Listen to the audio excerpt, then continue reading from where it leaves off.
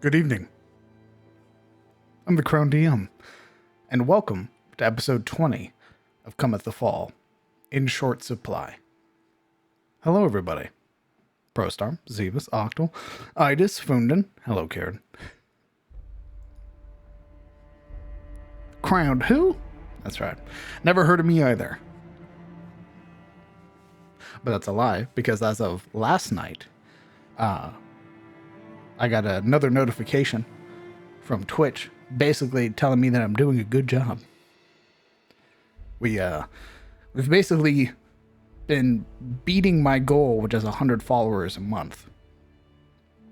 Basically, surpassing it at this point. We're at 1.6 before even the 6th month. So it's a good day. Hello, Dragon God. Indeed. Bezos approved. And as we continue to build the community, things only get better. And I have you lovely people to thank for that.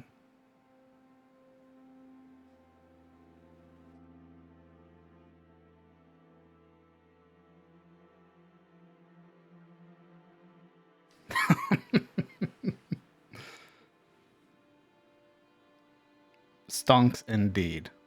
The diamond hands. All that rhetoric. Hello, EMC. Today is going to be a very interesting day. I overprepared last encounter or last session. So now I have, I basically had a ton of stuff for this session planned. We're going to see if we get to any of it. We're going to be following some of the players breaking off on their own. Meeting with Mr. Duskbrand, the resident wizard here in Elion's tier. We're going to meet with some other NPCs, hopefully, as the players continue to get themselves invested in this quaint hamlet far away from the capital of the Etenmore. And see if perhaps uncover some of the things going wrong in this place. Not investing. Sorry if I do that lines of me. Octo, that's not true. Hey, Alan.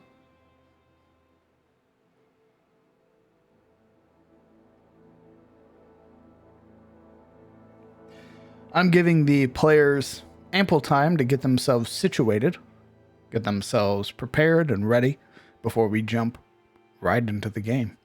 So if you guys have any questions for me pertaining to the game, potential aspects or thoughts about things that are going to be happening tonight, feel free to ask them in chat. And then once we get ourselves fully situated, we'll hop on over and get ourselves introduced to the players, figure out the recount of what happened last week, and jump right into it.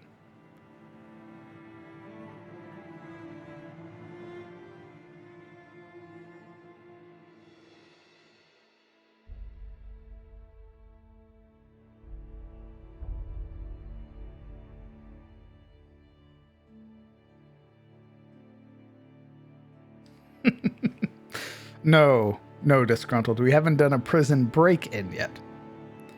The players escaped Haynes Keep as of session 10, fully overthrowing Lord Samuel Hayne and installing in his place his bastard son.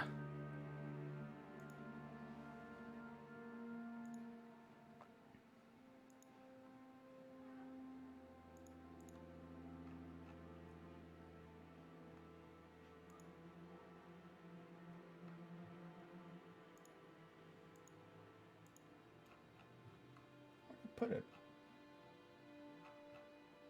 What the hell?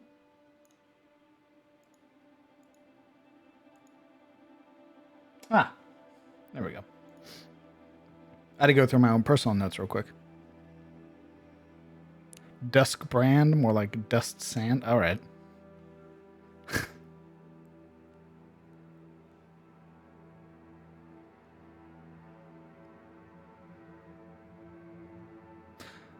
Ah, Hello, Momo, and hello, Raiders. Welcome. I hope your stream was a good one. I saw that you were playing Dying Light 2. Hopefully it was fun. But hello, everybody. To all of you new people joining in who have no idea who I am. Hello, I'm the Crown DM. I am a Dungeon Master for 5th edition here on Twitch. I run a game every Friday and every Sunday, one of which is hosted over on Momo's channel, in case you were ever interested in watching her play D&D twice.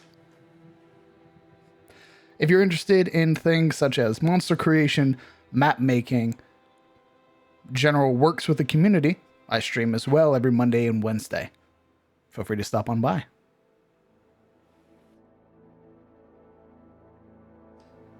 Jacob, thank you very much for the resub. I appreciate that. Thanks for sticking around.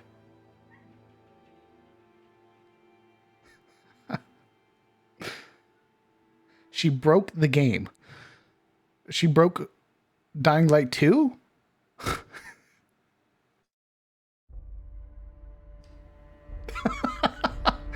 Oh, phenomenal.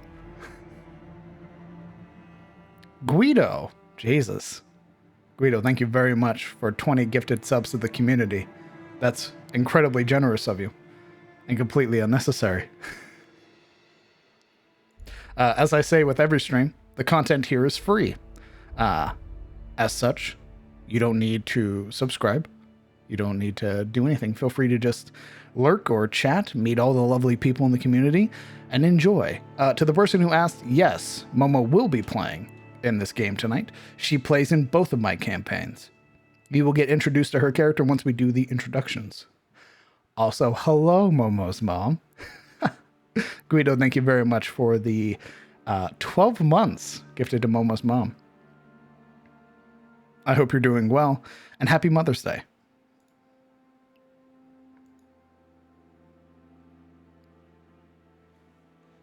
Let me see if everybody's situated. They are. Looks like everybody's situated. Let's go ahead and give my players some fair warning. We're going to go and hop on over and get introduced to their characters. And then after that, get a recap of what happened on episode 19 and jump right into the fun.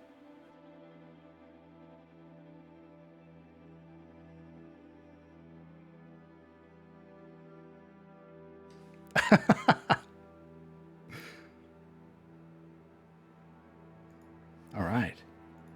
Now you may notice a slight difference. I've activated a dark mode for Foundry. It's much easier on my eyes. I hope, as well, that's easier on yours. And if not, let me know. I'll see if there isn't a compromise or some fix that I can find to get it all worked out for you. Hello, everybody.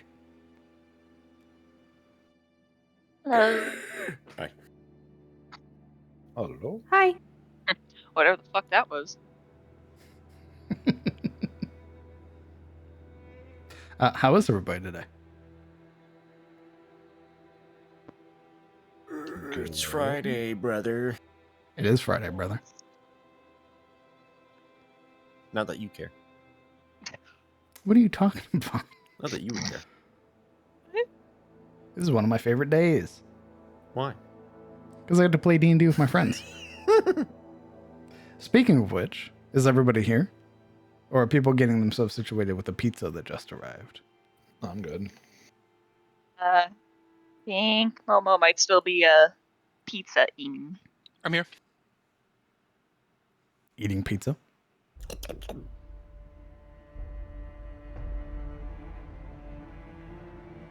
Yes. Your silence is deafening. Right. And You're not talking about me, are you? I am talking about you, the man who No. likes to slurp into his mic. I am absolutely not. Yes, you are, brother. Otherwise, you would have heard the slur. I did. Imagine slurping pizza. You're contradicting yourself, sir. Slurping Momo's pizza. mom, you're more than welcome to stop on over. I believe Momo ordered pizza before the game, so there will be plenty going around. Well, Alaric Crovane. don't you go ahead and introduce your character for all the lovely people watching? Who you are, what you're playing, and a little bit about you. Yes. Uh. Okay. Hello, everybody. I play Prince Alaric Cravain, born in Karim as a half-elf to his mother Belladonna Cravain and an absentee father. Belladonna sits as Duchess Consort to the title of High Lord of the island, ruling on behalf of her husband, whose last return from his constant pilgrimage was about 5 years back, his longest yet. He is a worshipper of Shelir, has been his whole life, a guardian of the natural order and the way of the great leveler, one drowned in blood.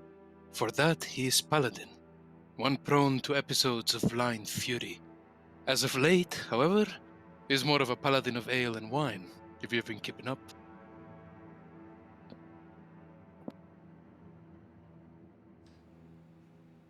Thank you. Kellen Aldane. I play Kellen Aldane, a variant human ranger, and a member of the Grey Watch, a militant organization that patrols the wilderness for morlings and other bad monsters and the like. Currently dealing with his updated lineage news and making sure the party travels safely through the wilderness, although currently in a town. So, less need for that. Thank you. Mhm. Before I jump into it real quick, Marana, Celeral, and Yuria, do you guys like your sheet being on the default sheet? Default sheet? What are you talking about? Open your character sheet. Uh-huh. Did it revert Oh. back? Yeah, I assume you guys' style wasn't like that before, right? No. Okay. Hold on. Where'd it go? Okay. Yeah, mine reverted to default a little while There ago. we go. Back to Perfect. OGL. Ha! Mine didn't. That must have been an Peasants. update or something. Marana Lemoria, please introduce your Yes. character. All right. Fantastic. Okay, great. I play Morana Lemoria, level 3 Dampier Rogue. Morana hails from the distant province of Vinheim, from an area known as Malgrove, renowned for monster hunters and guardians of the wizards and sorcerers who dwell within Vinheim proper. As of late, she's taken to many of her firsts, including her first festival. Her first flirtation, she could call it, and her first experience coming face to face with someone who knows what she is and what she may be capable of. Thank you. Sabine Lillian Rosaire. I play Sabine Lillian Rousset, female protector ASMR, devotion paladin, who got caught up in the revelry of the night, hooking up young couples, watching flirtations, drinking, having a good time, and regretting it promptly in the morning.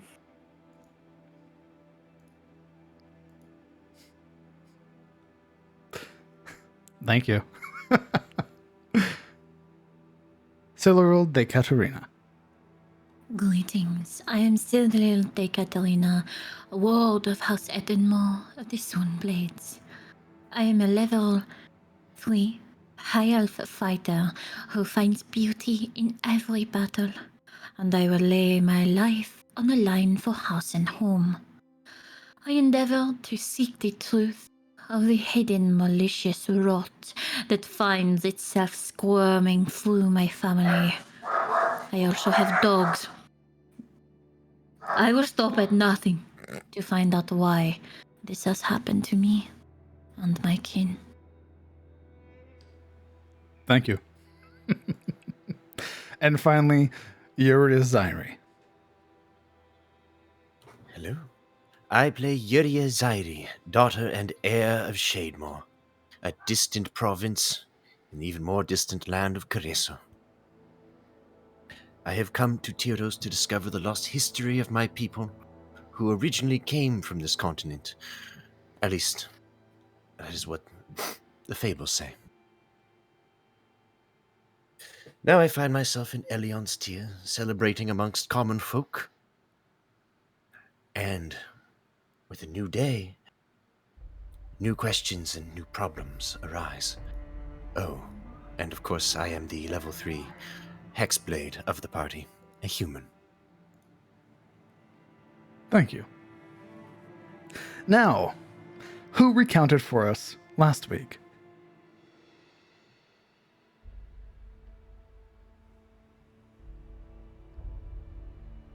Uh-oh. Me.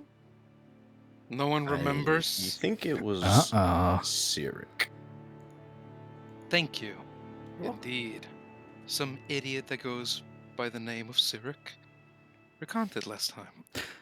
Go ahead and please pick somebody to recount.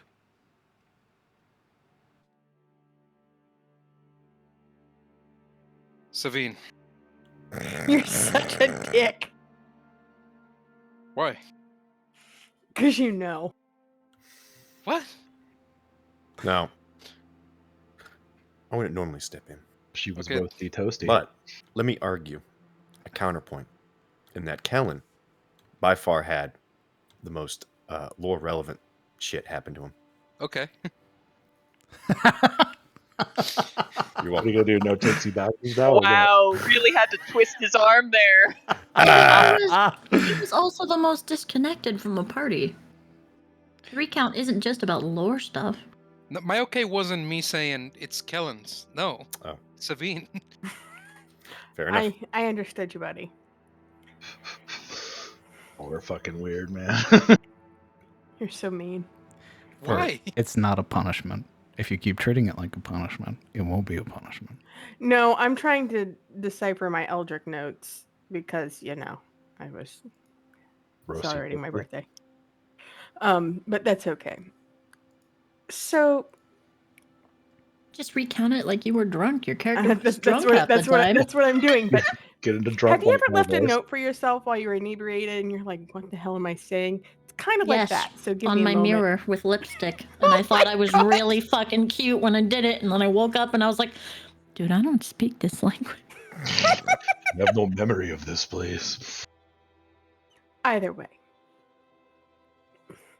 So my night continued on, dancing with boy after boy, hooking them up with the girls who onlooked, and I would look to see just which one would be the teensy most jealous, making sure it was an appropriate matchup. As the night continued on, there were some successes, some not so much. And then there was Silveril, performing with the band. Her voice was pretty. So pretty. I hope I get to hear her sing more. And as my eyes kind of gaze over, Yuria is dancing with. Oh, that's a nice red-headed farm boy. Good for her.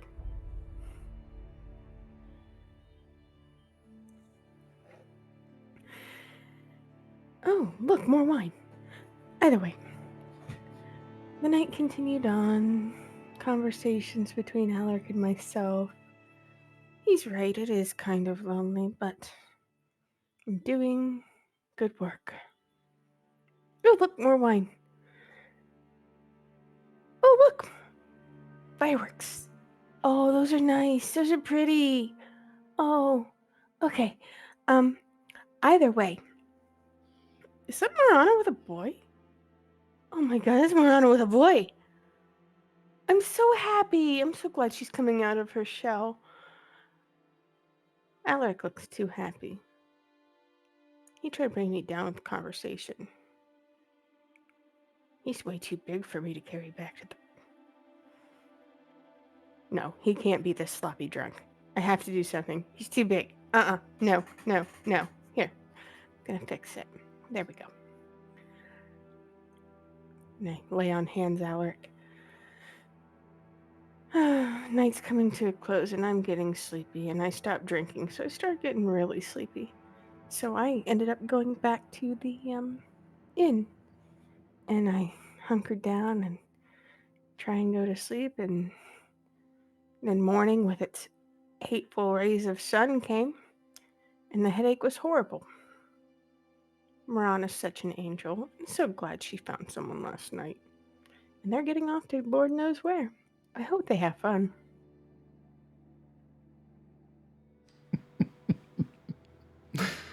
Thank you. We find ourselves with a split party. The party of Yuria, Marana, and Kellen making their way out into the afternoon sun of Elion's tier on the day of rest, where the people of Elion have stopped partying, the stores are closed, some people are recovering from hangovers, others simply enjoying the day and lounging.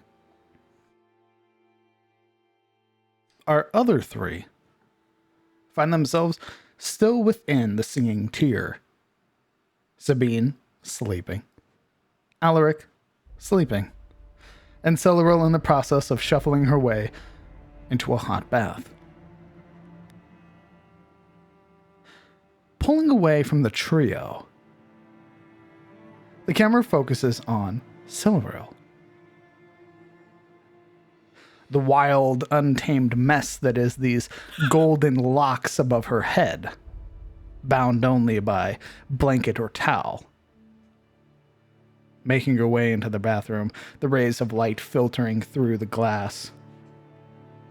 You find the baths in front of you. Of course, you'll have to go get the buckets of water. But an easy enough task, if that's your intent.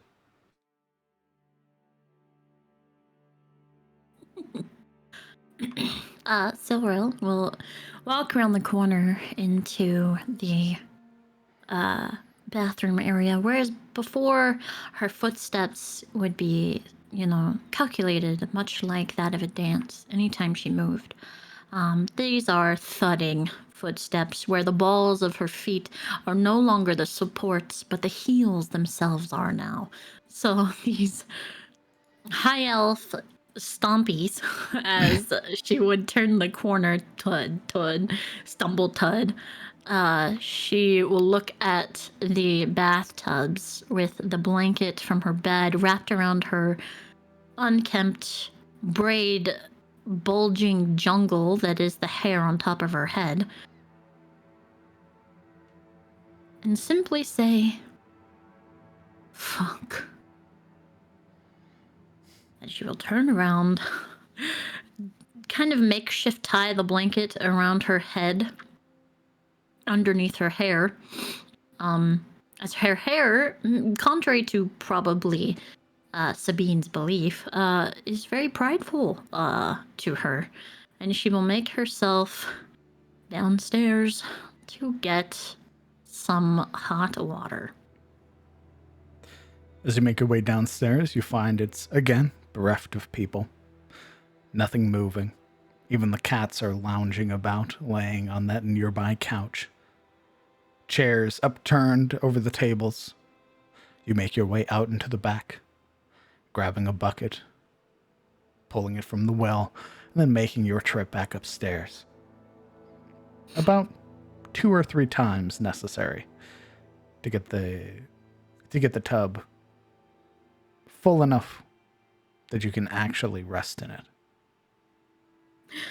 All the while holding on to the blanket on her head, making sure it doesn't fall off.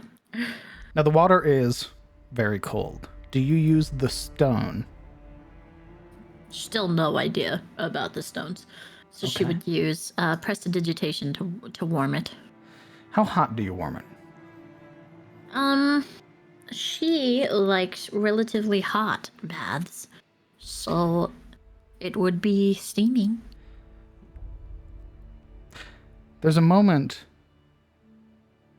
where as that steam wafts off the surface of the water, raising up, catching the filtering light, this serene moment. As you put your foot in the water, it burns. But not in a good way.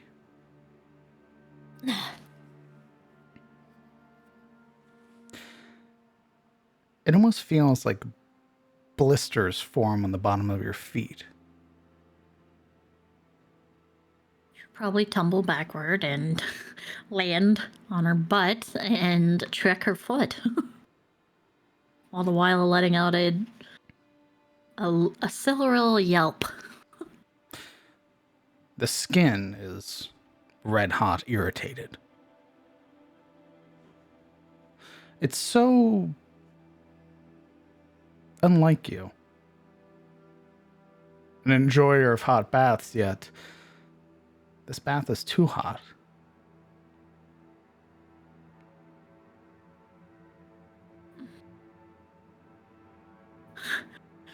She would kind of raise one of her brows, as is a normal expression that usually will be found on her face, as it's generally the only way to tell her interest levels is this one singular left eyebrow. And she will kind of hold her ankle as she stands up again, letting it go and seeing if she can put her weight on it. After a moment, you can, though the bottom of your foot is tender. We'll walk over to the water to investigate why it is as hot as it is and attempt to hopefully lower its temperature just a little bit by prestidigitation again. Roll me an investigation check.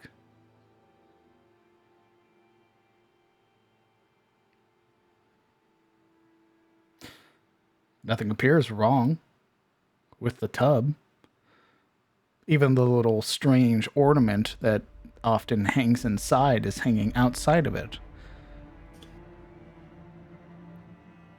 Lowering the temperature,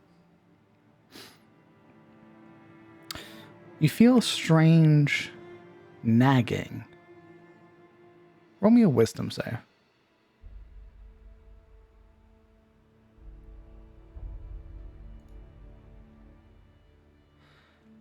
You don't want this tub hot.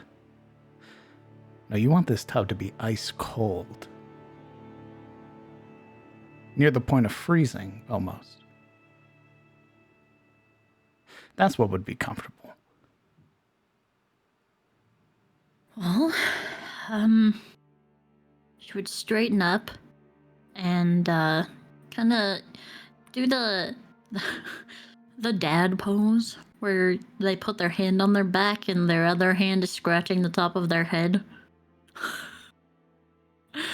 And she kind of just shrugs a bit. I did think that a lot yesterday. Perhaps a nice cold bath would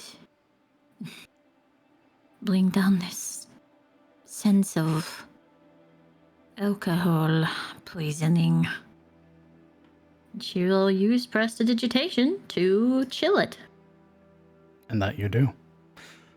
So much so that you watch a small little icicles form around the edges, small little pieces of ice gripping to the metal rim on the inside. And as you touch it, it's incredibly comfortable. There we are. Strange. Where are your tattoos? Her tattoos are on her collarbone.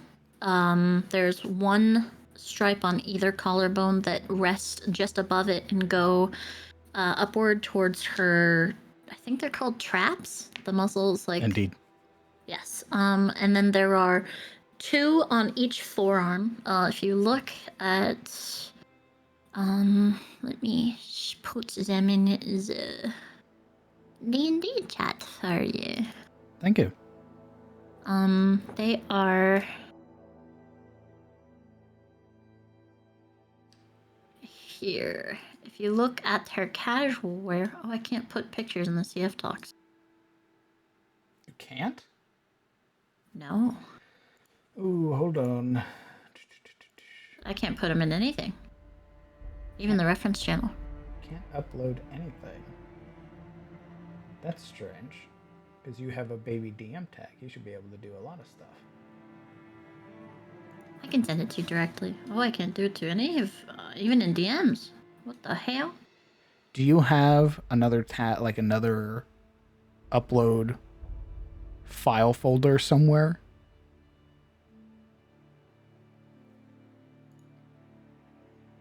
I can just do it manually. I just was gonna drag and drop, but I will do it manually for you. There we go. There on her forearm, they exist in two striping patterns, almost like she was sliced by something. And they are on her calves as well, in the same fashion as her forearms, and the tips of her fingers and tips of her toes. You would watch, resting fully submerged in this ice cold bath. You would watch as that golden coloration to your skin, those scales, take on an almost frosted look, pale white. And they shudder.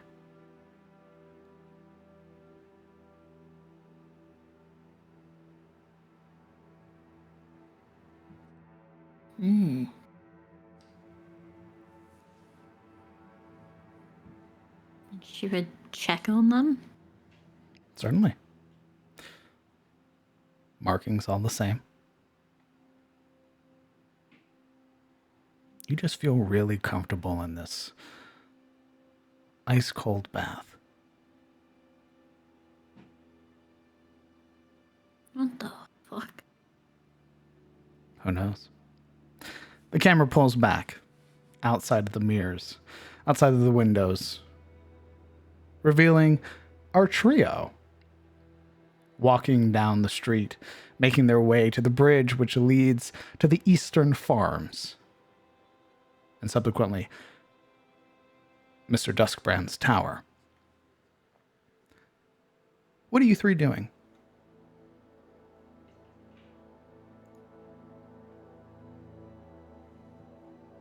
Apparently traveling, mostly sober, to the wizard's tower. Yuri would be sort of eyeing the other two, measuring their wakefulness, their attentiveness,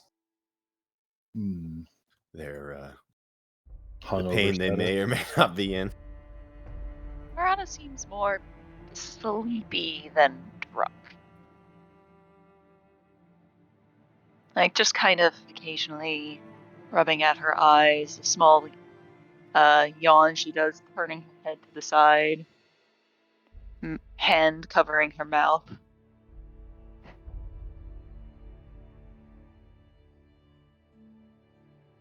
Well, Kellen is pretty damn sober and rested well. So. Otherwise, he seems just kind of thoughtful or just thinking to himself more than anything. Does it look like anybody is out besides us three? Roll my perception check.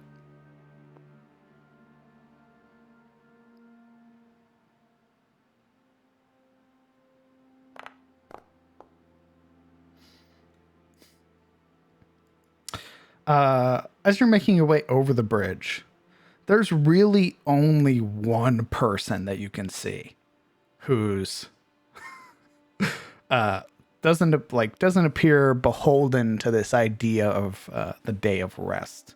It's a familiar looking older gentleman walking with his sort of quarterstaff, an unlit lantern hanging from the top of it. And he just seems to be sort of idly walking sort of through the fields just over here. Oh, he's real farmer. He's about the only moving thing you can see.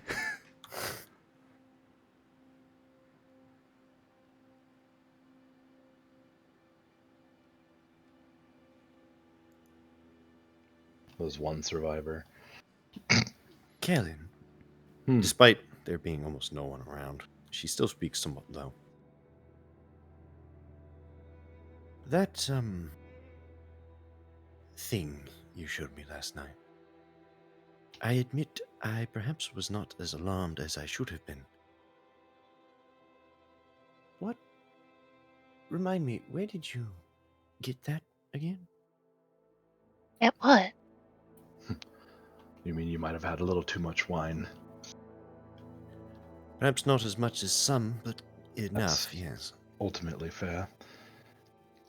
Looking at Marana, he pauses for a moment. Rather than join the festivities outright, I took it upon myself to join the so-called militia and patrol around town for a bit. I needed some time to clear my head, and working I find is the best salve for an overburdened mind. And I found some interesting things, some which I will have to speak to all of us at once about. The other was a dagger, a sacrificial dagger of some kind, or ceremonial perhaps, for a cult of Tiamat, I believe. The man who owns it is quite dead, so you needn't worry about that.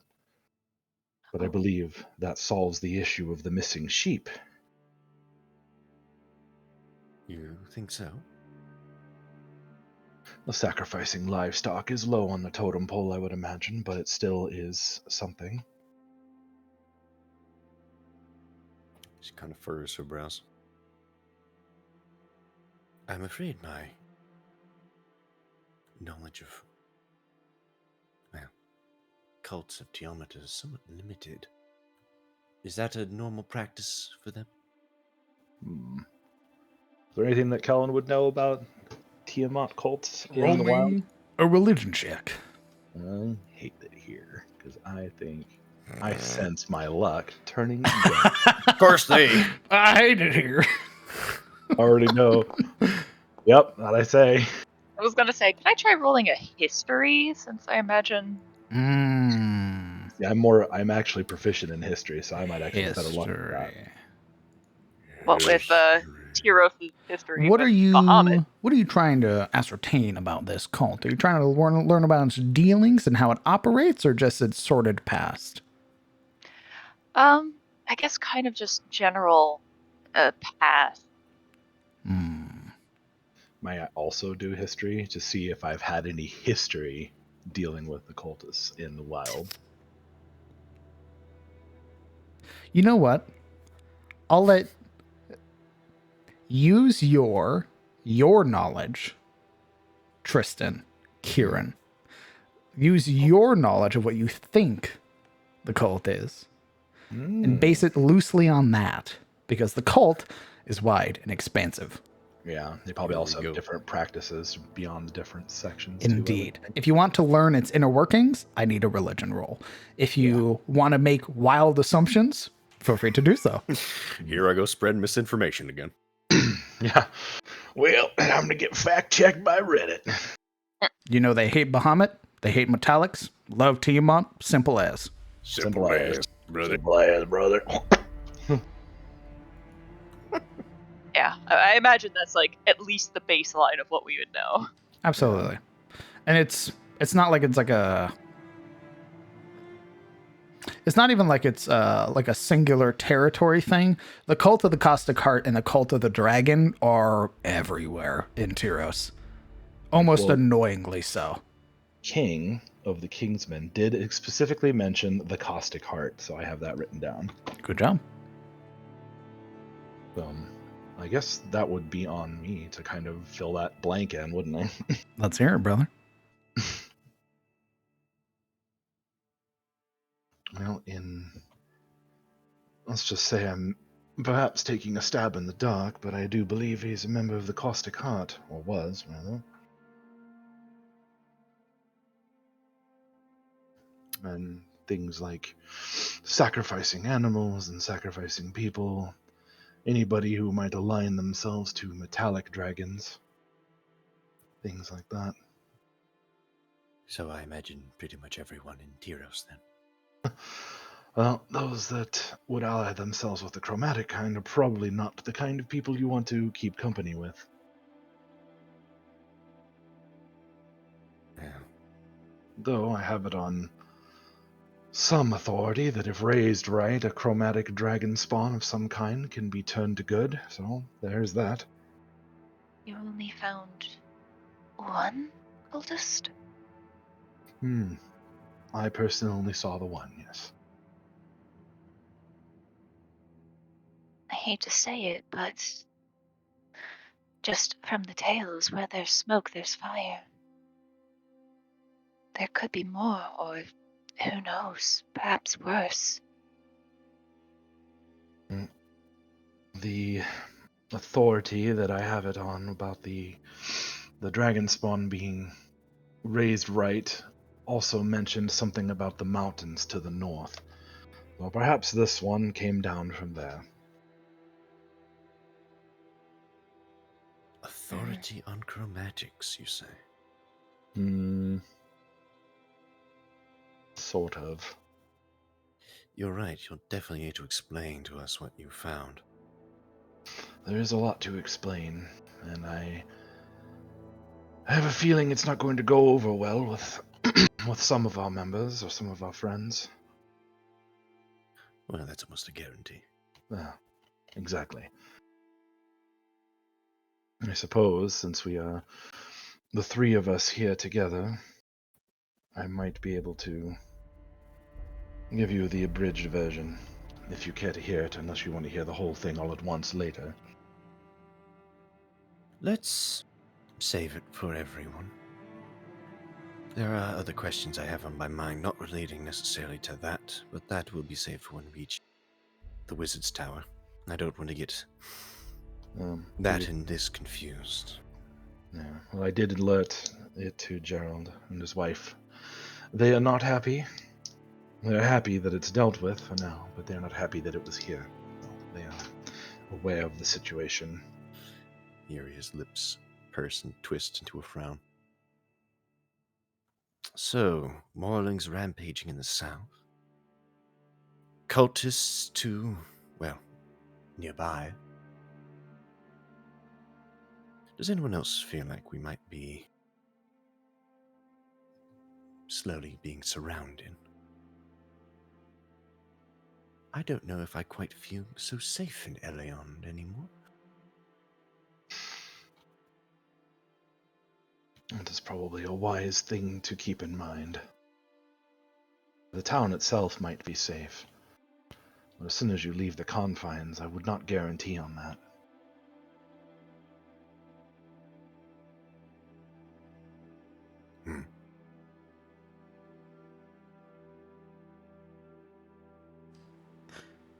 With your talking and your walking, you eventually find yourself at the base of the looming tower of one Mr. Duskbrand. The white stone capped with the blue tiles with idle flags that whip in the wind. The door and the knocker are there for you to knock. Yuri would step forward and knock. The heavy sound reverberating for but a moment. And no more than a moment later, the door opens. The large hat presenting itself first before even the body, as you see Mr. Duskbrand sort of staring at you for no more than half a second before giving a nod. Very well. Come in. She politely curtsies and steps through the door. You would notice that, unlike last time, there is no weird projection that casts itself over you. I hope you don't mind. I brought guests. No, not at all. Especially because it's the guest I expected you to bring. She smiles, pleased. Yes, believe you mentioned you wished to look into Killen's bloodline. I admit I'm also curious about such a thing. A scholarly mind will get you far. Come in, all of you. I don't want to let the heat out. Kellen will stand by for Marana to enter first before following after. Yep. Shuffle in. A little bit of a hurried curtsy, given that, it's quite cold outside. You can see that compared to your formalities, Mr. Duskbrand doesn't give any of it back. Just a nod. Sort of as if acknowledging it and then gesturing you through. And as all of you step in, there is this sort of controlled temperature in here. This Mr. Duskbrand keeps at like a nice 73 inside.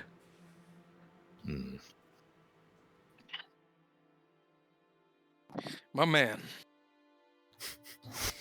And as you all step inside, you would also realize that the inner chamber is different than the one that you had seen before. The large bookshelves and everything gone. Replaced now with what could easily be described as a sort of personal study. A large, like dark, sort of chestnut desk with a globe that sits idly on the corner with numerous stacked parchment and books. You would see this very ornate, like ink and quill that rests at the center, and this lavish, sort of dark leather chair that, as you step inside and see that there are numerous chairs for you to sit in, Mr. Duskbrand moves behind the desk and goes to sit down. This very idle grunt from him as he fully relaxes and reclines into the chair.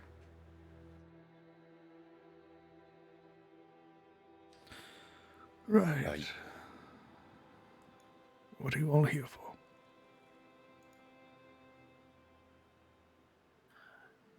Well, I am here for a lesson in linguistics. How is your repertoire of languages, Mr. Duskbrand? Very extensive. She nods. I'm glad to hear it. Which ones are you interested in? I'm afraid I don't know what the language is from. At least, I don't know the name of the language, but I have a set of words I'd like translated. Curious. But that could be done. Good. Do the words Zire Inas Anar mean anything to you?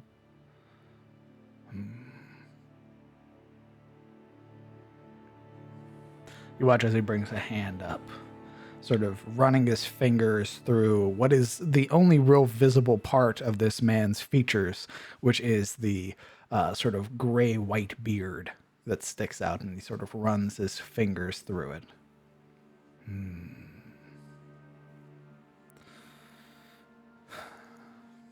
Well, I would ask first, where did you hear this? There's a small, thin and small smile that creases her face. Would you believe me if I said it came out of the mouth of a Sahagin witch? I just might.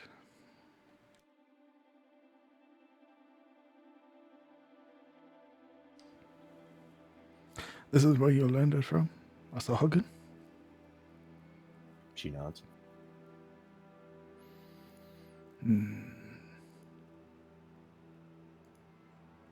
Troubling, but not entirely uncommon. Was there anything else that she said to you?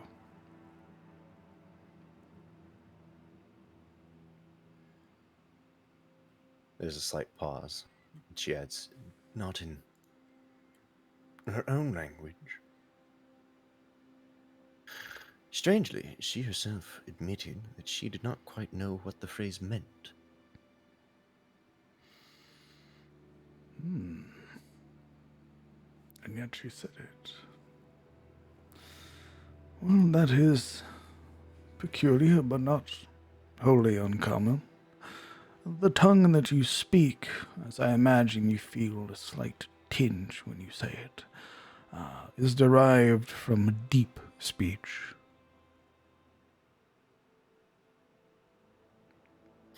Yuri leans back. Did she actually feel a tinge when she said it? No. She nods, pretending she did. He's giving this sort of approving nod. The language itself is not at all like our own. The formation of words and sentences, even their meanings, all wildly vary per speaker. But the phrase, if I'm remembering right, and I could very well be wrong, is something akin to Daughter of the Moon.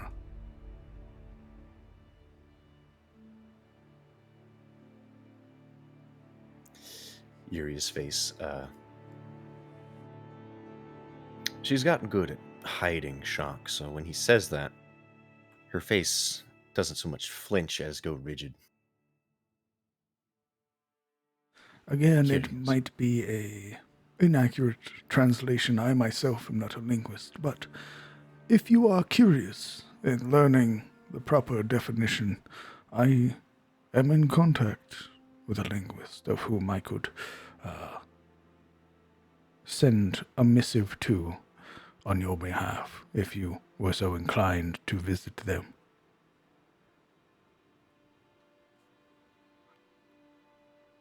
Where are they? They are north, just past the Ettenmoor, in the territory of Amenhen.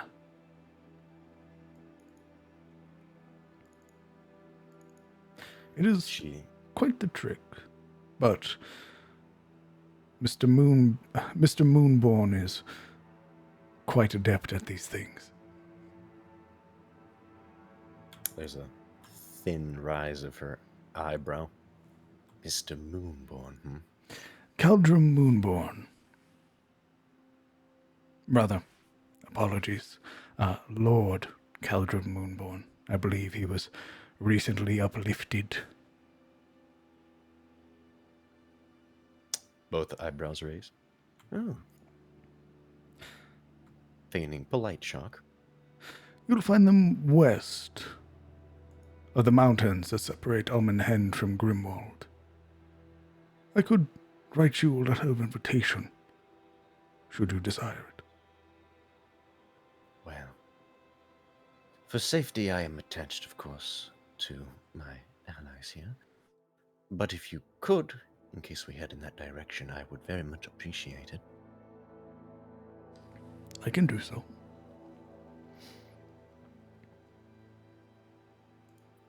Thank you.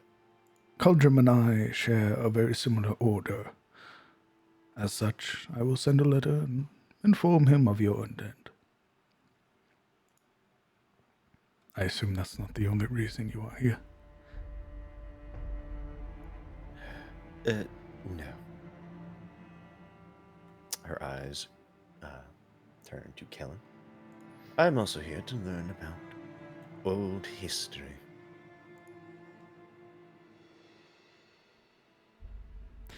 These... what did you call them? Thorians? Indeed.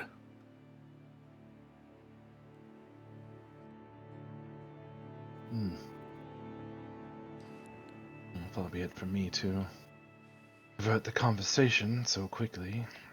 Marana, was there anything that you wanted to speak about before we launch into this veritable rabbit hole? Do not worry. I have questions for both of you, and answers.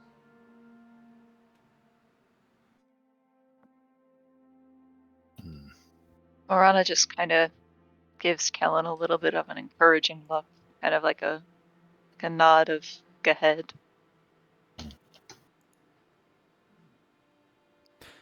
Putting a pause there. and moving back to the trio in the singing tier.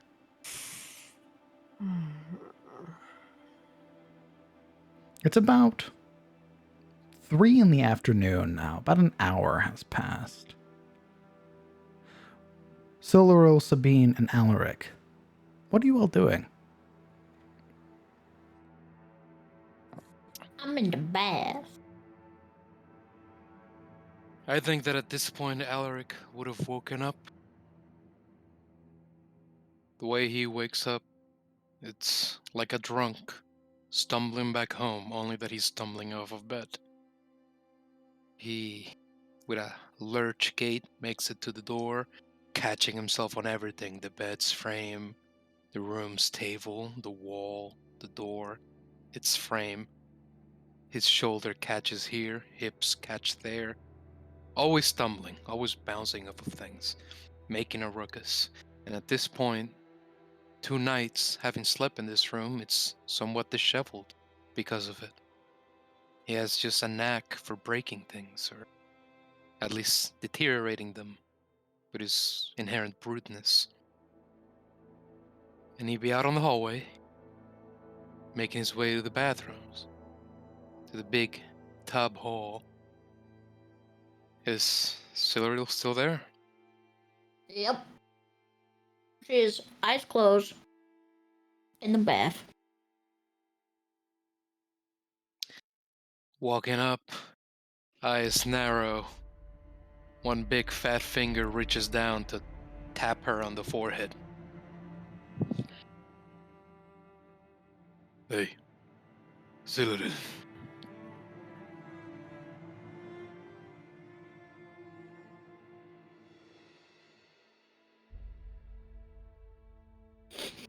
Do I respond? Is there still ice on the bath? Absolutely. There is this instinct or this desire nestled within you that the moment the water starts to turn from cold, you immediately cast Prestidigitation again and make it colder. Yep. But yeah, you can absolutely respond. Okay. What did it? This thing that you did. Where's the button? Can you tell me? I want a cold tub too. I don't know what you're talking about. I did not push any button.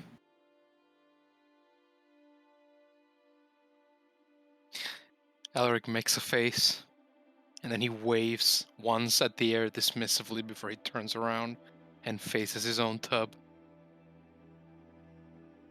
He'll probably go through the paces of filling a couple of buckets to fill the tub.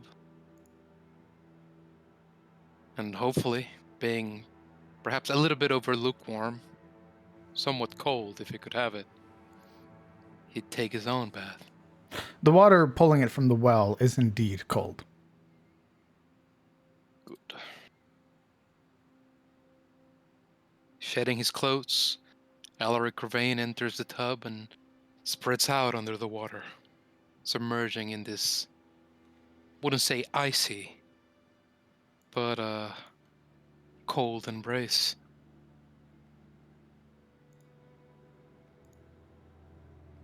So we got 2 people taking a bath. Sabine would skitter out of her room, almost like a rodent trying to avoid light contact to her eyes. It's very hard to do. I know. All of the curtains are open in this Miserable. place. Miserable. But she's going to try some of her get rid of hangover tricks. The one thing she is going to do is she's going to get a couple buckets of water, but she's not quite getting a bath. She's going to take them up to the tub. And she's going to pour, since the water is cold, she's going to pour the water in and put the little ball in to warm it accordingly, like she did last time. And she's just going to put her feet on. And then with a little bit of the cold water left in the bucket, she's going to fold a rag and put it on the back of her neck to kind of, it's a headache trick that she's doing. trying to alleviate some of the pain. Her other hand shielding her eyes. She's pretty much ignoring the other two. She looks like hell worn over, like her hair is brushed, but she doesn't look as well kept as usual.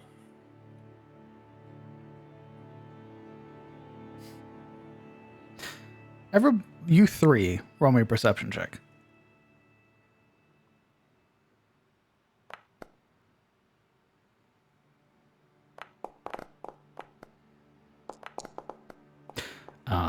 You know what, Sabine? Yeah, you're fine.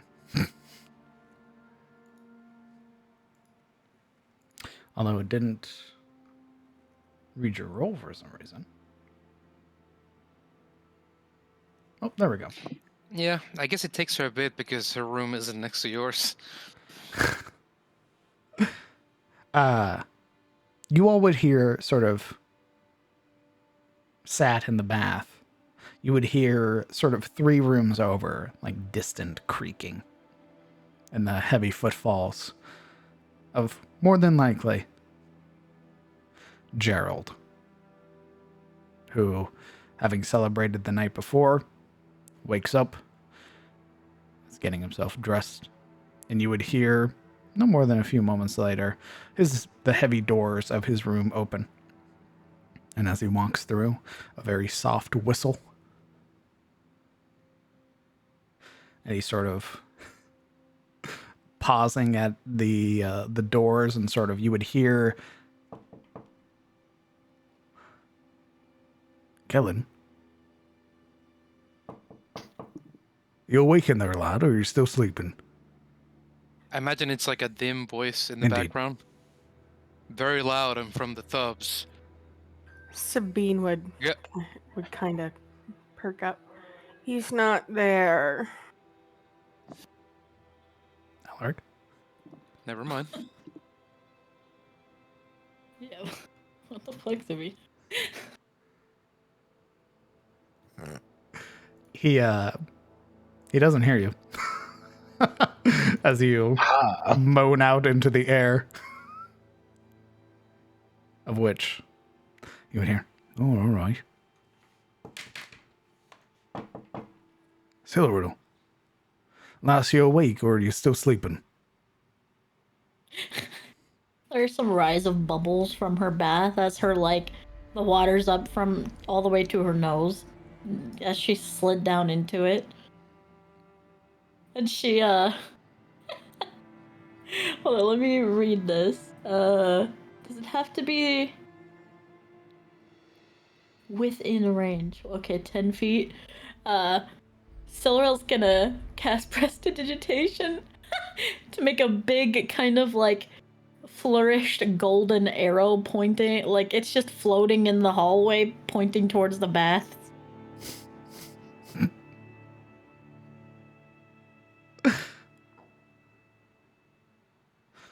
By Palor's beard, what in the hell is that? You spooked him. He's going to start smashing the door now. He's starting to see objective markers. You would hear like the like crack of his knuckles as he's sort of like rounding the corner, of which he turns and peers inside and sees that the door has been left wide open. The 3 baths are occupied, and he just sort of right. Good afternoon, you 3. Alaric throws a hand up in the air. It may seem as though it's dismissive, but he's just exhausted, so the palm just flops about. You all look various stages of awful, I might add. So it takes a bit of like, God, what's the word? What's the word for like acting? Oh, like feigned Yeah, pain. feigned. Oh God, I'm just lost for words. Feigned offense as she like opens her eyes. She'll come out of the water just enough for her mouth to kind of like fish upward. I'll have you know, I'm fine. Right, I'm sure you are. After you deal with whatever that mess is currently resting on top of your head. He has a very wide grin on his face. Oh, She kind of like reaches her hands up and pushes it into the water. You should have seen how it was in the wild. A nasty mess. that is not true. It was up in a ponytail most of the time. I'm joking, alright? No offense. Speaking of, feel free, I'm not gonna have you work today. Feel free to rest, as the day tells. I'm gonna be working with Guinevere downstairs. We're gonna be making you some food here shortly. So get yourselves cleaned up, wake up the other 3 lazy bones, and come enjoy some nice, proper breakfast to get yourselves nice and woken up. They're not here. The other 3 are gone. I'm afraid you're a little bit too late, Geralt. Already they're gone, and already they're working. But I will have that breakfast. Right? Alright. More for you 3 then. Haha. Ah, good. Sabine's sitting on the edge of the tub, like she's in her pantaloons and like undergarment, like corset and everything like that, with basically her feet in hot water up to like her ankles and that cold rag on the back of her neck. So she's not naked. She's just trying to use old wives' tricks to get rid of hangover. There is no look on Gerald's face that denotes embarrassment or anything of the like. He seemed more than just alright, walking in being like, hey, this is how the day's going, and then leaving. Didn't care that there were, 3 naked or partially naked people in the tub. There's ice on top of my water. It's okay. He can't see Indeed. nothing. He doesn't. Alaric is not entirely naked. Those tasteful beams of light and Are you- pieces of ice that cover anything. Are you taking Bro, I a look bath like- with your shirt on? Bro, I look like the Titanic coming out of the water. Okay, there's ice on my water. No, he's think got it's a like- towel around his head. Oh. Oh. Yeah, because towels denote being clothed or not, of course. He's not entirely How could naked. I- He has a head cloth. How can I have forgotten? But DM, I'm not naked. I have socks on. You not first. Not entirely naked. That gentleman still has socks on. Right. Very tasteful. Very tasteful. Well, I'm so enjoy your baths. Guinevere and I also will be cleaning up your rooms. Some of you leave right proper messes, I might add. Another wide grin on his face. Alaric looks away back to the tub. Holler if you need me. I'll be downstairs. Aye, before you leave, don't call it work or anything, but anything we can do to help today?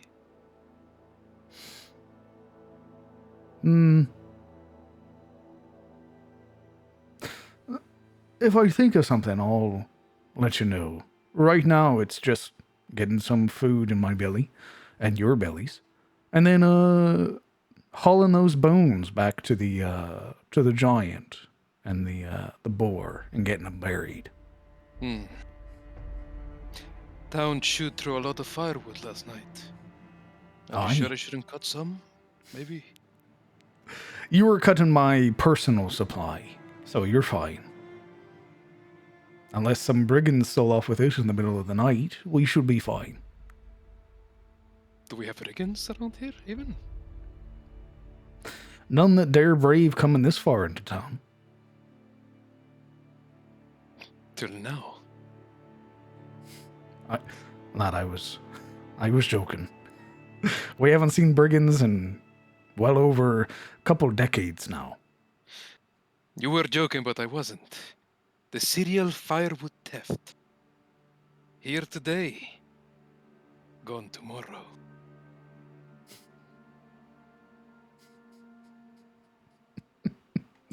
Enjoy your bath, lad. Thank you, Master Geralt. Again, I'll be downstairs if you need me. Just holler. And with that, he closes the door and begins to make his way downstairs. You would hear the retreating footfalls.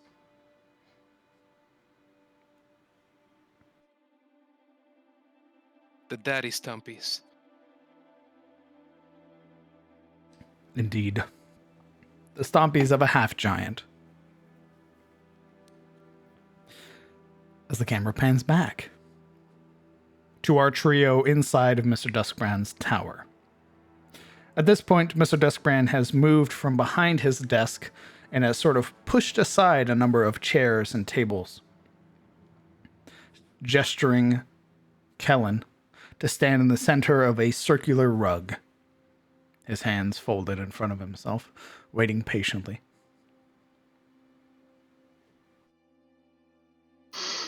Alright, well. Let's see what happens. I can assure you it is a harmless process. It is simply a form of identification, but done to flesh and mortal beings. You will feel a small numbing sensation around your chest and your arms, but otherwise you should be fine. And this will tell you what exactly? I do not know. That's why we're doing it. In the background, Yuri would have had her tome out as well as ink and ink pen, basically taking notes. Of course. And you would watch as he sort of lifts his hands forward. And as he does, you would see these long faded marks along his hands now sort of beginning to glow with coloration. Fingers splayed outwards, palms presented to you. He takes this deep inhale, sort of gestures or sort of lowers his head so the brim of the hat completely obscures his face. And you would begin to hear muttering, these incantations that are forming. Any of you that speak Draconic would understand that what he is speaking has roots in Draconic.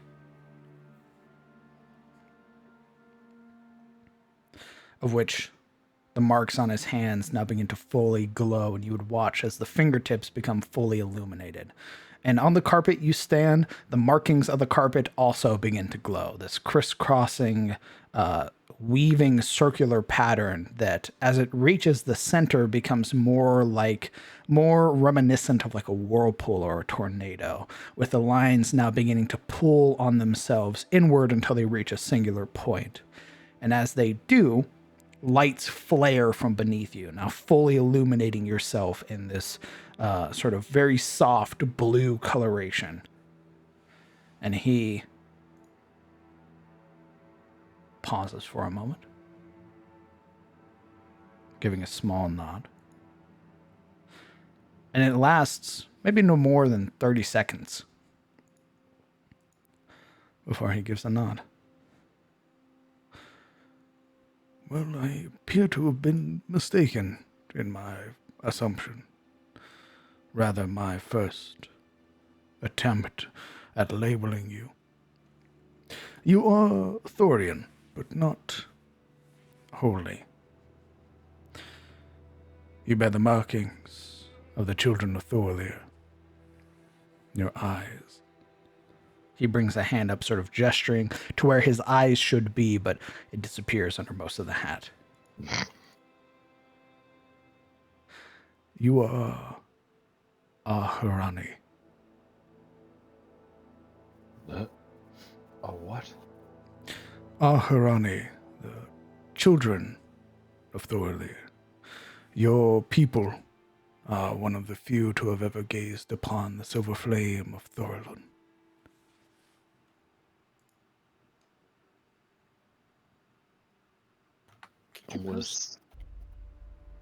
Sorry, what?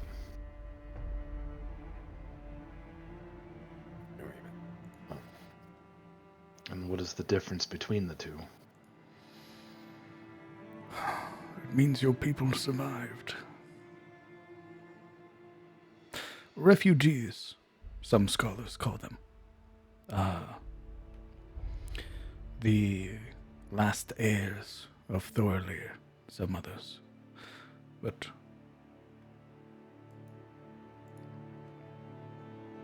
I think you're misplaced.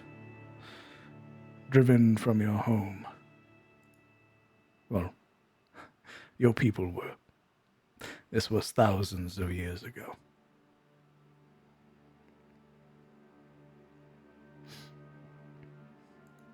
Your people, the Aharani, fled from the fall of your capital. Fled from its destruction.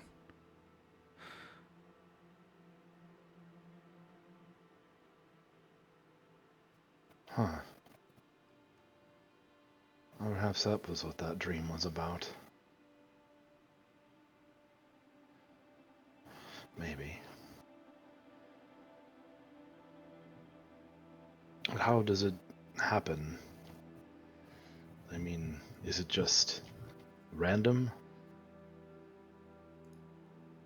When you mentioned my eyes, I have the same eyes as my mother.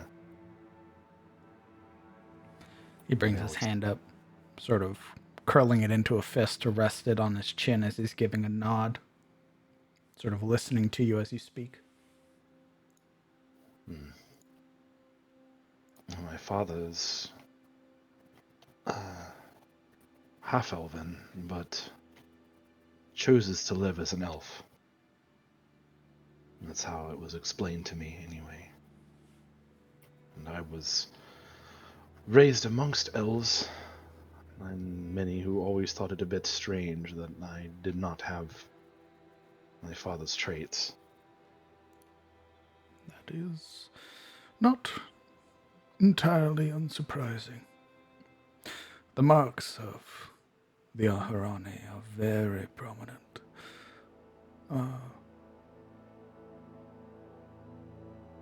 I don't wish to confuse you with scholarly terminology, but imagine that it is a very dominant feature.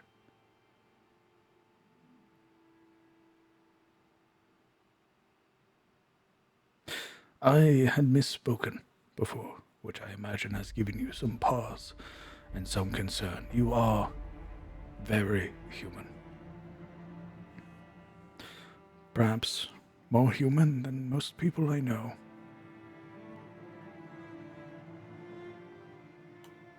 Yuria blurts out, "What do you mean?" The Aharani are the children of Thorleir.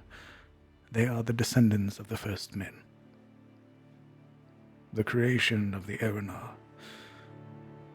Mortal men that were created by the gods. The Thorians or the Aharani? Both. Oh.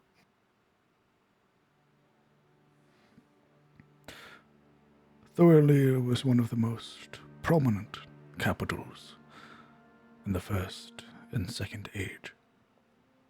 Its people were known as valiant warriors. It is a shame what little history remains, and even worse, what remains of their king.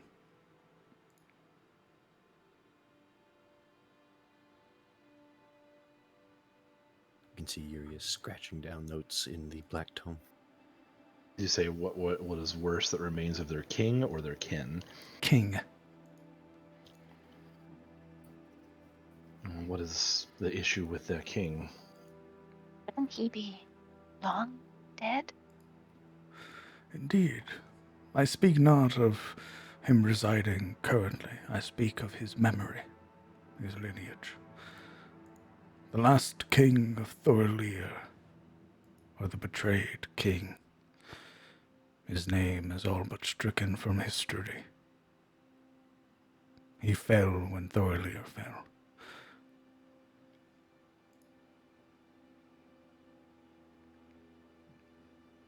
I don't suppose you know the name. No. I said as much. History has seen fit to strike that name from every annal. Whoever he was, he is remembered only now as having been betrayed, to have watched his people fall. to be remembered as nothing more than a forgotten king.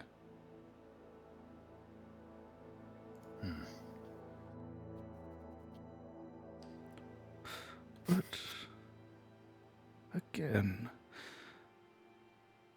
it's very curious that you are here. If I did not find myself as a worshipper of Ayun, I would believe that Lorea is responsible for this meeting. Fate has ordained it in some way.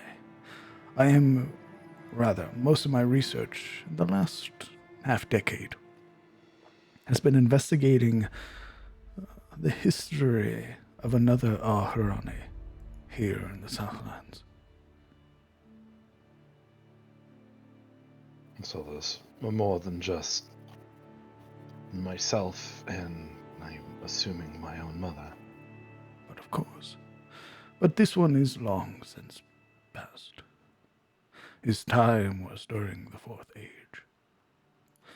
He is known as Leofric the Pale, a Night Lord in service to the Warden family of the Southlands during the war against the Giants. I believe history pertaining to him and the history surrounding his court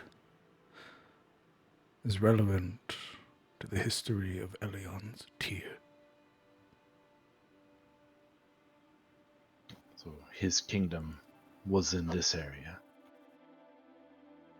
Or his domain, rather. Indeed.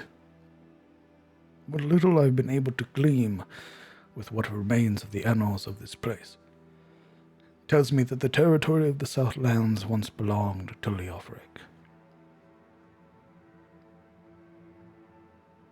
A duke, some called him. Yuri's jaw tightens.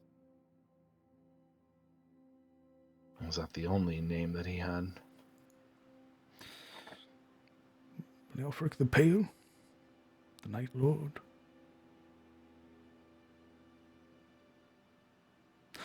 That's it, really. I do not believe, or rather, these annals that I have might even be incorrect, as I have found many problems with what information I have gleaned from them. Rather, contradictions, as it were. It might very well be that he was simply nothing more than a land-owning noble. There are no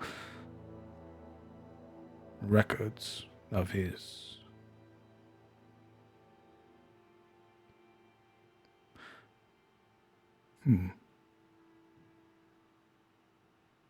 Apologies. I got lost in thought. There were no history or records pertaining to how he held himself in the courts. Most history points to him being as a very war-focused leader.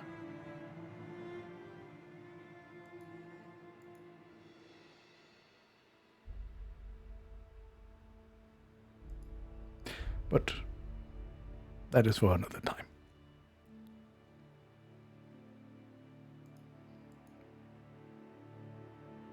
I suppose then the only question that I would have is, what does this mean for me?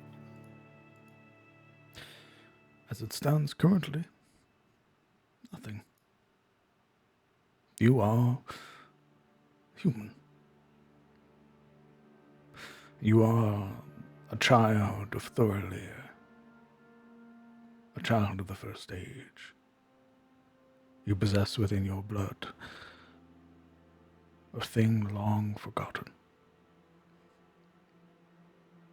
Take that knowledge and do with it what you wish.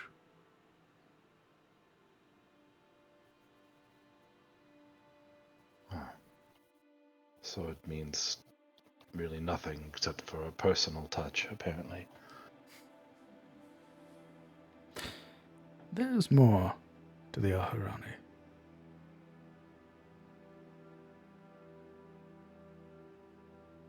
but I believe it's probably best if you go speak to your mother.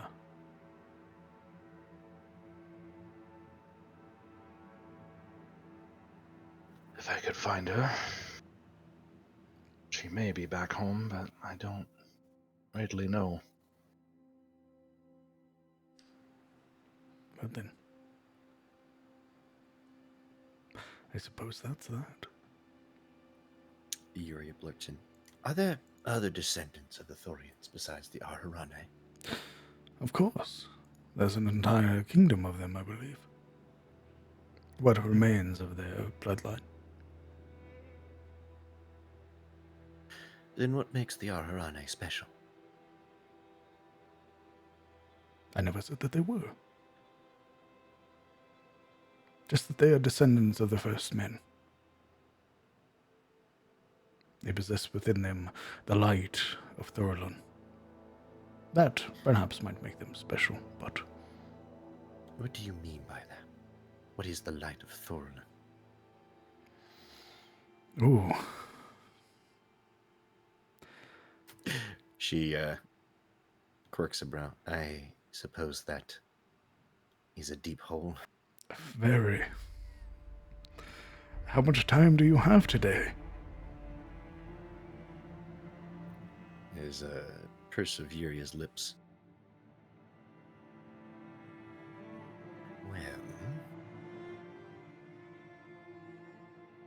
we do need to return those bones. Gerald offered to do it, Norstead. I don't think it would be wise to let Gerald do it alone. Maybe, though if there's anybody who can handle themselves, it would be him. You see Yuri bite her lip.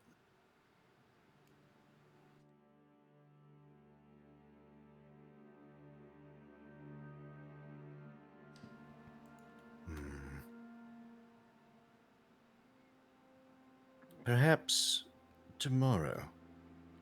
I can't imagine we're leaving Elion's tier in the near future. It might give you some time to pull out relevant information. I am assuming you don't have everything stored in your head alone. No. She chuckles. Good,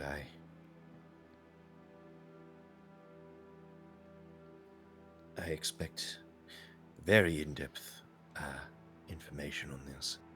I admit, the reason I came to Tyros in the first place was bloodlines, so... Well, you've already been interested in being under my tutelage. So, tomorrow, early in the morning, you will arrive here and partake in the same tutoring as young Finn. His tutoring lasts about 3 to 4 hours. Sufficient time for you to ask whatever questions you wish. We'll also be going over some of the more foundational teachings of magic.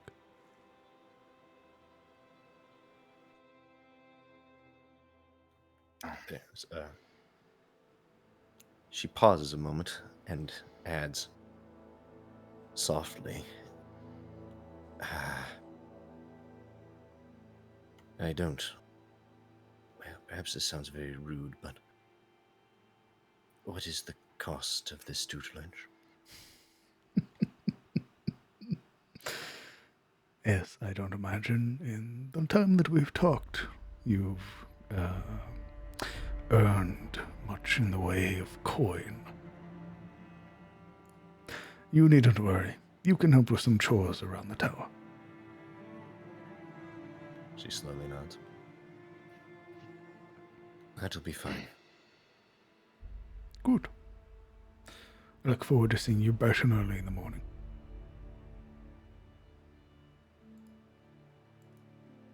She softly closes the tome, attaching it to her belt, opposite of the blade. and rises after putting away her scholarly pack. I know that I spoke of him in passing, but your affliction piqued my interest. I did what little research I was able to do in between our last meeting. If you are interested in learning more about your affliction, Lord Cauldron is rather resourceful in knowledge pertaining to such afflictions and curses.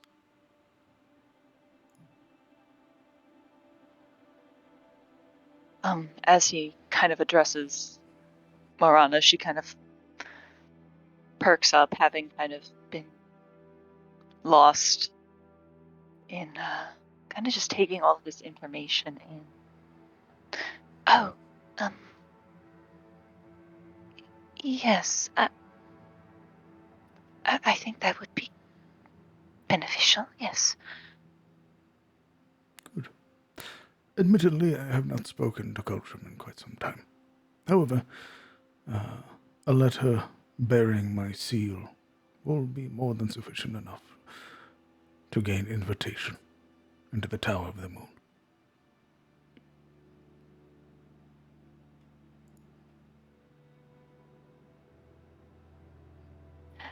Thank you.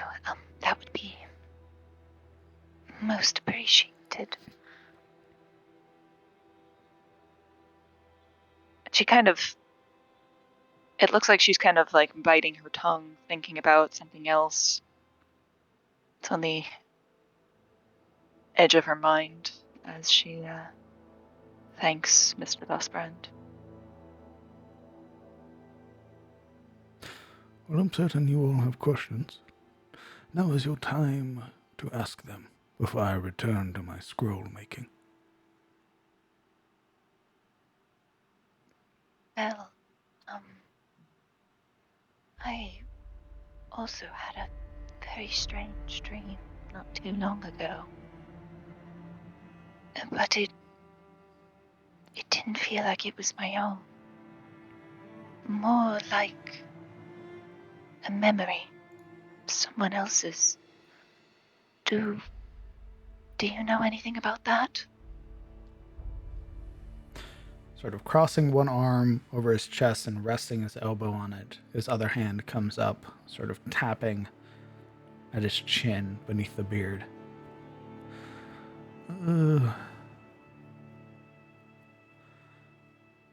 Yes. I can't say that I'm wholly familiar with it. But I do know of such a phenomenon.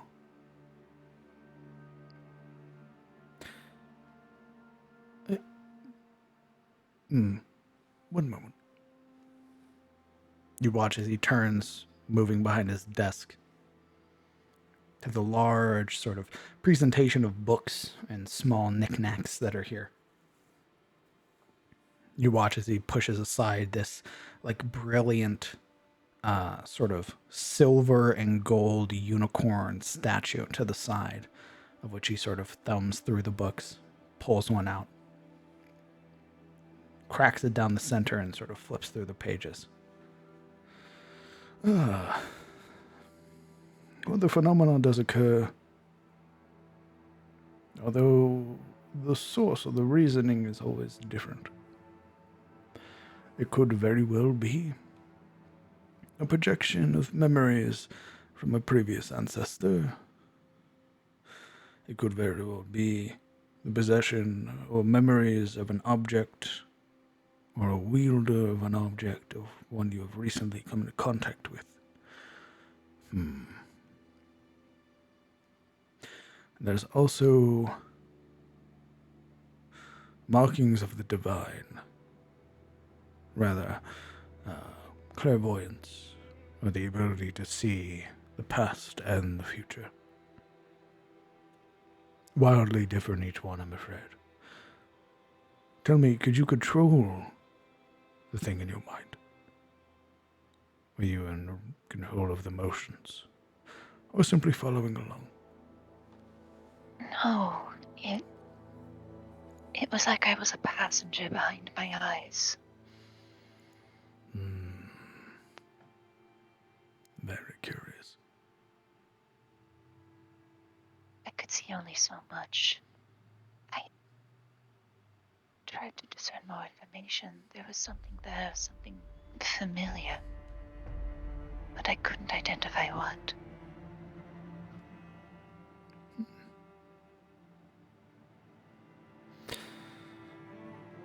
I'm afraid my knowledge is rather limited in such aspects. I will write the letter to Lord Caldrum. See if there are not any others of our order that might have some information which can help you. Pardon pardon me, but what is the nature of your order?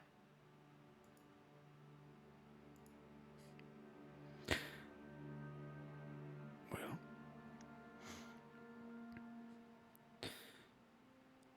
I belong to an order known as the Order of the Eye,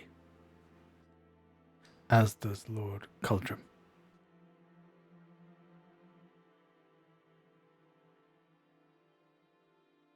Would I have heard of that? This one I would like a history check. I also would like to do a history check, unless Nope. that order is strictly local. Ooh, no, you can roll one. I would love to have at least one knowledge skill pass. That'd be fantastic. What's your bonus to history? I only have proficiency, my dude. Gotcha. That way you can justify your bookworm character. Let them actually be bookworm for once. I'm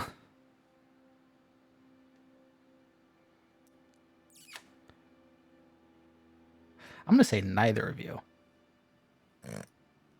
Why'd you even let me roll? because there was a DC. Oh, okay.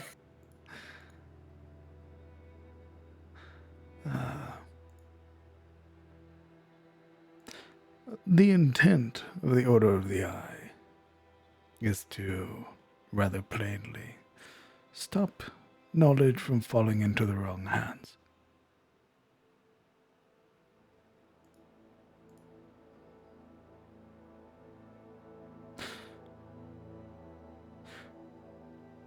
If you are of keen mind, should you find yourself in the presence of Lord Caldrum, or any others of our order, they will ask you, what are 3 things that cannot be hidden for long? And you will reply, fire, love, and the truth.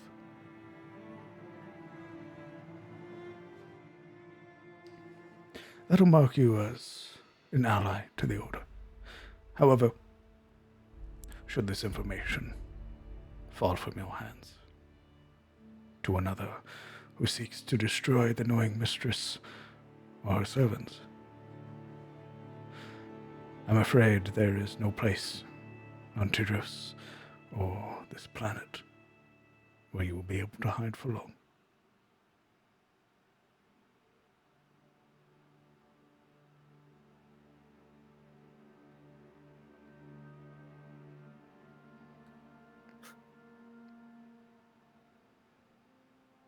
Yuri, strangely enough, snorts.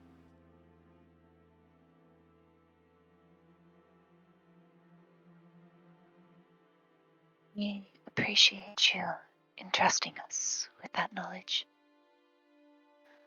We'll do our best to safeguard it. Good. Now then, I believe that is sufficient enough amount of information and history for all of your young minds today. If you are interested, you may join this one here in her teachings in the morning.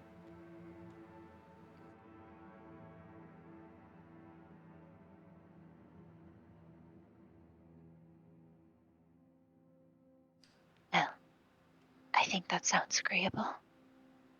Would the others be welcome as well? If they wish to come. She nods. Although I doubt some of your fellows would be interested in the rather basic teachings of the arcane. But I have been surprised before.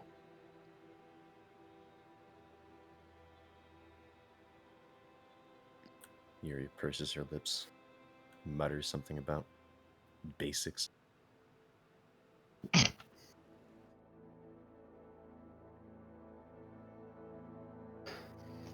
When we first came into your tower, you mentioned about how we had magical items upon us. I know that we had picked up some from Haynes Keep.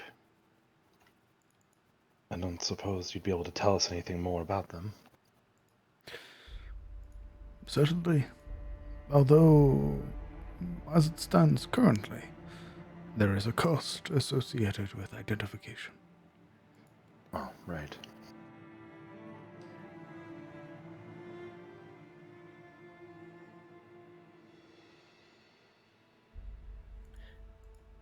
Sorry, this might be out of the blue, but how is your order's relation with the Cinder Spears? Cinder Spears. Rather fanatic group, some would say. Would they? Well, compared to other orders, the Cinder Spears are not one to ask questions. Rather, asking questions after the matter has been settled, not before. Yes, I'm aware they are. Of the militant style. Indeed.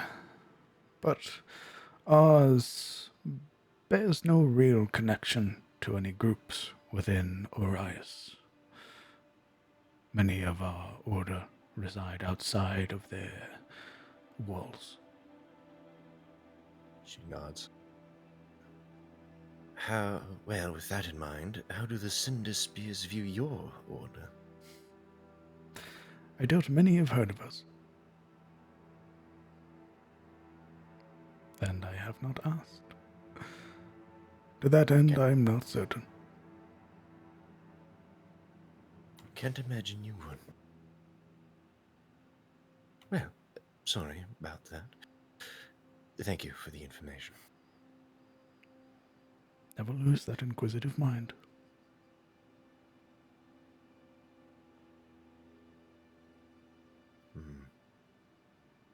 Well, I'm sure Finn wants your attention by now. She looks to the others. I think our welcome is finished. For today, I reckon.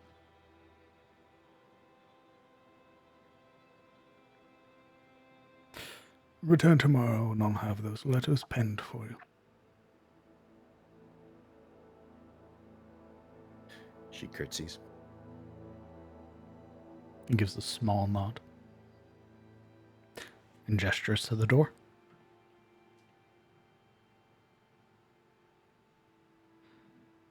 Yep. Very well.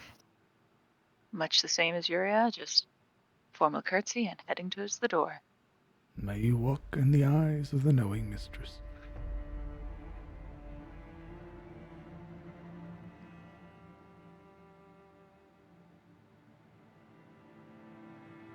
With that, you open the door. All three of you vacate Mr. Duskbrand's tower and make your way back into Eliond. Pulling away from you. You three.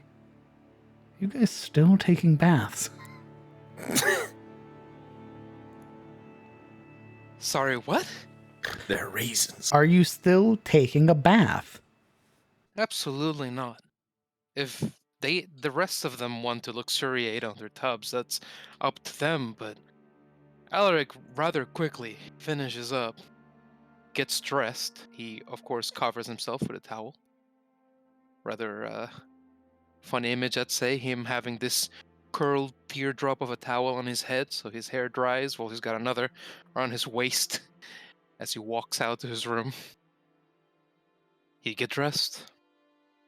An airy white shirt, kind of loosely hanging leggings, and his boots fastened tight around the ankles. And he'd go outside to lobby in the porch or eventually get around to, in spite what Geralt said, cut some firewood. Leave it by the heart. Mostly lobbying at the inn, not going anywhere.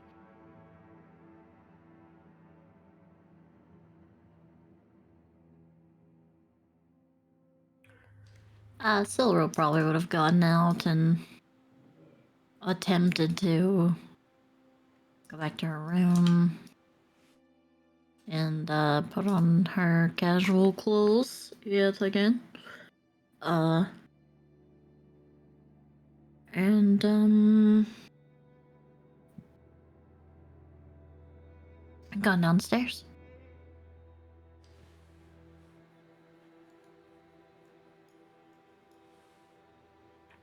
Sabine would have made her way, after kind of subduing the headache a little bit, would have made her way to her room, took some time to fix her hair, put it in the braid, and then go downstairs and help in the kitchen if they wanted it. Nicer than Cyril. She's just down there playing with cats. Yeah, the 3 lazy, like, black cats that are down there on the couch sort of allow you to just pester them. They're just sort of loafing about. There's a moment where eventually one of them sort of gets fed up with the attention and just sort of rolls out of your reach. Too real. No, too real. And then there'd be the other one that sort of insists on sitting in your lap, very comfortable with people, and just sort of becomes this weight on your lap. And these are large cats. Like, these are effectively Mancoons, is what you're playing with. Noted. Sounds pretty based. So Siluriel would be within sight of Alaric. You're out back chopping firewood, so no. Currently. Okay. Yeah, there's no windows or lights that lead out to the back aside from the back door. Should I roll? Yeah, roll your athletics check. Let's see how good you do. Oh. Let's see if it's a slog or if you're just chopping through them.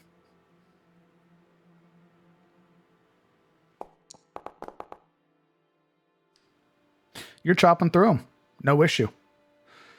There's some work you have to put in. It's not nearly as fast as the first time you did it, but compared to a lot of other people who would have done this, they're at a perfect pace.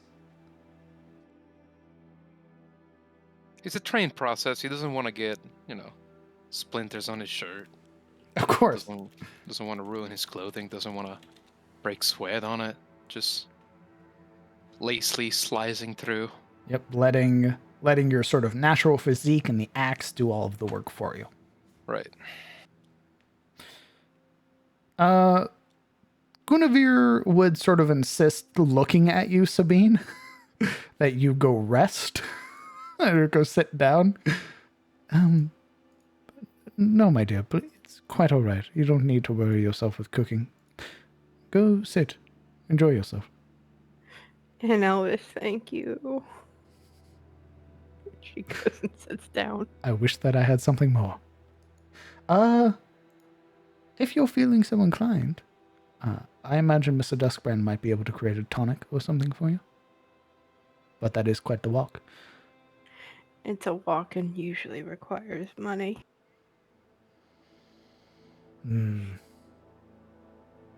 Indeed. She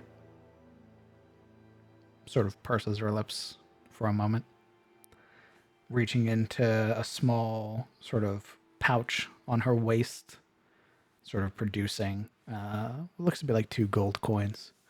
It sort of waits for you to hold out your hand, then places them in there, that small, like, tink of gold. No, no, no. I did the crime. I will do the time. My dear, that is wise words to live by. However, looking at you makes me very upset. Oh, I'm sorry. Sick burn. Please go get yourself in your nice and proper self. Watching you mope about and look in pain hurts my heart, and I would not have that. You're wonderful.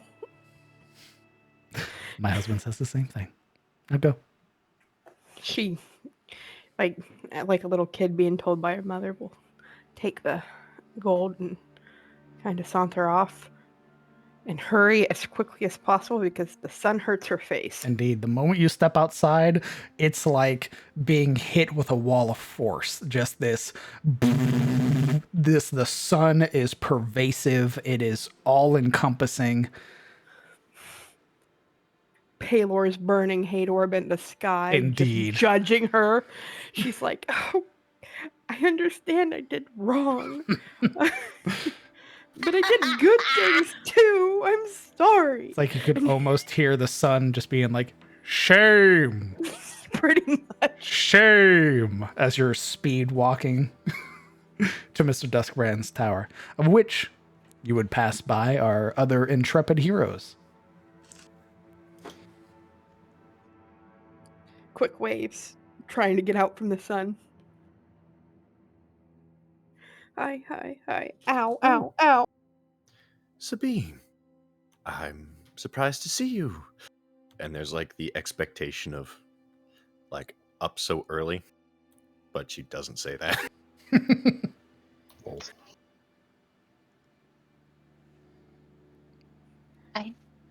I'd say you're looking well, but She would stop and puke along the side of the road. oh, I'd ask.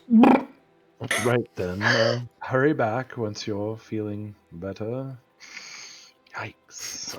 Yuria furrows her brows. Do you need help? Just gonna go get a tonic from Mr. Duskbrand. Ooh, that's quite a long walk, dear. And she continues along the. It's this moment where you look up and notice that, like, it's almost like the tower gets further away. If looks could kill. Yuria unclasps her own helmet. Does it look like her helmet could fit on Sabine's head? Ooh. Anyway, Sabine has a lot of hair that is true. and a little bit of vomit clung to the edge of her mouth. Is this yeah. something you want to risk? Yuria, Back on. it looks like she's about to offer it, looking down at the helm, and then looks at you in your current condition, I appreciate. then looks back at the pristine, almost completely silver helm, and she silently just tucks it under her arm. That's what I thought. Maybe Like the circles, like as she's looking at Iria, she looks like a hot mess, dark circles under her eyes. Like it's just like this beady stare. Like, can you hurry up with your words, magic woman? I need to go get the potion from the magic man. she stands there and contemplates how she might help you for probably longer than you want. The sun just. I'm gonna go now. I'm gonna go She now. slowly pulls out her tome, flipping through pages, seeing if there's some sort of cantrip that might help you.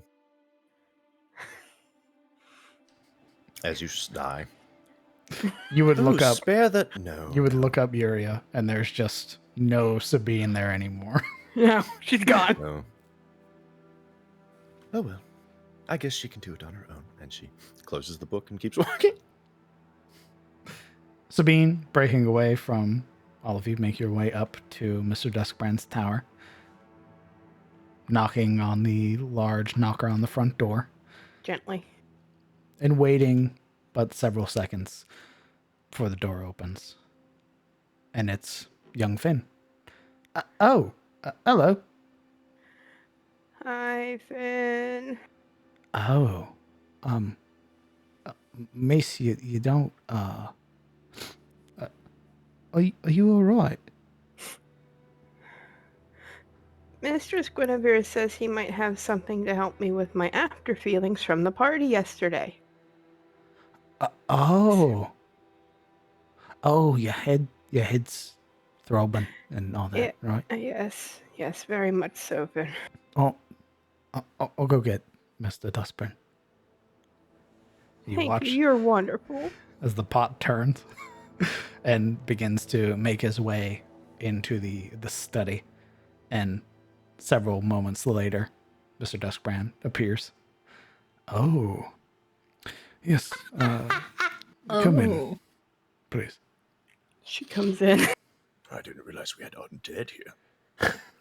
God Oh my God, a ghoul! Fireball. Closing the door. He sort of looks at you for a moment, eyeing you up and down.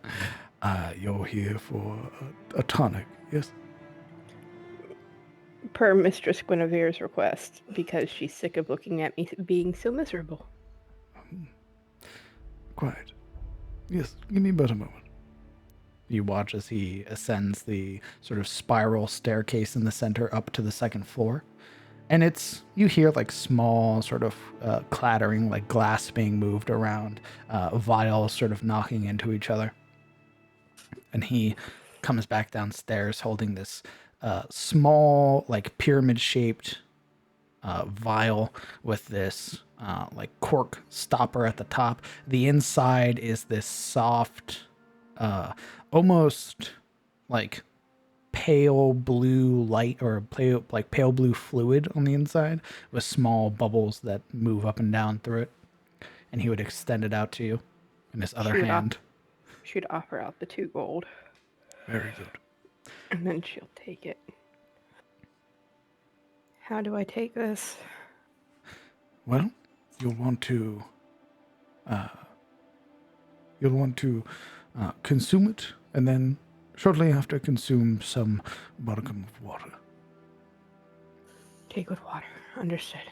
Indeed. You can take it here if you wish. I can have young Finn fetch you a drink. Please. But of course.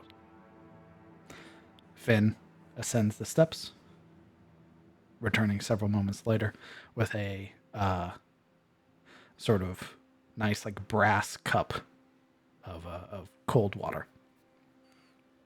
Thank you so much, Finn. If he had like a cheek, she'd kind of rub her hand, kind of caress it as she takes the liquid and the water shortly after. The tonic tastes awful. It tastes... Do you know... Yeah, you should know. The aftertaste of like Mucinex. Oh God. Yeah. It's that. Oh, crow. Oh. Of which is why he tells you to follow up with water. Because it almost sort of lessens the pain that's there. But as you drink it, that feeling is almost immediately sort of destroyed. You would feel this like warm, fuzzy sensation sort of work its way down your esophagus and then spread outwards from your abdomen. And immediately the aches, the pains all begin to subside. And with that, we're going to take a 15-minute break. Huggers! Delicious. So let's meet back up in 15 minutes and continue the adventure. Chat, stretch, hydrate, No. eat food. Stretching is important. If you don't stretch, doctor, what will happen? Death. No. Cramps. A lot of bad things, but stretch. Status before blades. Yes, of course. Did you get chicken with the pizza too? I did not. Okay, No one that's said they fine. wanted any chicken. That's fine. I just got pizza. I'm sorry. What type of pizza? I got cheese and pepperoni. Uh-huh. Oh, that's it? Yeah. I got you. Thank you. Thank you very Did much. you want something else? Nope. That's it. That's fine. Thank you. I really like their cheese pizza. I just was curious if there was anything else. Thank you. I can order you some chicken. So I'm curious, do any of you eat Supreme That's unnecessary. pizza? Thank you very much. Supreme's good. It's just and pepperoni was quick and easy on their like populars tab. Yeah. Understood. Button there. Click. I like Supreme pizzas. They're I'm pretty. when you're in the mood for a shitload of toppings. Yeah. Yeah. It depends. Supreme usually will have mushrooms on it. And olives, which I don't like. I don't like either of those. Mushrooms will kill me. Olives will kill my brain because I hate them. I love both these things. How you doing? It's really weird because like Supreme can mean different things at different places. This is true. Like, you could find a Supreme which is really just a meat lovers and all it has is meat on it. And then you could find a Supreme that has mushrooms, olives, banana peppers, fucking every meat. Banana peppers. I actually don't like banana peppers. I don't know what's wrong. I like banana peppers on sandwiches. I don't like them on pizza. I will destroy. Genji, Genji. lay in your bed and cry. You're not even crying at anything. I walk this lonely road. All I can see is literally just his nose poking out of his bed. Hey, you're okay. He says, but Adam walked across the doorway. No understands. He could be doing something awful in the house. Adam walked across the doorway. He could be doing something. Stranger danger. Stranger danger, despite the fact that these people live here. He doesn't. Come here, baby. He's still registering that. Who are It's you? like, when do they leave? They don't. Like, it's kind of like how my cat acknowledges in this order it is me, my youngest daughter, my husband, and then my 10-year-old. Yeah, I challenge you. Cats So looking choose at- people. He just lays there. It's so sad. He's I'm gonna looking go at- change bandages. I'll be back. He's looking at all the other people in the house like Dark Souls bosses. No, right now one of my cats is hiding under my bed. We had a thunderstorm, so she's like, Ooh. she hates the sky water and television. I don't know why. TV rots your brain. Well, it's funny because she'll watch cat TV if I put it on the tablet for her, which is such a fucking Deception. statement. They know not. Ooh, someone's running the vacuum upstairs. Oh. Well, I guess they have to clean up after all their parties. Yeah. Oh, hello, Willow. Ah! Hi. Do you want to Oh, say that's hi nice. to everyone? Go on, Willow. Say hi. Oh no. Okay. I just like how for a moment it just sounded like you just got accosted out of nowhere. Like, I he's did. dead. This man is dead. Willow's way of greeting is to jump on you and then try to eat your face.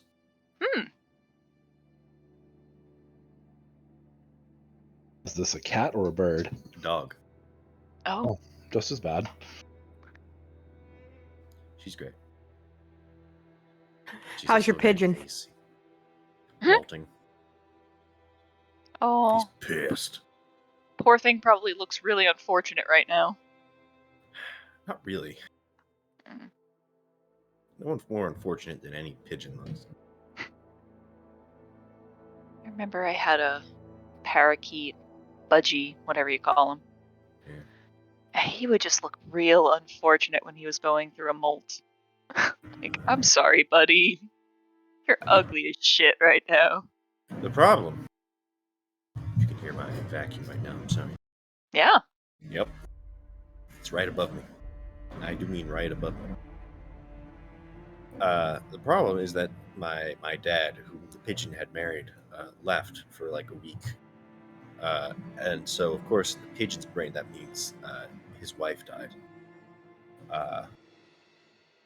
So he tried to marry someone else in the house, and then he came back. So now the pigeon's confused. He has to go through the whole marriage process again, which usually means pecking the shit out of that person for multiple days on end. Because that's how pigeons do. They beat the shit out of the ones they love to show that they are strong.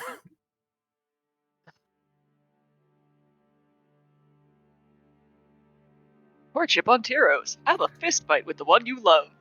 Yeah, pretty much. Behold, I am worthy of defending the nest as they brutally beat the crap out of their mate. Look how strong I am as they slam their fists into the other's jaw. Strangling and banging their head against the side of the desk. I Nature's am beautiful. worthy! It is how pigeons do, weirdly enough. I heard pigeons can actually be pretty good pets. They are domestic. They are fully domesticated animals. So yeah, apparently, though I've never saw it.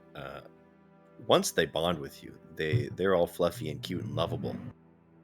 And there goes the vacuum again. However, if you're not the one they're bonded to, violence. They choose violence. Yeah, my budgie was a sweet boy. Yeah. It was funny in that the bird learned to meow and could replicate our cat's meows, and he would use that ability to just fuck with people. Sounds like a totally normal bird thing to do. Like, he would just be going about his business, he would be, chirping along, and then all of a sudden you just hear meow, meow. And we're like, what happened? Because we had like 6 cats at the time. Jesus. I'm just like, That's a lot of cat. yeah, we had a lot of cats, and then, eventually we only had the 2. Then we had 3, and then we had 2. And then I moved out and took the 2 with me. And then my parents got 2. And they are large animals. Thick. They're just very big and very dense. Dense. They are dense. Like, you put your hands on them, like, you expect a certain amount of squish. No, these are like muscular animals. We're talking about your parents' cats again. Yeah, my parents' cats, Waylon and Will. Right. I showed somebody a picture of Dante recently, and they're like, "How big is he?" I'm like, "He's about 14 pounds." I'm like, "Is that a bobcat?" Huh? I don't know. Feels like it sometimes.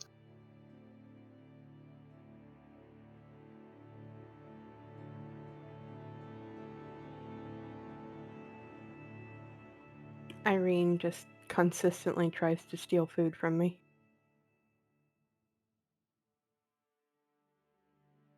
I've never seen a cat want pizza as much as this one, though.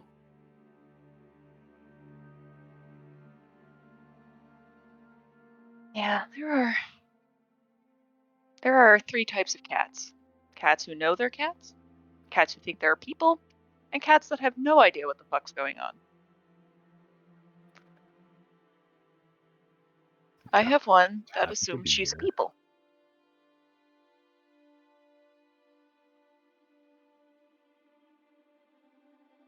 As in, this dumbass will try and eat food from my fork before I can have a chance to eat it. He's learning. He's That becoming sounds like human. that sounds like mine. Become human. Use fork. She's like, yes, feed me, human. Thank you. Utensil. You can get one of those little like noise things where they push a button and it says a word. Maybe Oh, teach your cat common. she'd be like, food now, food Mad, now. Those are mad, the only mad, 2 mad. buttons. Bad, bad. Mad peasant. Gotta have peasant in there. If they grow a thumb, run. Yeah, Zebus.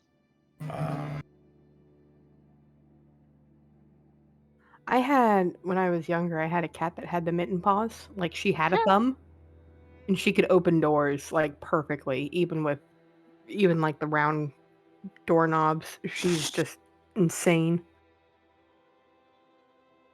Cats that suddenly get too smart to be cats. It's like, no, stop it. Her name was Claire, and I loved her.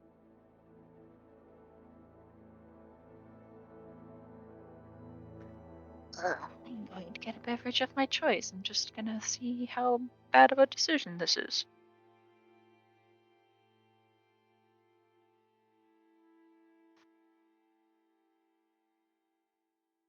Unlike the other day I decided, hey, having a cup of Death Wish coffee at about 8 o'clock at night, that's a good idea. You That fool. is not a good idea. You fool. 4 in the morning? Well...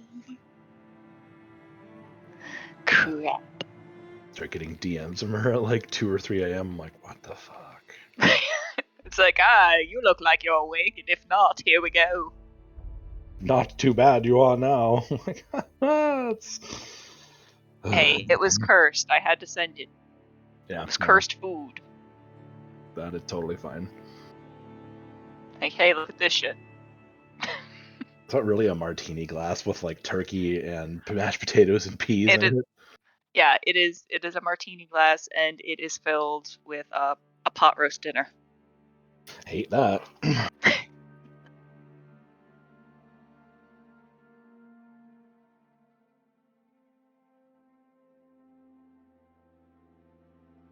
I think I was slogging through season 2 of Picard, and I was like, "What's worse, this or that?" Oh, no good. Eh, better than the first season, but not by much.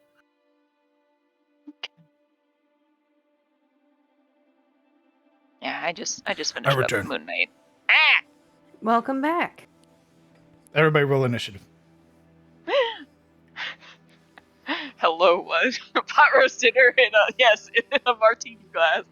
Yeah. She decided to send me the picture of that at like 3 a.m. and I was like, ugh. I think I also sent you like the Cheese Whiz Bloody Mary, right? I think that was a while ago, unless you. Yeah, that was a while ago.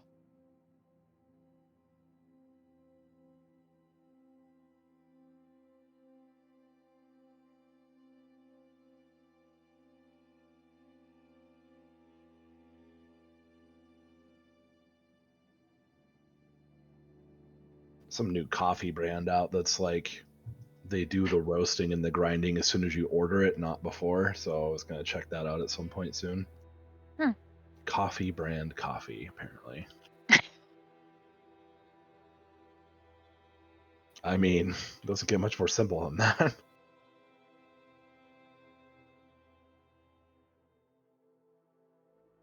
Yeah, now there's a lot of choice now in terms of coffee. Although the other one that Death Wish makes, Valhalla Java, love it.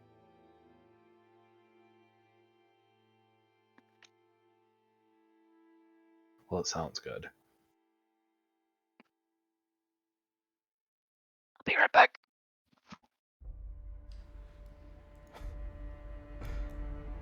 Oh, she's off to go get some DBJ as we speak. A minute before the break is over. Well, she like has her fridge is like 5 steps from where she plays.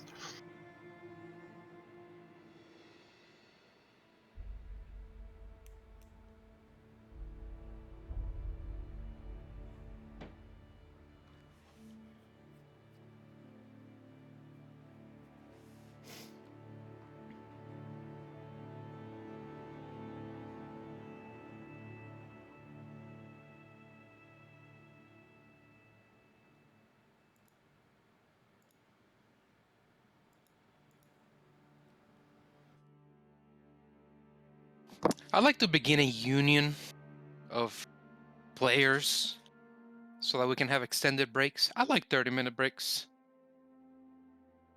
A We'd union? never get any gaming time done. We're Whatever. unionizing? I'd like I like 30-minute breaks, and I'd like this system that keeps a copy of my sheet in case I lose it, so it can easily be replaced. Perfect. Uh, I have another group for you. It's your own Dungeons and Dragons game. So anyway, 30-minute breaks, a way to restore sheets, and I would like a system where if my character is about to die, I'm allowed to roll my hit die. We'll call it an adrenaline surge. You want to give everyone action surge? I said adrenaline surge. Are you not paying attention? Like, you're a It player just too, sounds you know? like it just sounds like adrenaline surge, but like you do it near death. No. It doesn't sound like adrenaline surge. It is adrenaline surge. I just named it. Yep. Action surge. Yep.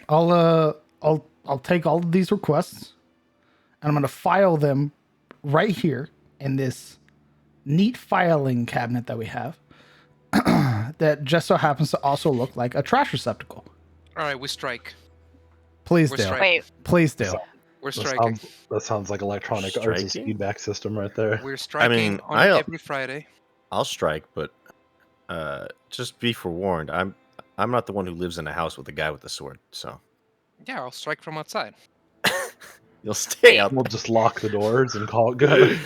I'll fuck's climb happening? on the roof or some shit. I'll find a way. Well, Jacob, I guess you'll have to stick around and find out. What? So how did this conversation? Did you guys like have like an off-screen conversation? Is this why No, you're rebelling? Absolutely not. Nope. That's me looking out for you guys. So But- unionize today. Is everybody back? Yes. Yeah. I'm front. Thank you. I beg your pardon? I'm I'm front. front. Thank you. What does that mean? I'm an alpha.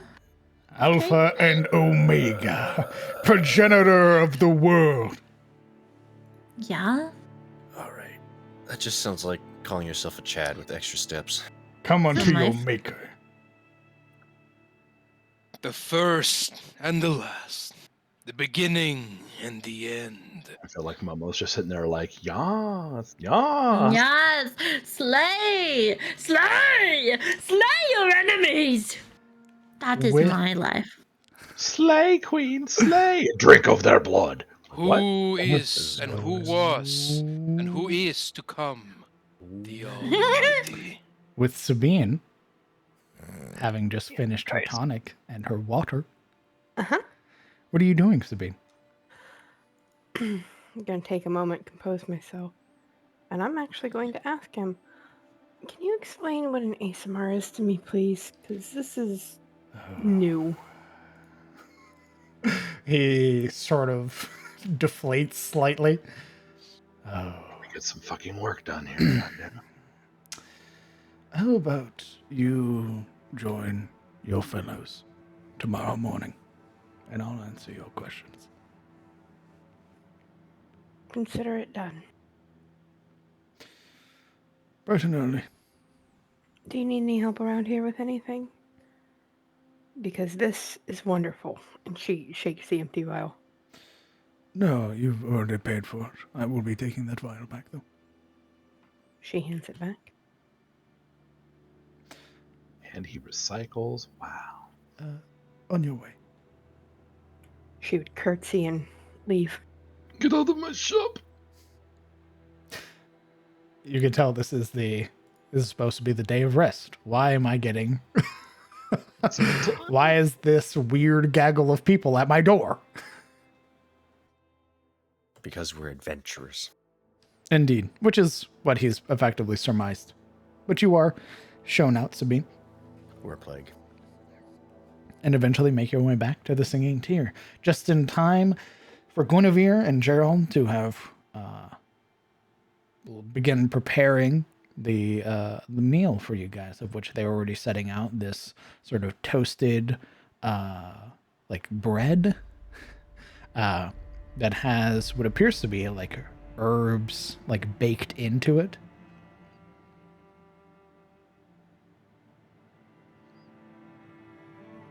You would also, for those of you who have no idea, would also find out what bacon bread is. Sounds good. I know how to bake bread. Bacon bread. Yeah, I know they're baking bread. I'll kill you. You die first.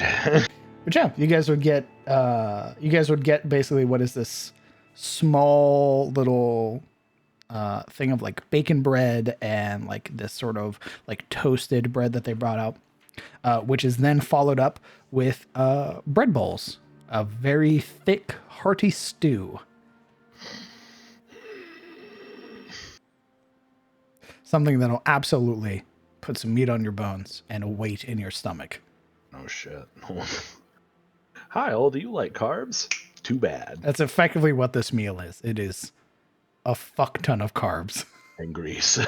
Grease and carbs. This really like large chunks of like lamb and potatoes that are all being served in this bread bowl. Fuck my life. Actually, is it bad that I actually want this in real life? No. Sounds amazing. He's trying to bait you into cooking this. That's the idea. He does make a good stew. He do. saw this on the website. He's like, I bet Kellen could make this. I know. I'll put it in my campaign. I'm going to bait his ass. Jebaited. Nope, I've had a bread bowl from when I went to the Renaissance Fair. It was Ooh. the best stew and bread bowl I've ever had in my life, and it lives in my head rent free. So Nice. yeah, I bet I can make it better. very well. Yeah. Challenge That accepted. was a bait. You got baited. You Yeah. yeah. bait. I've taken the bait myself because I also want to eat this. And you all enjoy a nice meal with Guinevere and Gerald, who are just sort of happy. They have very content expressions on their faces, sort of eating and enjoying and sort of gauging your liking of the food and sort of just, there's almost this like paternal sort of air here where it's not like your guests. It's almost like your children sitting down at a table with your parents. Family style. Indeed. Oh God, we got adopted. Oh God, we've been adopted, guys. What now? Siluriel would have kind of trying her best to be like not creepy about it. Would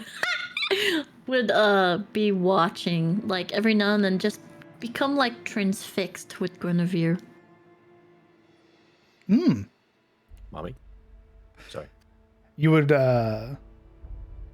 watch moments where she's sort of like it's almost like a fairy tale watching these two interact. Just this super obvious like public displays of affection where they just don't care who's watching. Just this sort of just enjoyment of each other's presence. And you would watch as like as Gerald's talking, she sort of has like a hand like underneath her chin, and her other hand is like playing with one of the braids in his beard.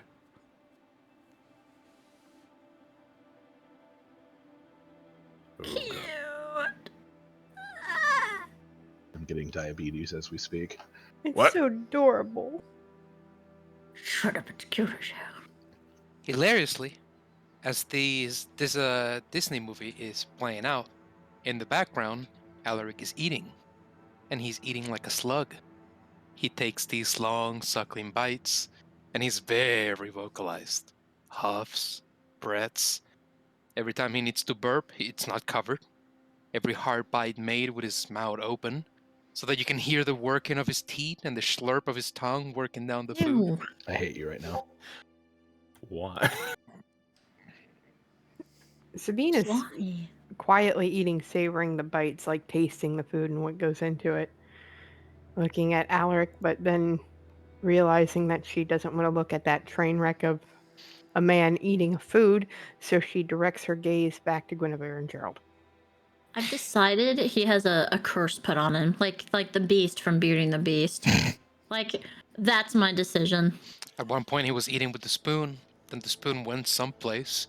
Now it's his right hand, and some fingers are stained at the tips. This is getting worse. Holy What's fuck, wrong with brother. This is you? getting worse. This is escalating. My Occasionally, he scoops. I hate it here. Ever the contrarian. This was a really good moment, and now it's ruined. Contrarian? Why? Why contrarian? I hate it. So, Yo, I thought Some we good ate all the fucking boys. stew. This is pretty good. You would hear Gerald sort of like chuckling to himself. Aye, I'm glad you enjoy it, lad. Could you enjoy it a little bit quieter? Urius scowls. I thought we ate all the pigs. What? You see Alaric striding and put a fist to his chest as though catching. You got a little bit hanging from your chin there, lad. And your eyebrow. How on earth did you get it on your eyebrow? so Did Are you Kellen- supposed to eat the bowl as well? Aye. that's the idea, yes. You finish the Oh. stew, and then you take pieces of the bowl and start dabbing and soaking up some of the leftover bits of the stew. Eat the whole thing. You want to scrub it through the inside. It's very good. As he says this, Alaric pulls out a chunk, rubs it in through the inside. All of it comes out with a huge scoop, and just slams it in his mouth. Ugh. Morana that. takes note, having never had a bread bowl before. Indeed. And it's delicious. Hmm. If your character likes these sort of heartier meals, if your character likes lean meals or everything, this is a very heavy meal. This will sit very prominently in your stomach. Like a boulder in your Indeed. gut. This is a very heavy meal for Uriel. Oh, Kellen, desperate to change the subject. Sabine thinking about when she would eat this has just this horrible grin on her face. So, did everybody have fun at the festival last night? You asked that like you weren't there. I was there for some of it. You feel eyeballs very Elf arm prominently eyeballs. burrowing into the side of your dome. Sweat happens. Nice weather we're having. Ha ha. Sweat visibly appearing like, well, I'm glad you all had fun. What did you all do? I'm trying very hard not to meet the eyes of Elf Mom, who's trying to make his head explode. She's almost succeeding. Yeah. Fucking can't save that. Little trickle of blood down his nose. Aye, what'd you think of the Bright Festival? Well, it certainly lived up to the name with Duskbrand's show. Forget the fireworks. The people were the real attraction. All smiles and good spirit. You have quite the town here, Geralt. Aye, I'm thankful for it every day. Those festivals that we celebrate, they act as a means of cleaning the slate between the various farmers here. People have been wronged. It sort of acts as a means of bringing everybody together and setting aside differences to better ourselves and each other. And Work as through such, the grudges. Makes sense. aye. And it makes for happier people. No more building that resentment in your own home. You air it, you talk about it, and you work through it. Tyros could take a lesson from that.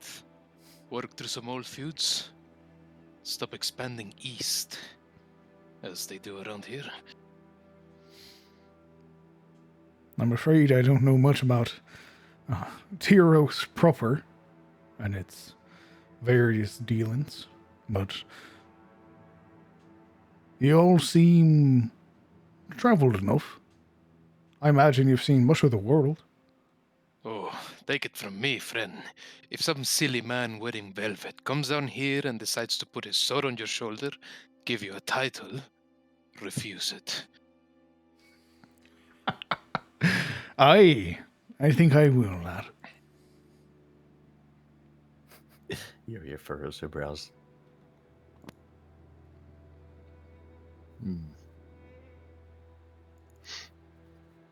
Sabine has a smile. I managed to make sure a couple people didn't go home lonely last night, so I feel accomplished. Aye, I saw.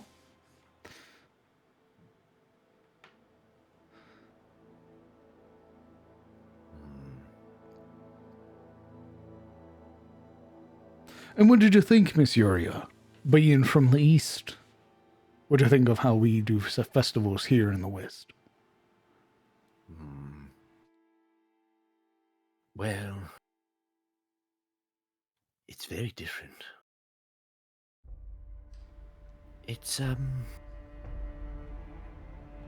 do I put this? It both felt very familiar and completely alien. I suppose I should elaborate. I come from a very specific part of Kirisou, and I don't have much experience outside of it and the main city of Volandris. In a sense, your people reminds me of the sailors of Shademore. But, more perhaps carefree. This sort of festival would never have happened. Certainly no fireworks like that in Shademore's country. That's a shame. Well, needs must.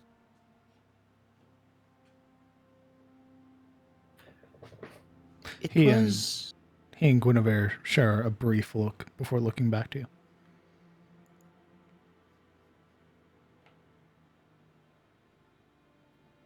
It was refreshing, I would say. As new experiences perhaps can be when compared to old lives.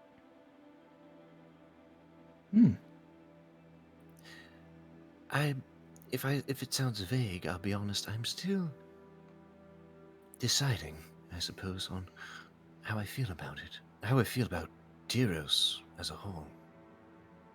It's certainly been adventurous.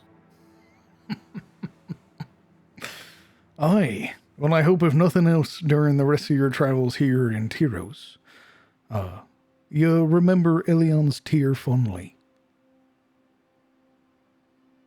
Oh, out of all the things I've experienced in Tyros, this certainly has been a highlight. I will give you that much. There's a very wide grin on his face. And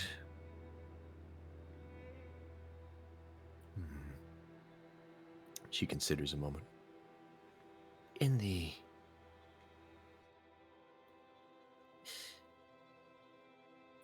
theme of the festival, her eyes turn to Siluril. You said this festival is about forgiveness and fresh starts, yes? Though her eyes are on Siluril, the question's obviously for Geralt. Aye. Any grievances, old or new? Any squabbles that may have formed in the last year? You set them aside with the Bright Festival and start anew with the new year. She leans forward. Dame Siluril.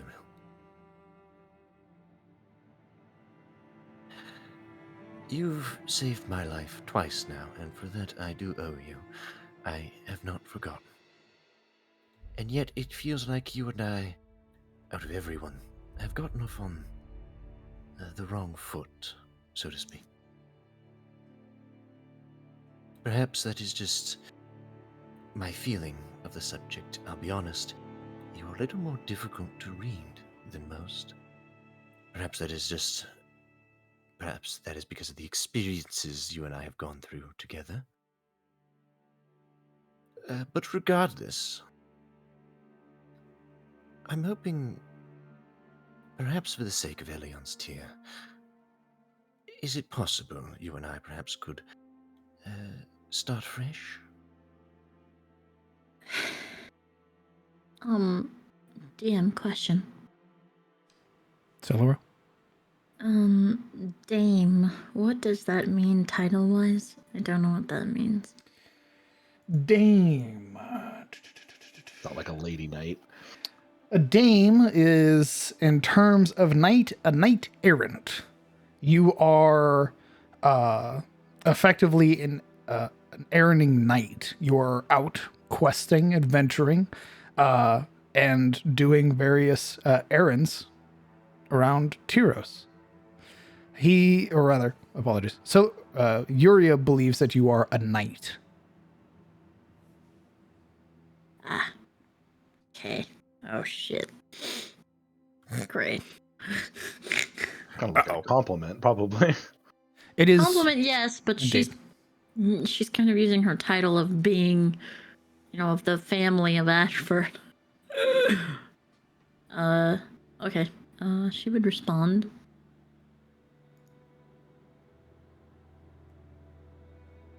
Just because I may have my adversities to the way you carry yourself and the things that you do does not mean I wish you to die or see you hurt by the things that you have no control over. That is why I intervene, you could say. She As slowly far as new beginnings, I will honor this request to move towards it. But know this, and her face would turn very stern.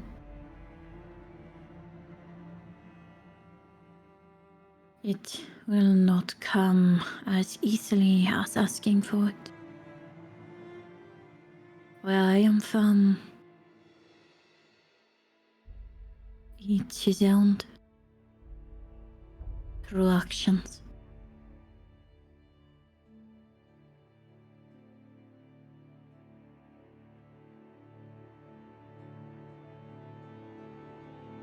Well, where I am from, usually one does not get the opportunity to repent. So I am thankful for the opportunity.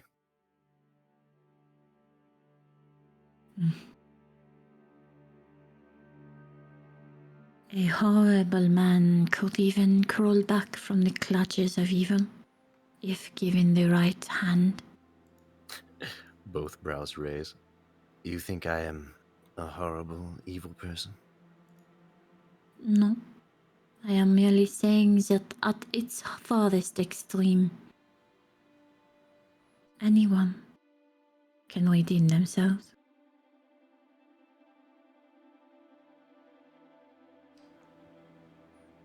You think I am in need of redemption? From what, might I ask? Solarel's eyes kind of glass over with this, expression. Lass, that's not what she's saying. She raises her hands. Apologies. Why? Are you evil? She raises her eyebrows in a very comical expression. Do you believe you'll need redemption? No. Not really. But I don't know. The air about you is very cold when I arrive. I was wondering if it was just a mix of personalities, or if there was an actual sin I had committed in your eyes. You do remember, I am not from this place. I do not know if there is some cultural slight I have committed. Perhaps I forgot a title. Perhaps I did not bow correctly. Perhaps my judgment, perhaps my attitudes are foreign to these lands, as foreign as I am to it. If I am asking too many questions, it is not because I am trying to find the flaw in you. I am trying to adapt.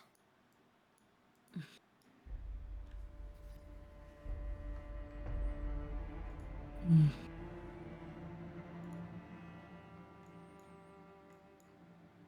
I would like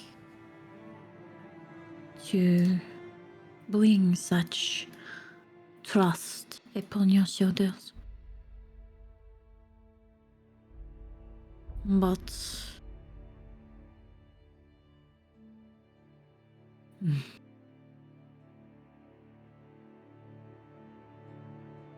it does not come so easily as it comes to others.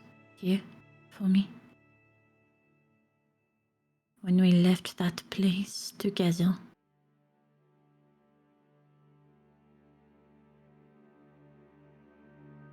mm, I was almost sure you deserved to be there. Since then, you have changed my mind.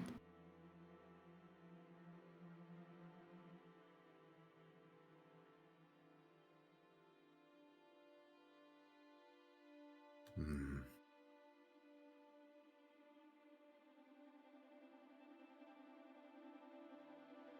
Well,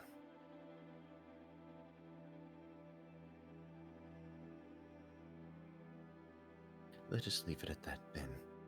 I don't want to dig myself another hole. Thank you. She leans back and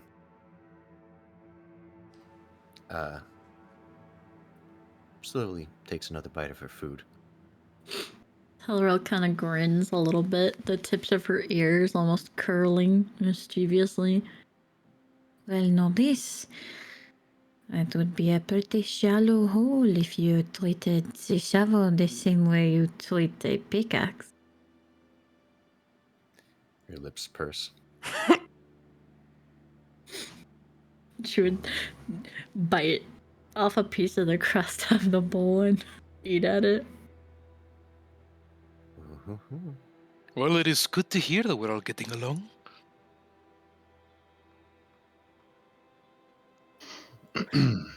Alaric, I'm sorry for letting my competitive nature get the better of me when it comes to you. And she goes back to eating. Alaric's Aye, face. there we are. It twitches.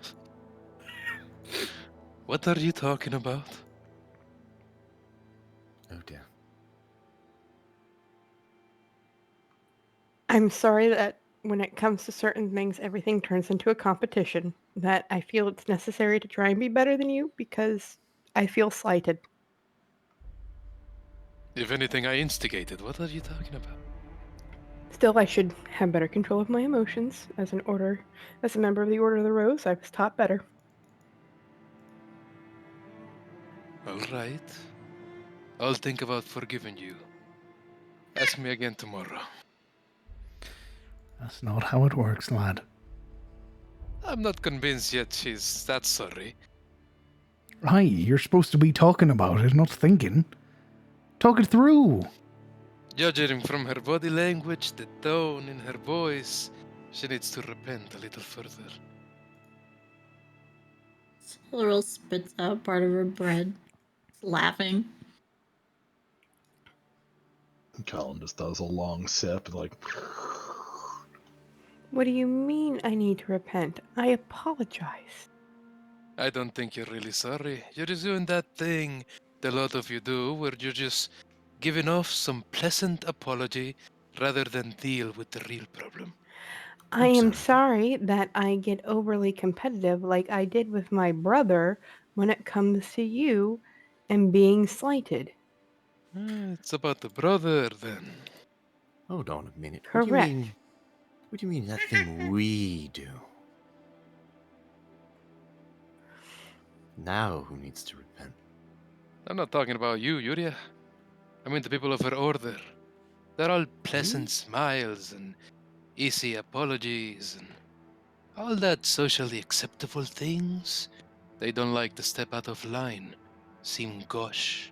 Yes, how dare they act polite? It's not the same. Also, I'm not being serious. I don't care. Savine, you're fine. We just try and be polite. We don't try and be gauche. Of course. You got it down to a T. Very good. You made a worship out of it. Oh, I don't think you know what the Order of the Rose is about, my dear Alaric. Well, I won't ask you to educate me.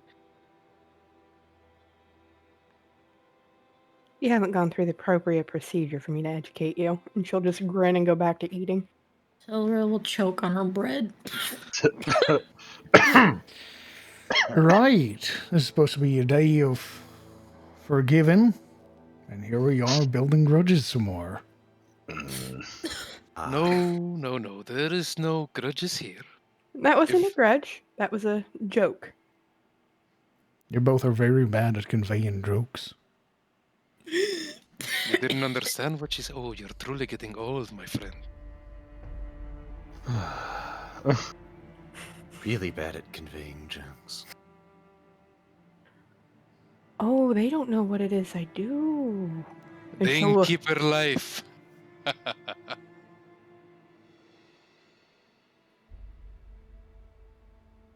Gerald has.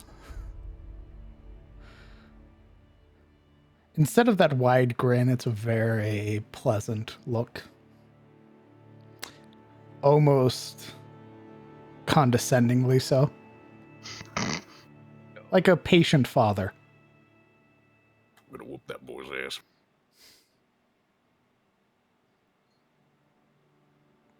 Just a big man saying, "You're not too big to put over my knee."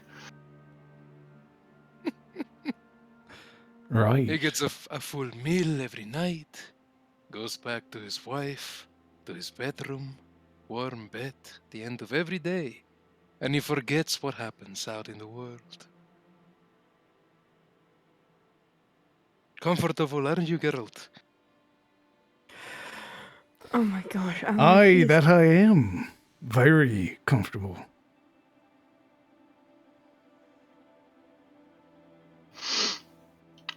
Dame Sabine here is part of an order. Lad, Oh, I know more about the world than you probably do. I know about the Order of the Rose. how much? Enough. Would you like to share? Aye, sure. Oh, here we go. The Order of the Rose is a knightly order. They worship Sariel, a mischievous god. And they offer their services mostly to lords and ladies who are interested in it. Offering And them to be protectors. Offering them to be escorts, guards. Wealthy merchants too. Aye. Now I thought I was the one explaining. I'm just embellishing a little bit. Again, that pleasant look hasn't changed, but there's a very heavy presence. Oh, Marana's just kind of like instinctually her back begins to straighten. She's seen that look. You ever sought out their services? No. At that point in time, Sabine would kind of choke on what she was drinking. Not a lord, nor was I ever wealthy enough.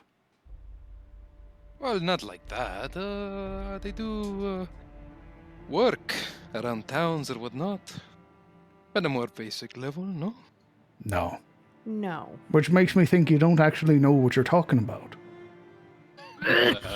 Perish the thought. Why is everyone choking? What is going on? Is there something in the soup? This Yes. conversation here, it's about being educated. It's, As I like to think all conversation is. it's so thick that it just, much like the Stop. conversation. Yeah, thank you. You'll have to forgive Alaric, Gerald. I mean, he's just so good with the ladies. I don't think he's ever had to contract through our order or anything of the like. He Aye, goes back to drinking. I imagine that's the case. Actually, that brings up a good question. Is there an attachment of them in Karim? That far north and east? Probably not. The Order of the Rose isn't huge. Well, at that suggestion from Savine, Ellery kind of works his jaw thoughtfully. In truth, I hadn't seen them until I was in Rofield. And when I did, I was a child, so I wasn't truly seen anything. They just dressed pretty. Prettier than most.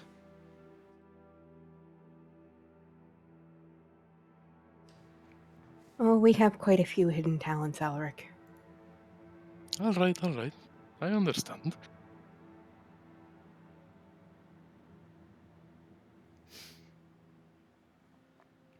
Well, now that my knowledge is laid bare, what are you all doing today?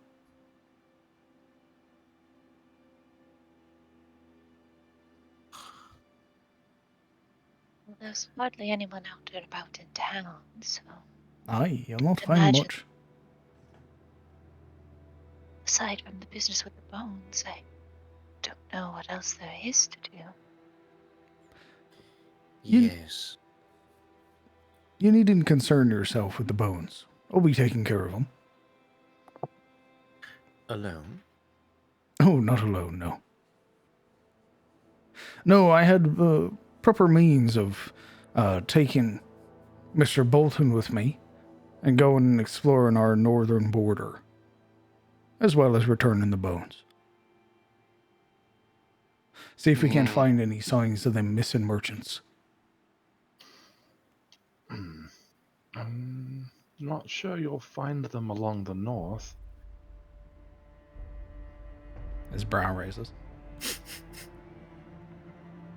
As I said to you last night, I did find a trace of them, but it's more west. You did? I haven't really gotten a chance to update everyone yet, so yes, I did. Oh, Let's actually, Cannon, I think now would be a good time for you to explain what you were doing last night. right. The whole story this time. While you all have your conversation, I'll clean up. Don't mind me, I will help. Uh-huh. my dears. Please sit.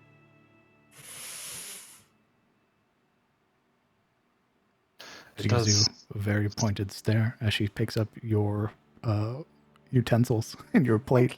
Okay, Mom. It does sort of concern all of us, so perhaps. I don't suppose the general store is going to be open today, Gerald. I could really use a pipe and some tobacco. No, lad. When Roy's probably sleeping. that was more of an excuse to excuse ourselves for a moment, but very well. Poor Gerald's gonna be out of tobacco before we leave. I doubt that. This whole town apparently grows the hell out of it. But yes, I did need to talk with my friends, and yes, I'll devise a plan to look for this missing caravan. My explorations have sort of led me to believe that it's going to be about half a day west of here and then north somewhat. This would be the best place to start looking. Gerald, that warm demeanor immediately sort of replaced with this very incredulous look. Lad, I left you out there for 2 hours.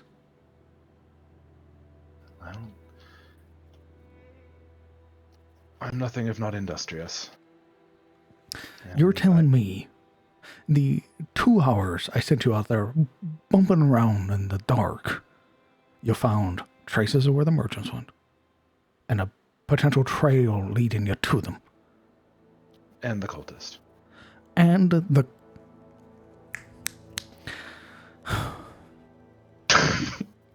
You understand how freakish that sounds, right? I've been called worse. Oh dear. Go on. Inform your folks. Let's hear it. Well, as I said, I found evidence that that's where we should start looking. And I believe that that would be as good a place as any. It's just, again, it's a half a day's travel west and then north where there's a, I imagine there's some kind of encampment or some place where travelers might band together or hunker down, rather, if they were feeling threatened. That's what I would do anyway. But I believe if we start our search there, we should at least come up with some more evidence either where they are, or if any luck, we will find them directly. And as I wish to repay this town for its kindness, it would probably behoove us to check it out. We can find their missing merchants. I believe everyone benefits, right? Aye. Finding those merchants means that the Yule festival wouldn't have been for naught. And I can get these farmers their proper equipment that they desired. Things they requested, get their goods traded.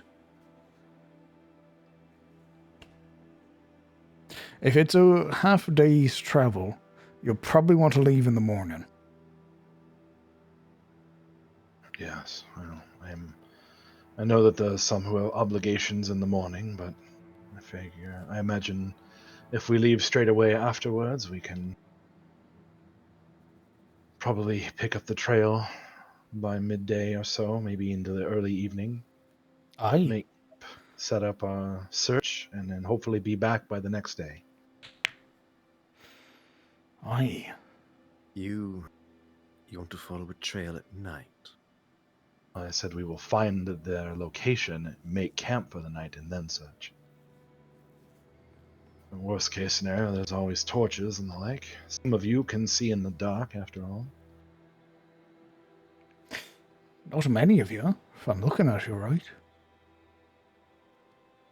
Maybe Alaric and Silver will be the only folk. Sabine kind of grins, raises her hand. I didn't know if your glowing eyes allowed you any ability to see in the dark or not. Do they? I've always been able to see in the dark. Even before they were glowy, Alaric. Really? Hmm. That's a bit strange, no? Listen, Heard I've heard of weirder things. I mean, you're a knight, right? Service to Sariel. I imagine in some capacity you're one of them holy types. Apparently I'm something called an ASMR? What? Yeah, I have no idea what that is. Is it an abbreviation of sorts? No. An order, maybe? Listen, I just found out whenever we went to Mr. Duskbrand's tower the other day.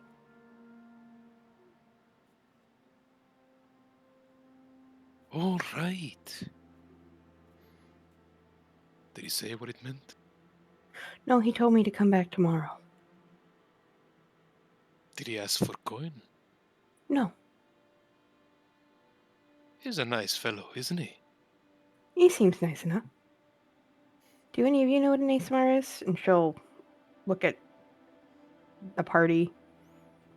Gerald. we potentially roll something? We'll use that same imperfect knowledge that the players have. So you tell me what you think an ASMR is. Oh, what would they call them in Valgrove? From what I've heard, they're like half angels or angelic, pardon my term, spawn.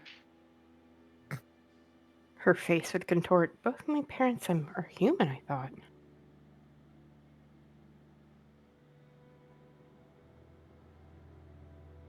Well, it wouldn't be the first time that one's lineage might be a tad bit confused.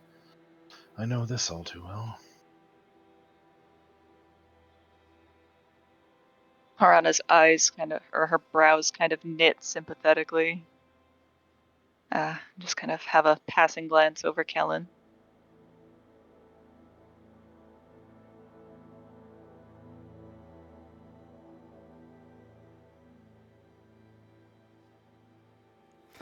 I've heard of you. Aye, an ASMR. Don't know too much about you, I'm afraid. No scholar or historian here.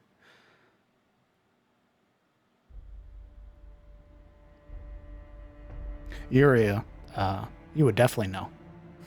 The Lights Order's real big in Carousel. Oh.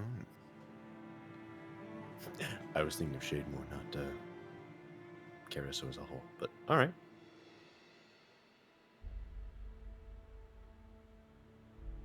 You'll have to excuse me. I'm not very familiar with the origins of ASMR.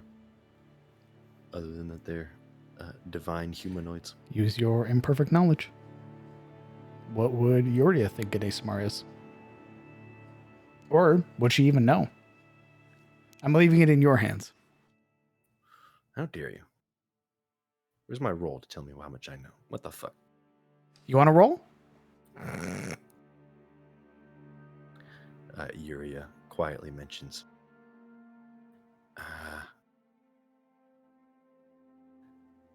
There is, I believe they are, well, I know that they are divinely gifted individuals, but they are still mostly human. Forgive me, it's not really an area I've studied. Are there a bunch of them over in Carresso? I thought, lots of elves. Well, it's not just elves. I mean, Land is mostly tieflings, to be honest. Oh, that's where my mom's family's from. Your mother's family is from Land. Yes. That's... How many generations back did they migrate? My mother. Your mother traveled from Land to here and just settled. Correct. To marry my father. She traveled a long way for her husband. I don't know the story behind it. I just know she was from Maud. And now we're from here. She doesn't talk about it often. No, I can't imagine she would. Probably not the best thing to advertise that you're Caressian, given especially current politics. Well, the good news is I'm from Katerina, not Carresso. Well, yes.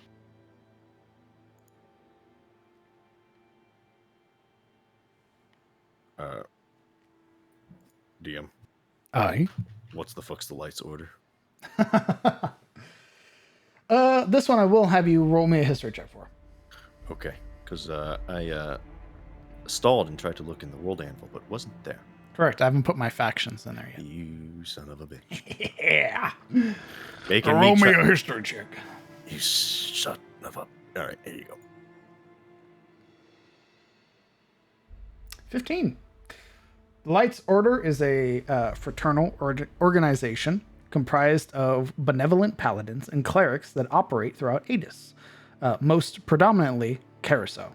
The brave champions of this order devote themselves to combating forces of evil, correcting injustice, and maintaining peace and order in the realms.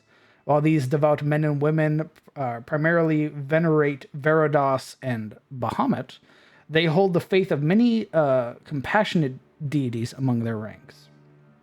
The order was notable in that they honor not only distinguished service, but glorify those who have lived a long life in service of their god and the people of Adis. Emboldened by the Empire and its devotion to the various Aranar, they hold numerous branches of the order across Carousel and Suna. Each branch is led by a 3-member council of senior officers known as prelates. Any member who violated their vows of the order or commit any deed that was heinous enough to lose their paladinhood was punished with death by beheading. A lovely thing to end on. Are there a predominant number of ASMR in that order? Absolutely. For an order that is based out of Carousel, it is like 80 to 85% ASMR. Holy shit. Yeah, that's where your conquest paladins come from. Oh. There's actually almost a whole order of them, actually. The Lights Order in Caressa. It is a conglomeration of different paladins and clerics that fight for the virtues of most of the lawful deities we know of. She purses her lips. I don't know if Sariel has much to do with the Lights Order, to be honest with you, but Verados and Bahamut certainly does.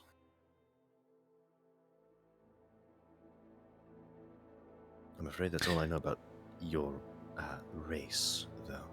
You know who might know something about ASMR? And you being a paladin and all that? We have a small abbey here in Eliond. It's to Paylor, I'm afraid, not Sariel, but Miss Stormoak should be able to offer you some guidance or some wisdom, if that's what you're looking for.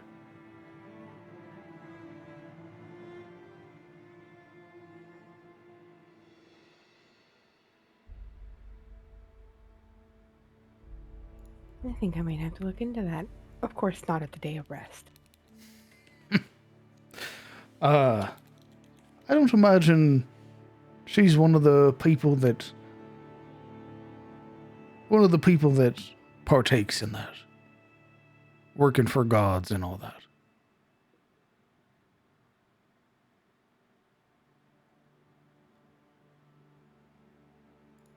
Anyone want to come with me to the Abbey? She glanced trepidatiously at I'll the come rest with of her you. friends. Oh, thank you, Alaric. I have some questions of my own. Ooh, apology. It wouldn't be an abbey, it'd be a chapel. You liar.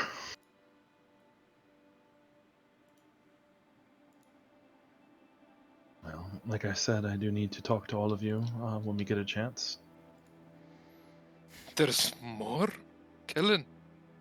Yes. Oh no. Right. Go keep your secrets. I'll get it all cleaned up. It's not so much a secret, it's just about our next steps and everything.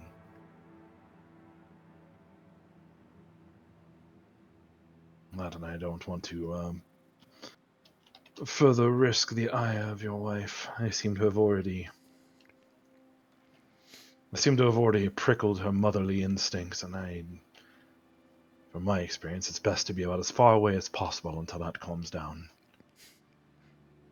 Well, then you best start running. I hear her coming out of the kitchen. Right. Well, He actually starts running. Still following behind her. fucking bolts like. No. You said it, Chief. Yeah, in reality, he's just settling back while he finishes his meal and everything. So, Who else have we not heard of? What did you think of the festival, Marana? Been rather quiet. Oh, She kind of looks to the bread bowl. She's more torn apart, just idly rather than consumed. oh, it was rather nice for my first one. That's good. There's a She very gives wide kind of. grin on Gerald's face. I admit I wasn't quite sure what to do, but it was very lovely. Aye. Sneaking about with Mr. Bolton's eldest, I saw. No judgment here, Dominic's a fine lad. She kind of like blinks at him. What? You scurrying up on top of Mr. Broadhurst's building. Being tailed by a rather large half-orc. She kind of begins thinking sheepishly into her little capelet. It was to see the fireworks. Aye, I know. You're not the first. Don't worry. Again, Dominic's a good lad. If he felt it was wrong, he wouldn't have let you do it.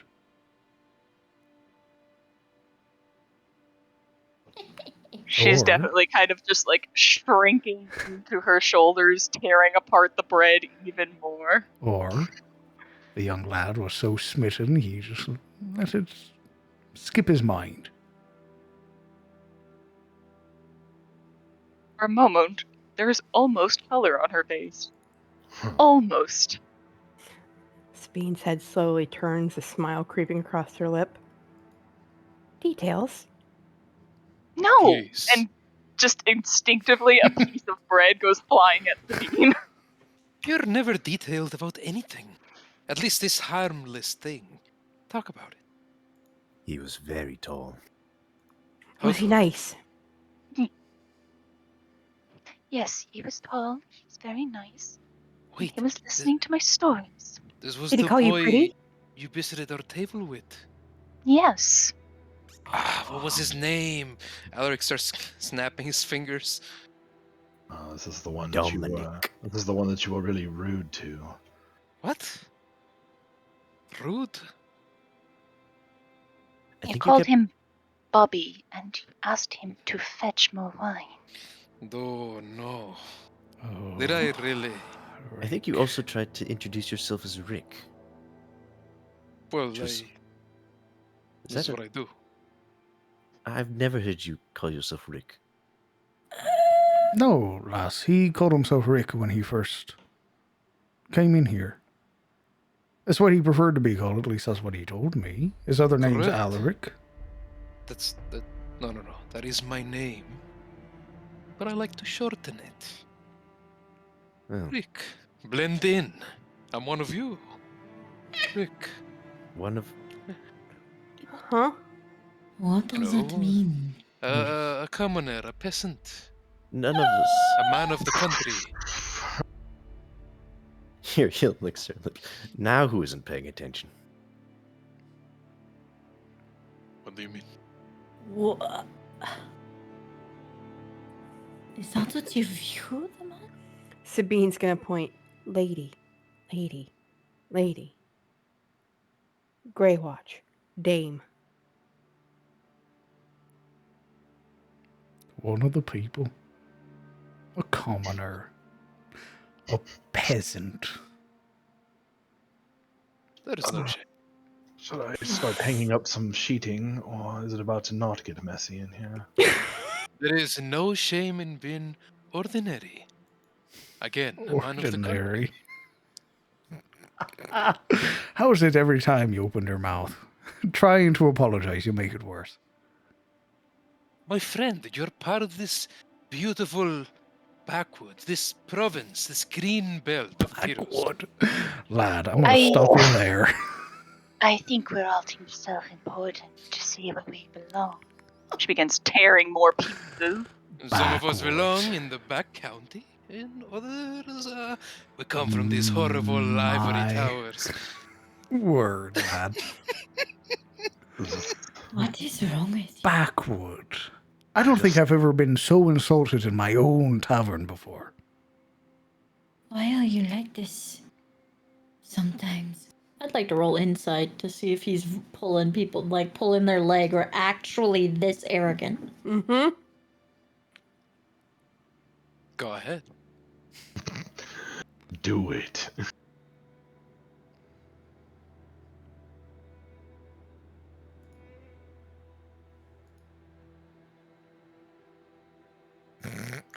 Everyone roll on him. Now. Well, I don't think Siluriel will catch up onto anything, but Sabine could potentially tell that he's just seeing where this is going. He's pulling at Geralt, teasing, see how he reacts. Her eyes narrow as he speaks. You know, that very kind of televised look. She's going to reach her head up and just pop him upside the side of the head. It's not funny. People are starting to think Frowns. you're serious. Did you just mock me? Apologize. He thinks you're serious. I'm not going to apologize for Did you just hit me? If I wanted to hit you, I'd hit you. You just did. That's Don't not- do that. That's not Don't a put your hit. hands on me. Barely know you.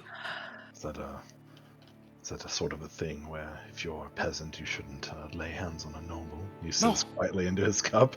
You shouldn't lay your hands on anyone.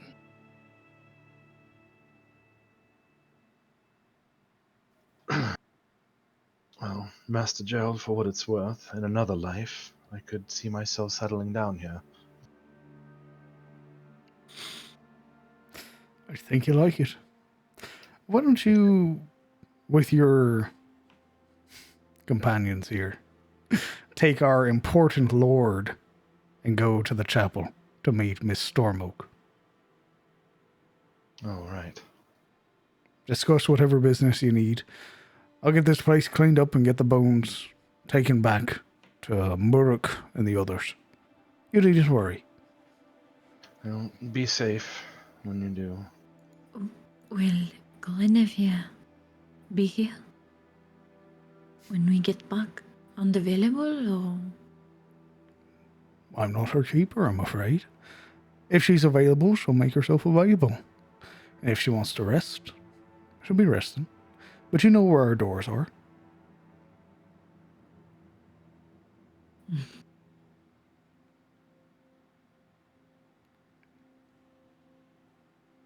He pushes himself up to stand.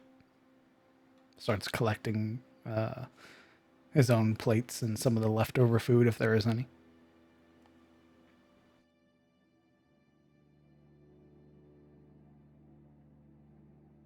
Well. Shall we?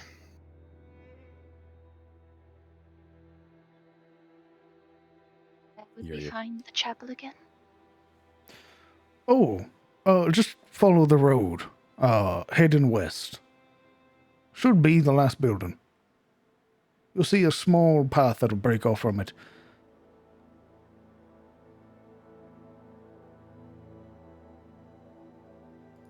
Fine.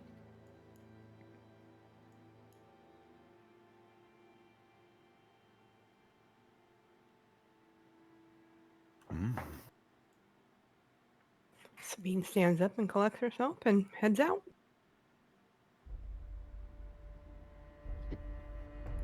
Is everyone actually going?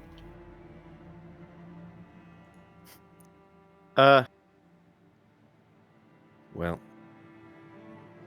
now being confronted with either a probably less than thrilled Geralt or going with the party, Yuria would probably go.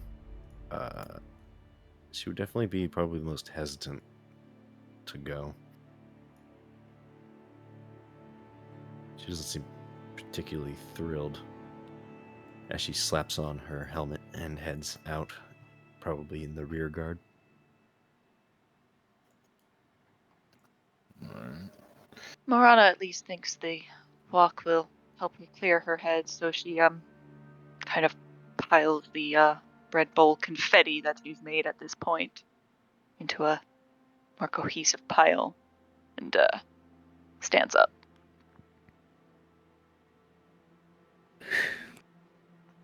Celeral would help him collect up the bowls and stuff.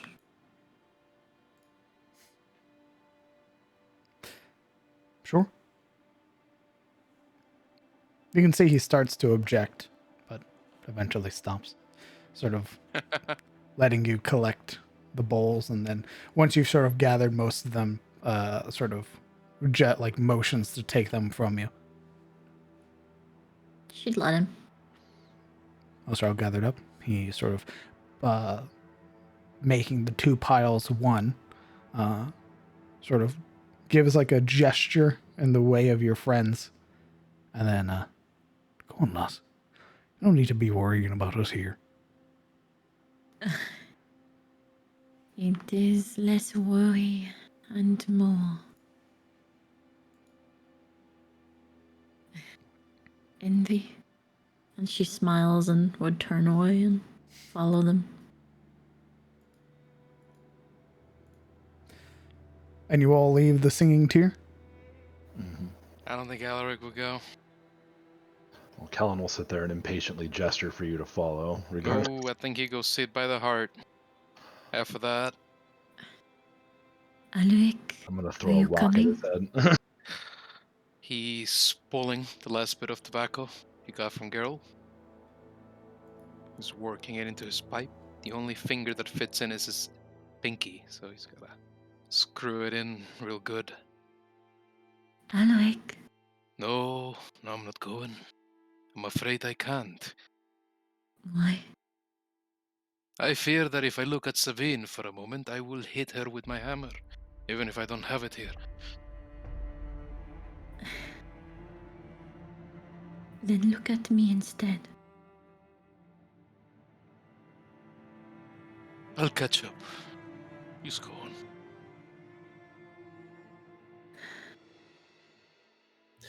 I can stay, if you need company. I'll admit the chapel doesn't thrill me. I don't suppose Ugh. all missed the part where I said explicitly that I need to talk to you all together. Oh, fine. If you want to go pout by the fucking hearth afterwards, then you may do that, Alaric. But this is important. What made you so offensive as of late? Have I not been a good friend to you? Then Why do you speak to me like that? Then you can continue to do so, but when I tell you it's important and then you go and off by the hearth, it sort of rouses my ire. You've grown so increasingly petty as of late towards me. Why? Mm, Why, because I wanted you to have a good time the other day? no. Because I am worried about you and this obsession to go off in the wilderness to pursue this damn beast? No. Then why?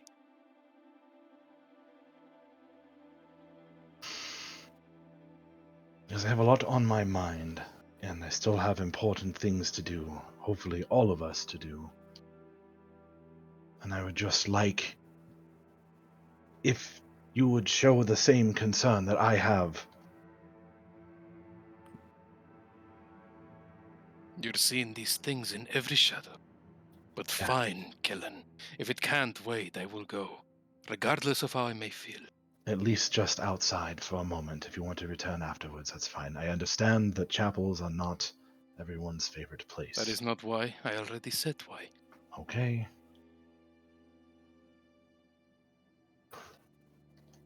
Howard kind of leans his head to the side and cracks his neck before standing up. And he follows after, toking his pipe. With a very clear, very resented anger guttering in his eyes.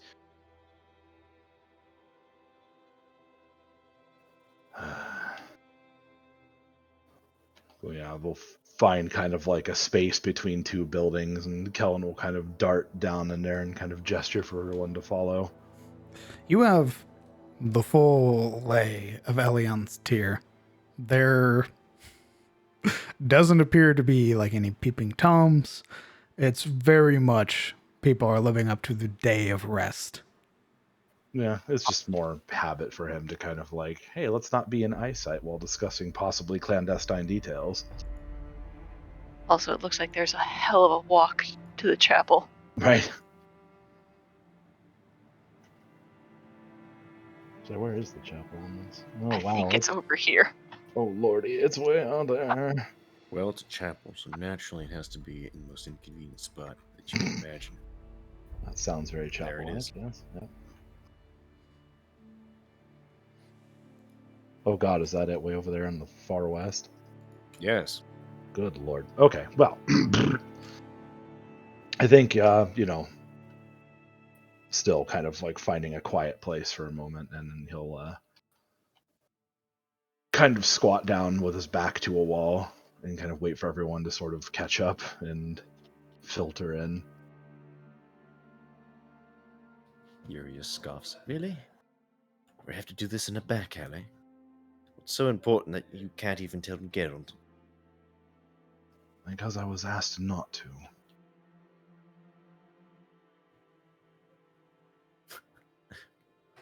By that singular cultist, you mean? By the ones that found him and put him down. Though.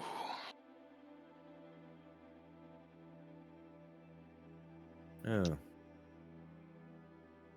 You know how we've had some run-ins with those people with the black and blue outfits? Bluecoats? Yeah. Well, I happened to run across them last night. I actually snuck up right up on their camp for a short bit, and then, as fate determined, I disturbed some rubble and I was caught. Rather cordial, the lot of them, actually. They are the Kingsmen, led by one man named King. A bit ironic, but who am I to judge? Former knights and fighting men far west of, or from the far west, from, what did he say that town was? Hold down on my notes. Rosewood. There we are. And they're from Rosewood. So we keep running into them and getting in, and got into the altercation regarding the unicorn. And then later we saw Murdoch and his big troll friend dealing with another one. Now, I believe that these are, while they are dangerous men, they aren't necessarily our enemies. What makes you say that? I've seen it before. They're just men. Dispossessed by their lord, cheated, stolen from, and they just are looking to survive.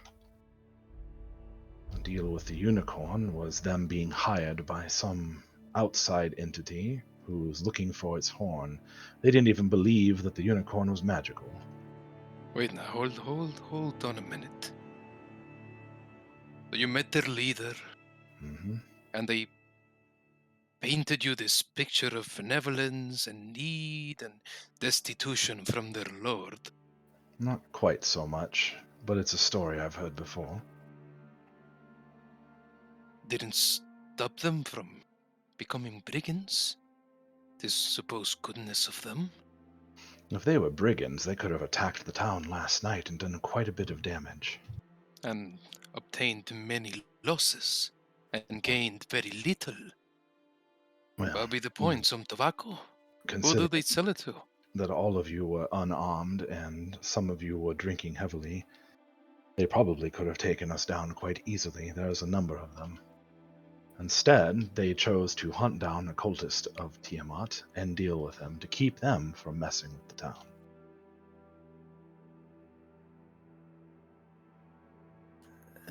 How do you know that they killed this cultist to help the town? Well, Did they say that? They did kill him right in front of me.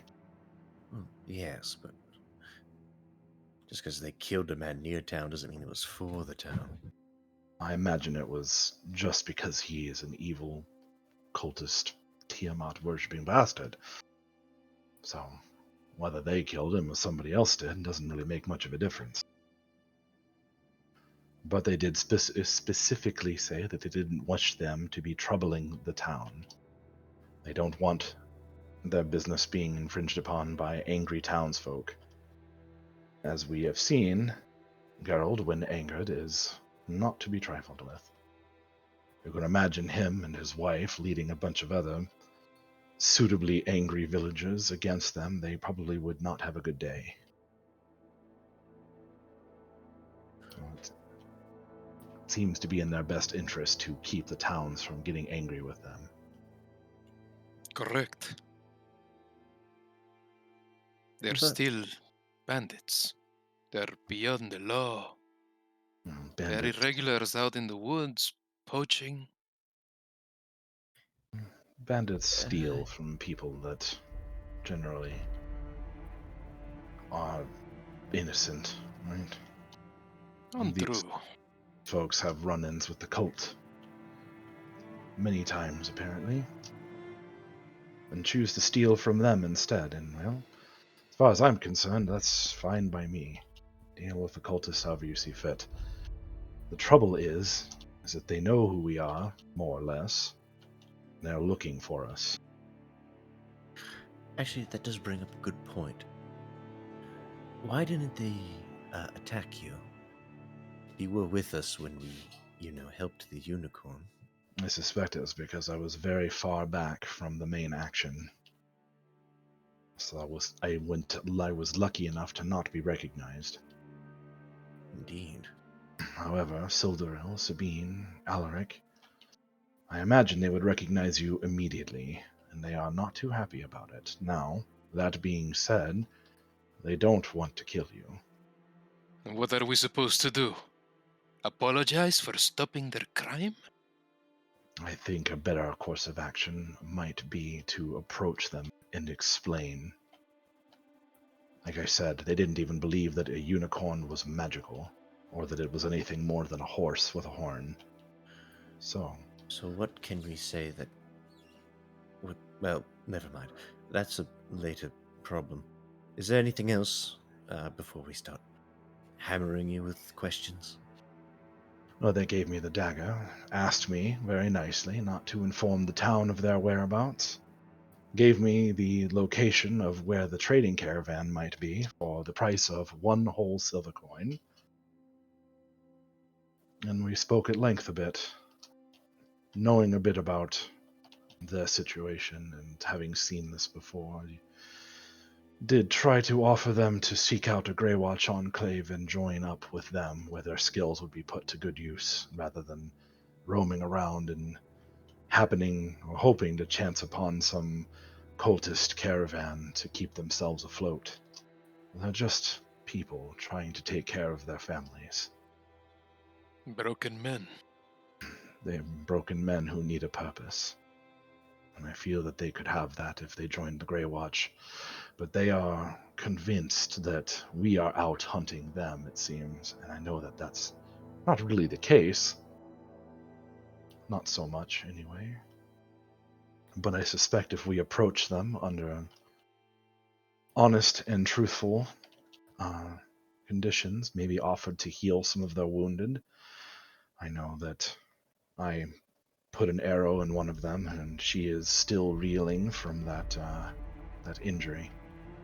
But if those of you who are gifted in healing might offer to make up for it with the minor use of some of your powers, that might go a long way into keeping us from being hunted, because they are looking for us.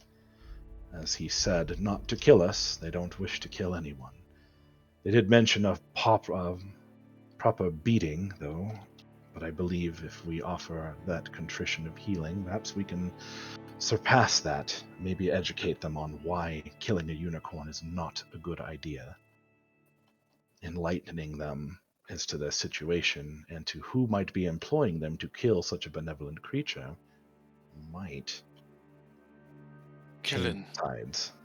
in my experience, greed, the promise of gold, it is just an excuse. These are evil men, driven by greed, soured by malice, caring only for themselves. Hmm. They go against the law because they're driven towards that point. That is not the perception that I got. Right, because you're a sympathetic man. You see the good in others, and are, I imagine, sometimes blind to the bad. They could have used you, maybe. I wouldn't say that. If they wanted to kill me, they could have, easily. But why would they? They're brigands. They need you alive. They profit off of you being alive. Oh, they could have just killed me, took what I have, and none of you would have been the wiser. But instead you gave them gold, and they gave you some information that you don't know is true or not. I gave them a silver piece. Right. Did they try to recruit you? They did. They did offer me a place among them because of my ability to sneak up on them without them noticing. And I, In in turn, truth, turned around and offered them a place with the Grey Watch, which seemed to catch the attention of their leader. Like I said, these are not bad men. They are not evil. They are just misguided. They are once noble people, I believe, who are just needing a purpose better than survival. Whether they're good or bad aside, I have to say your hopes are very optimistic, both in the truth of their information, especially for something as cheap as 1 silver, and in that simply offering our services is going to get us anything. We didn't just injure their people, we cheated them, it sounds like, out of a contract. And where I'm from, at least, that is a good way to end up in a very shallow ditch in a very quiet place in Shademore. Well, I didn't get the impression that he was lying. I'm a fairly decent judge of character. Perhaps we can see if they were telling the truth in regards to the merchants. Maybe. But in the time being, if we are to go west and then north to find this location, we risk running into them hunting us down. Personally, I would rather just have them not at our backs. I'd rather have them not hunting us. what if we leave, and then they change their minds and attack the town? Well, I suspect that Geralt will make them think twice about that. So you believe, but what if the information is true, and they used it to buy your silence, to make you trust them? The Alvains have been good to us. I personally think there is a great breach of trust not to tell them this. Well, I will get to that, but since this concerns us specifically first, I want to see if I can find a way to not have them hunting us down while we go and look for this trade caravans. And since the price to pay would basically be using some magic to heal the wounded that we inflicted, hopefully educating them. Worst case scenario, you might want to throw a punch or two, and if that's the case, I'll take it. All right, I understand what you're saying. Solve both ends. Yes. These men have been betrayed by their lords. Yes. They've been betrayed by the monarchy, and they've learned through their self-preservation that they can turn to themselves for their own safety. Well, I don't think they will ever accept another master. maybe And if not. he is to come, it must be quite the master. If you mean to change their minds, it must be from a position of strength. I think if we tell Geralt, and we can rally the town and meet them in a position of disadvantage, force them to dialogue with us, to find common ground, maybe we can reach something nearing a prospect of resolution. I suspect they would see the town coming and simply fade away. They have lookouts, and they are not inexperienced.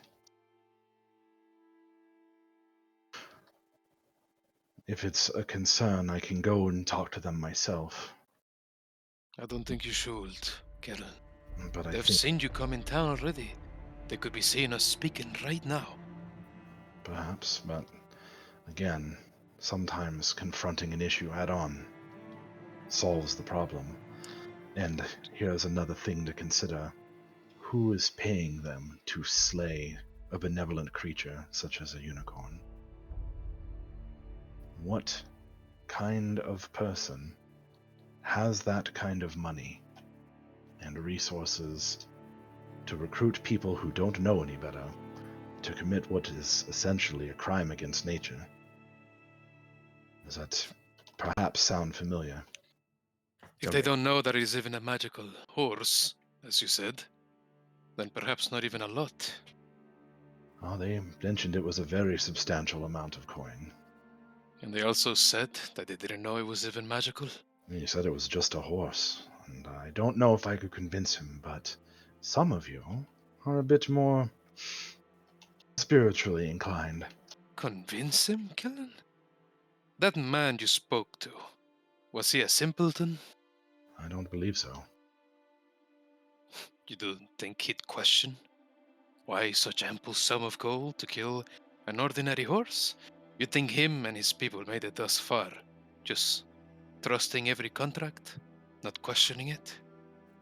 When you're trying to provide for your families, a large sum of gold with no questions asked does look pretty good. Here's a good way to end at the bottom of a pit, too.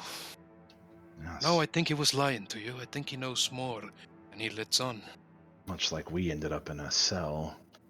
Our troubles. That is different. What I'm suggesting is that perhaps these two instances are interconnected. In what sense? A certain duke may be responsible for them doing things that they don't understand. And if we can rob the duke of that resource, then that's a victory. You truly think that it is them paying them? I'm between that and the Morlings wandering around. Wouldn't surprise me. What if they're just being hired by some other, more, I don't know, influential bandit to do their bidding down here? So chaos. Chaos for these men is profit. Again, I don't believe they are bandits. Not what Bandits they would are. have just cut my throat and left me in a ditch. Not necessarily. Again, if they can profit from you being alive, they will. Perhaps in the future they'll try to recruit you again. They don't draw people out of the villages and force them to serve all the time. Usually they work in stages. They meet you once, they spare you. They meet you again, you owe them a debt of gratitude. Perhaps then you'll join. Perhaps you'll be the next time. Well, regardless. And again, I don't want them at our backs hunting us while we are trying to work and help this town. So I'm asking if you're all willing to at least meet them. See if we can bridge that gap and stop it before it becomes a real problem. Ellery looks at the rest of the party, waiting for insight on this, but it is quite evident that his opinion is already made in the intent of his expression. And what happens when they find out that you are lying to them? I never lied to them, in fact. I chose my words very carefully. I never lied to them once. Kellen, you kept things from them. Didn't ask for very much specific details, and I wasn't eager to give them away. You still play them by not saying such things. I believe they will understand why. Very generous, my friend. What makes you believe that? Believe what? That they will understand and care about the properties of a unicorn. That whether this creature is good or not matters to them. I think anybody who has even a shred of decency would see what we have to say about it and understand that that is not a good idea. These people are just trying to feed their families. You said that when you came upon them, they were torturing a man, no? They were torturing that cultist to see if there were any more of them around. And him being a cultist is no man at all, then. Well, in this country, worshipping Bahamut is the common ground for a lot of people. Worshipping Tiamat is kind of akin to, I don't know, I suppose, giving homage to one of those fallen gods, such as Morin herself. Killing even their most fated enemy, Bahamut, would have such men prosecuted by law. Well, that's assuming that they've actually committed a real crime. Well, apostasy, among some circles, is quite the crime. I didn't say that they were the apostates. They were hunting down the cultists. Killing. Help me out here. You said these were men, former knights from Rosewood. How much information do you have on what they told you as far as their origins? Well, he used to work for... Get my notes here. There.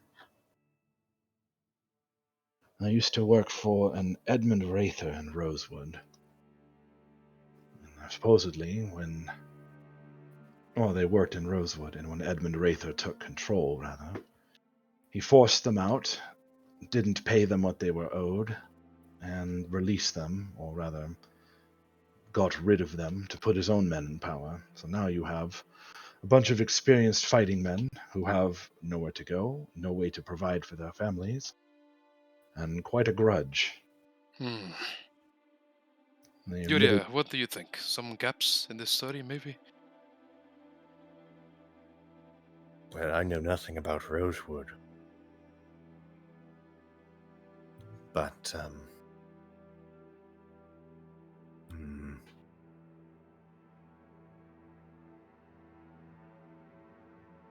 This to me sounds like a very resented, petty, one-sided view of things. What kind of lord would allow soldiers to leave their land, discard them so easily? There is more to this. There has to be. Perhaps there is. The immediate problem is we have a band of blue and black-clad individuals who are not unskilled, who are actively looking for us. I think if what they say is true, and the way they live is true, they are not cultists, they're not enemies of the state, well, no more than any brigand is. I think what's going to determine whether they like us or not is what we have to offer. Well, it's kind of what I was thinking as well, like I said. But you say we can offer them healing. Heal the hurts that we cause, maybe a couple extras if they have any. You think they don't have any common medicines amongst them? What healing can we provide that would be better than what they can already do in the woods? If they were able to heal their wounds and the woman that you encountered while trying to save, the unicorn wouldn't be sporting bandages and a rather angry look. So I suspect that they have no healing amongst them, at least no magical healing. She wrinkles her nose. I think they'll want more than that, Kellen. I think they'll consider the healing. If I was in their position, I would consider the healing simply as apology, but I would still consider those who were the cause of the loss of my contract to still owe me something. At best, they would try to force us into some other contract to hunt some other creature for them. At worst, they would still, well, they would break us or kill us. I think it is risky if we do not have coin to compensate them.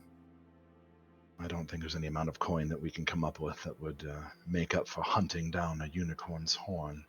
And that is what has me worried. If we really rob them of such a prize, it's going to be very hard to convince them. Their contract is still technically open, according to what King said. Oh, perfect. Well, we'll go take Goldmane and we'll bring them to the Blue Cloaks. It's settled. I'm sure that'll work out swimmingly. The issue at hand is simply this: if these people have any goodness in them at all, maybe they can be dissuaded from this contract. Dissuaded? Well, how? Well, again, they didn't even believe that a unicorn was a magical creature, right? And That when I we am know from, of. I find it hard to believe that they wouldn't understand that a unicorn was inherently magical if they didn't know if they were succeeding in hunting it. Well, you can't give scholarly appreciation to every person in the world. They knew how to poison it. Now, it doesn't seem like this is a creature that can be poisoned by normal means. That implies they know something about the creature. You said that they'd been hunting it for several days. They knew how to track it. They knew its patterns. They knew the direction of his lair, that's why they followed it that way. No. Killen, this captain, what you have in him is an upstart, a knight who was denied, or refused, recognition in some sense, one who used what fledgling influence he once had at home, gathered as many warriors as he could, and took to the wilderness in the likes of a robber baron in an attempt at gaining wealth, prestige, and the eye of a lord desperate enough to validate their lost honor at the expense of the people there. But they're still traitors. They still spurn their oaths. I won't dialogue with them. Like the Lord broke their oaths to them. That is something that I will not abide. It's not how it works, I'm afraid. I don't give a shit how it works. Please. I'll go talk to them now if it spares me this argument any further. I'm going to speak to them regardless. I was hoping that my friends would come with me and try to solve this problem with me. Just because you disagree with your master doesn't give you excuse to abandon your people. When your master betrays you, he is not your master. What he did was betrayal. What he had with his master was a disagreement. I don't believe that's how that works. What would you know about honor? Traipsing around in the wilderness. Excuse Have me? you ever even seen the inside of a castle when you were not in chains? Honor does not necessarily come from inside a castle. But regardless, they were doing something against an absolute good. Out of ignorance. Sure. Perhaps. Unfortunate as that may be, my judgment I rendered then was they were deserving of what they had gotten. I don't disagree. But perhaps if they can be persuaded to abandon that quest with a simple gift of healing those wounds and educating them, then we might have made a friend and deprived an enemy of their allies. Is that not worth it in the long run? Or the greater good needs more people who will fight in its name. Do you believe them innocent? Sorry, what? Do you believe them innocent? I believe them a victim of circumstance. People who are just trying to save their families will do a lot of things and make excuses for it. And if you were to give them a purpose beyond that, I think you would see them rise to the occasion. Those men wanted to save their families, they would have stayed home. He scratches her chin in thought. How about, Kellen, do you have a planned time to meet them again? No, I know where they are. They simply invited me to return whenever I wish. All right. How about this? It is unlikely that if they did not note Kellen's face, it is unlikely they would note mine or Morana's face, since we mostly hid. Agreed. You were probably further away than I was, in fact. If I recall right, you were both under a lot of cover, so the two of you would probably go completely unrecognized. Well, I'm not going to volunteer Morana for her. She can make her own decision. Of But course. I will go with you to discern the nature of these individuals. Whether this sad tale of their misfortune rings true, or if it is just a ploy And I to would be convince a young village militiaman, a young village idiot, yes, I know. a young village militiaman to not route, to not, give away their location to his superiors. I hope that you can bring forth more information and give them a better opportunity. Because as it stands, I will not aid servants of evil. She nods. We'll see if we can broach the subject of the unicorn. I don't know how I'll do it without alerting them, but... Well, I did tell them that a unicorn is a sacred animal, and they seem to consider that. They're open to it. They need somebody with a bit more authority in those matters than myself. All right. Let's say that Yuria goes. How will you justify this? In what way? Well, you're bringing in a friend. Why? Well, I did say that I would keep an eye out for those people they were looking for. Oh, you're going to turn me in, are you?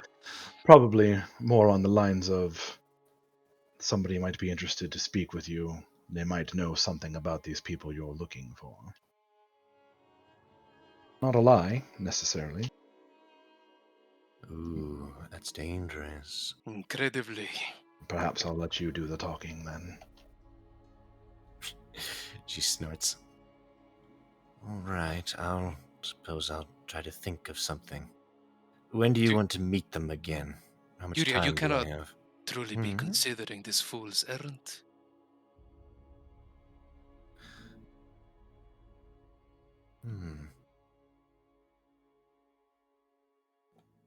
It's tempting. I am a hunter. I do not like being hunted. And that is what we are. It would be convenient if they didn't try to kill us while we scoured through the woods. Bad enough we have Morlings running around. And whatever authority might be chasing us from the keep. All right, Kellen, I am one for redemption. And I can see us talking to this man. What if he's instead convinced to come to town? Speak to him in the town? Give some such assurances that we will make no moves on him?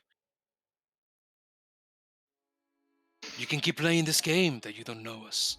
Tell us that you've seen us, that you've spoken to us, that you've learned from us that we're willing to speak to him. Not too complicated. And if he's truly good and he feels like his intentions are just, then he'd take a chance with us. Well, if there's a convenient way to broach the subject, then I will. Worst case, they said they wanted to get even, more or less, not kill anybody. If it comes down to that, then I will take the blows for all of you. If you cannot discern their innocence in the matter of this being the Duke, or whatever is giving them purpose,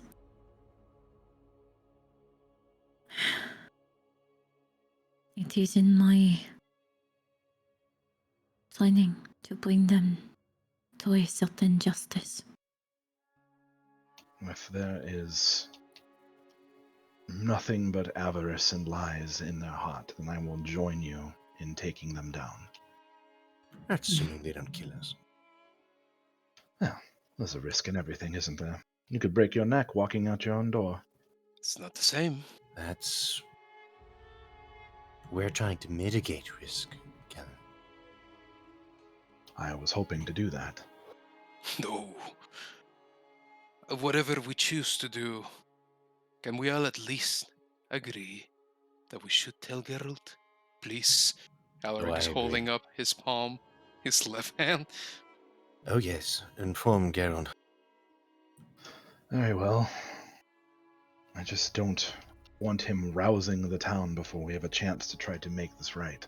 In case you haven't noticed, Geralt is a very, very subtle man. You explain to him the circumstances, he'll click immediately. You might also learn something about these blue cloaks. Well, He might already know them. well, he saw the one at the clearing with Murik and everything and didn't recognize them then. Perhaps. We even tried to search the man and couldn't find anything. If Geralt knew them then, I suspect he would have said something. Still, he might know the name of Kingsmen. Or Perhaps they perhaps he kept his opinion to himself. Didn't want to bother us. Again, subtle man. Besides, you took up the role of militia. It would be dishonorable to take up such a role and then lie. Well, Oh. we've already established that he doesn't care for honor, Yuri.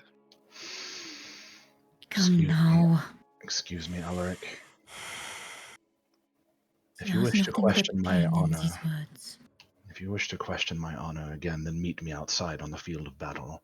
Do not impugn me again. Then tell the truth. Stop hiding this. Tell Geralt. Tell the captain. I never said I wouldn't tell him. Again, do not question my honor. I have So done instead more you battle hide in my the truth? life than you have ever. I have sacrificed more than you have ever sacrificed. So shut up. He doesn't say it, but in his expression, seems to ask, like what, in a goading manner. And he's got this smirk stretched across his face in silent taunt.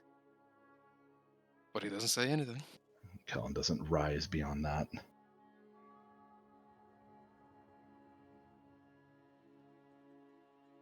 I will tell Geralt, and then I'm going to meet them.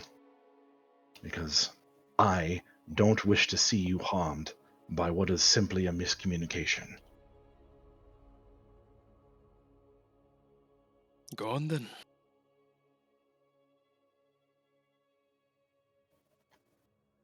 Kellen straightens his back and then with a swish of his cloak, he sets off back towards the inn with a fucking stomp to his step. Oh, so we're not all going to... Alright. We're going to take a 15-minute break.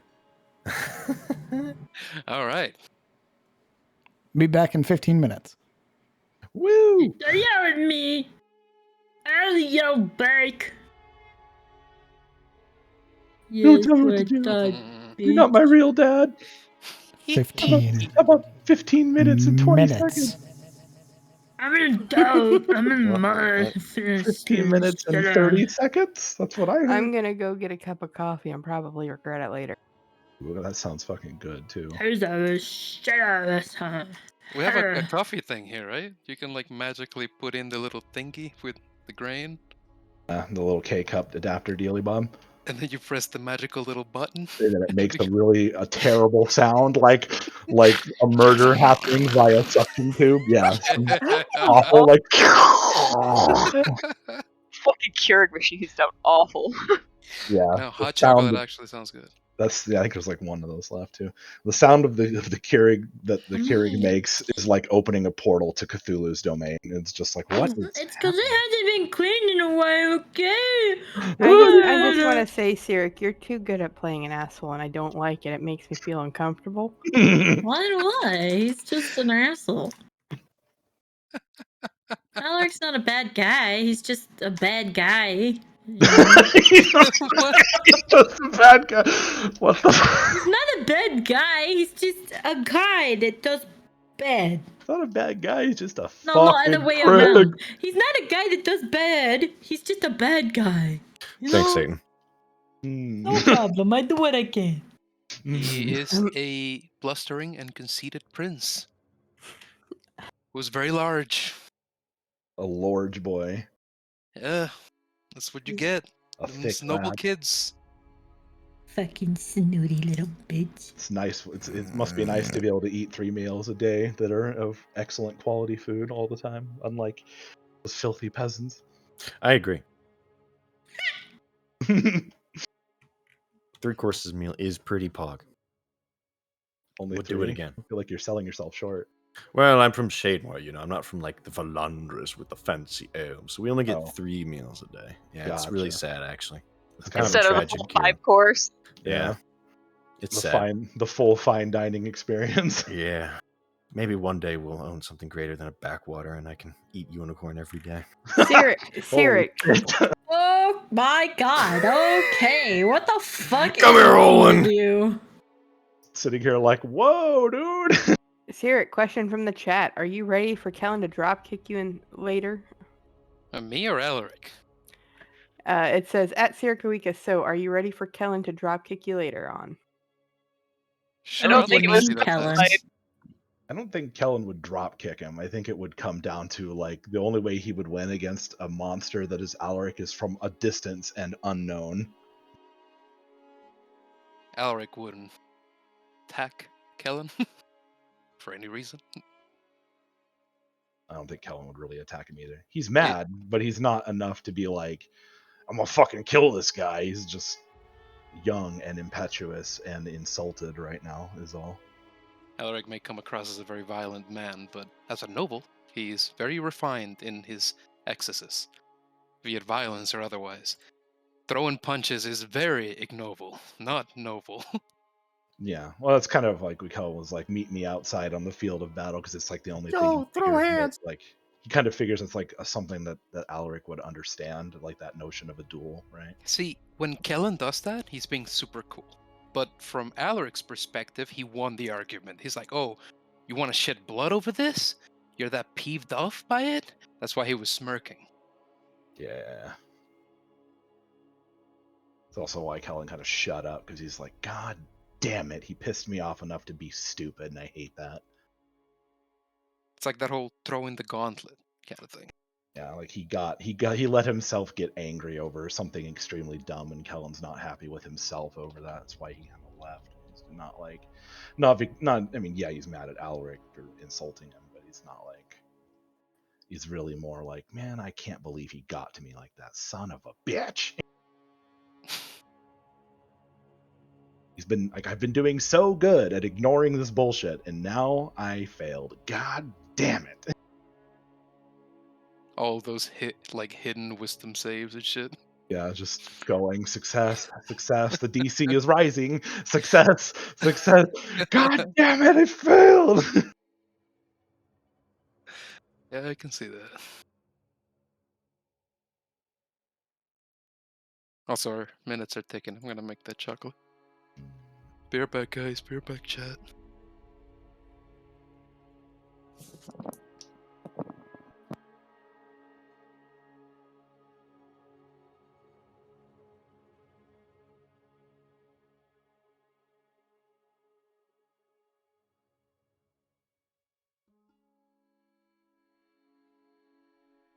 Cool game. It's here to talk.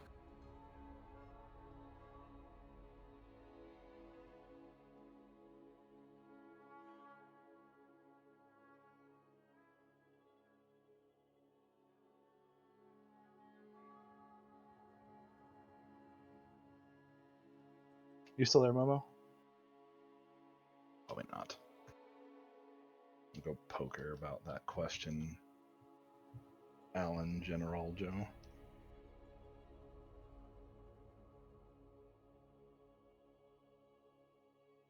Actually, the person you'd probably want to ask about Secrets of Eris. So yeah, I guess you would ask Momo. Derp.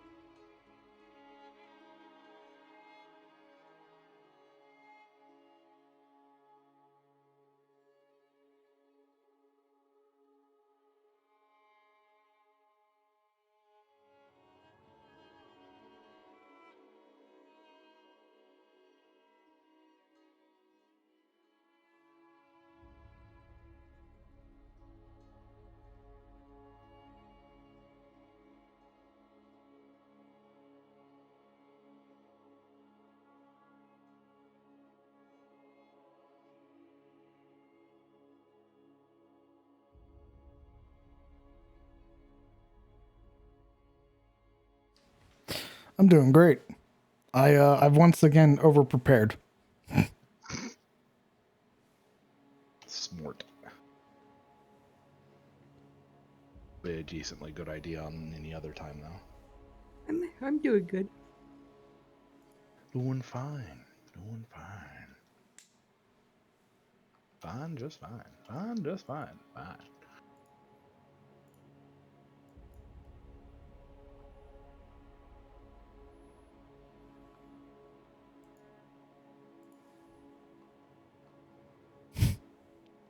Well, I'm like, okay, I have content prepared for the session. And I'm like, this is a reasonable amount of things for the party to accomplish in a session. And then we get through maybe an eighth of it. And I'm like, holy fuck.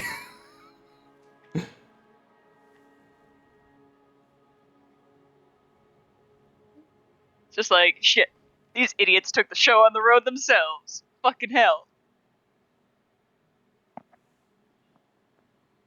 Well, I like how Luna's just calling you out.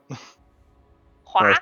That was Zebus. All of Zebus. Really? You overprepared? No. Like, but I mean, like, again, yeah, better to overprepare than underprepare, because then you run into that whole like, ooh, we gotta end the session early. So you're not laying the track as you're going. What's that Wallace and Gromit gif or whatever? Yeah, exactly. South River. Well, when I say over prepare, I mean like NPC encounters, potential quest hooks, places that the party can go. I don't prepare like conversations. That seems a little too railroady. Well, then you just let us, the idiot players of yours, have a lot of free reign to roleplay, and then the clock winds down. I understand what he's saying. He's saying we need to loot more people's houses. No, we need to start not what I'm saying. There's maps for every house here. We just have to go find them. And preferably kill whoever's you inside. Open the door and it fucking explodes. You all die. I get what you're shipping. We're on the same level. I got it. you. Murder hoboing. Kill Nothing people. else. Got it. Steal things. Understood. Crimes. Yeah, see Toby Breeze. Oh shit, yeah. It's more so like, okay, this is ready. And now we wait for the players to get there. And it's waiting. It's just that seal with like the hands tied together. The BBEG at the end of the dungeon waiting for the players to find the dungeon. It is effectively that. where like the dungeons and the monsters and everything are waiting. And these, you know, you guys have really intricate, sort of in-depth conversations. The bad guy's just like, okay, I'll just... So much dialogue. When the bad Either guy wants that to or the skip the dialogue.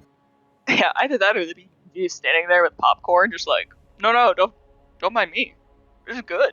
Lich is just sitting there like, oh my god, it's like a JRPG. Shut up! Fight me! I'm here, fight me, What do is it! this, Final Fantasy? Do it, Come I'm on! here!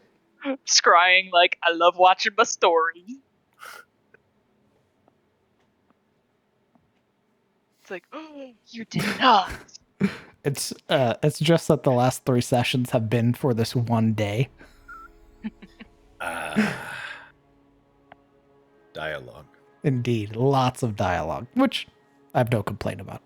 Because They're like, it's hey guys. meaningful. No, it's meaningful dialogue. If it was like, oh my god, Marana, I think pink is your color, I'd be like, all right, wolves at the door. What? Dun-dun, Oh dun-dun. man, I was gonna shop for 3 days. What are you talking about? But if it's like, this is like actual like character development between you guys, so I have no complaints. I'm just Yeah, like, it's like, I prepare and I'm like, oh, well, I only have to use like that much. Look, I know you didn't approve of what we did in Summerhall, but I gotta say, Sebastian did get some sick drip. He did. You guys will And be able to get also, this some decent drip. There was that scene where Nasir and Sebastian, you know, dressed each other up. Indeed, a very Changing room. tender moment. Is that Gladiator Pauldron? You tall, firm man.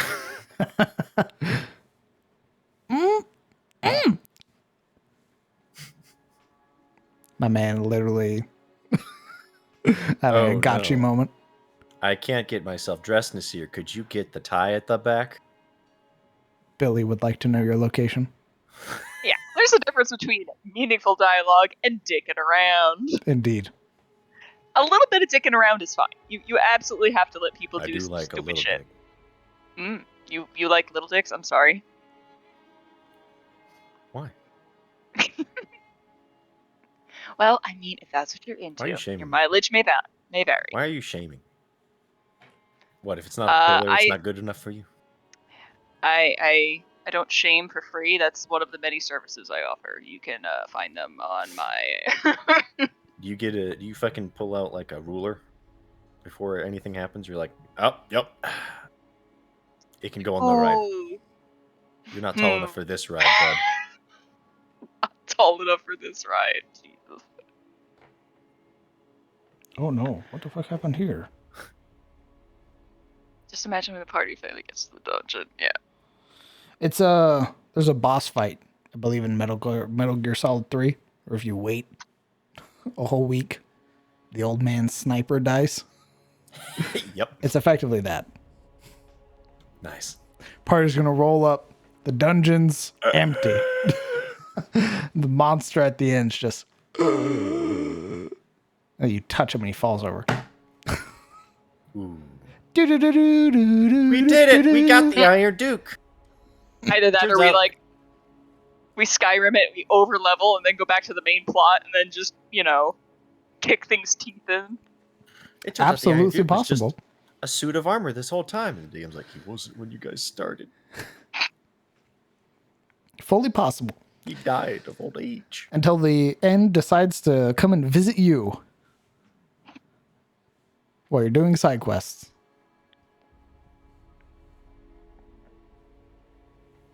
Imagine if that happened in Skyrim, where you're doing like the Brotherhood fucking side quest like a gajillion times, and on your like millionth one, Alduin finally shows up. Like, I've had enough. Fight me! You're coming with I me, don't care if you're trying to assassinate the Emperor. Fight me. He has like 5 dragons showed up. Fucking just Did you not obliterates hear the the- Brotherhood. Did you not hear the whole end of the world? What are you doing? The Bard's College quest? Who does that? I want to be a better wizard. Shut the hell up. Who the hell do you think you are? Over King?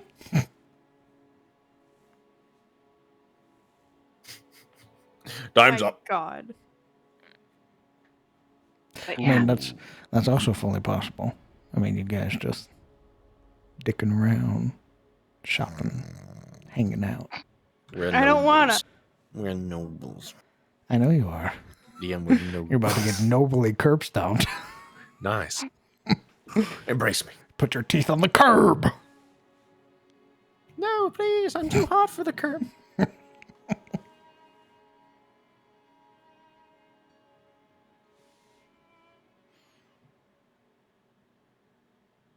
But DM, Hmm. I have darkness. Yes, you do, and brother. Devil's Sight. Yes, you do.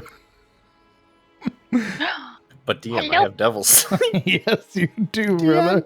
Yes, I you have do. dark vision. You have dark vision. You have devil sight up to 120 feet and you can see in magical darkness. Yes, you can. Yes, you can. I'm sure that'll help you. The best Fight part is I've only... all the horrible things that live in the dark. It will. I'll get to see my end. Yuria But just DM. looks into the magical darkness and then just goes insane. But Immediately, DM, like, maybe not. the magic, the darkness, Mhm. it's magic. Yep. They can't see. Yep. Magical magic. darkness. It's the magic. That's right.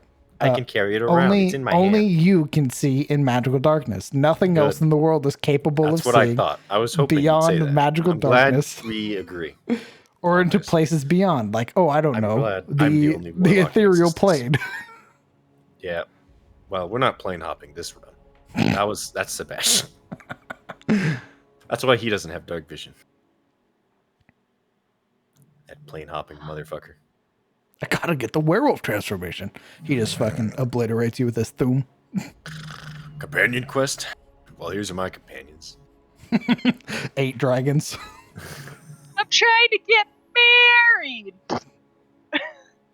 Please. You think darkness is your friend? Yes. I'm from Shademore, and I You have simply darkness. adopted the darkness. I was born in it. Molded by it. The aboleth says. God, you're edgy. Spits on you in your mind control. He can't spit on me. He can't target me. I have magical darkness. Oh my God. Brother. My brother in Christ. I don't care how many eyes it has. Christ. None of them can see me. Brother in Christ. I want you to I'm literally understand. invincible. I want you to understand. It can literally see in the dark. Better than you can. I would like to cast a fireball on the darkness. It swallows it up. The whole thing.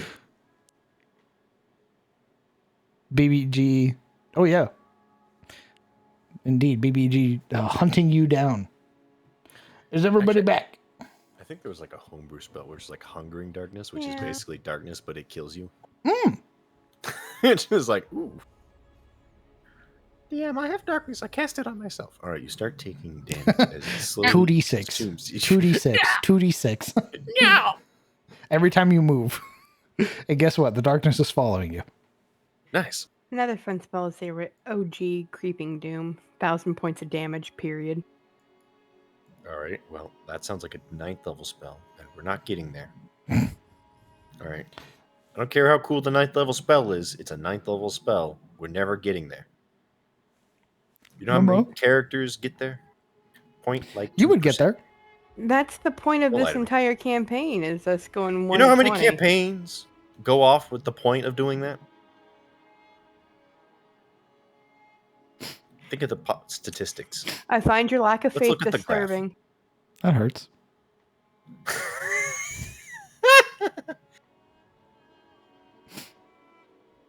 Actual crime. Why are you hurting his feelings?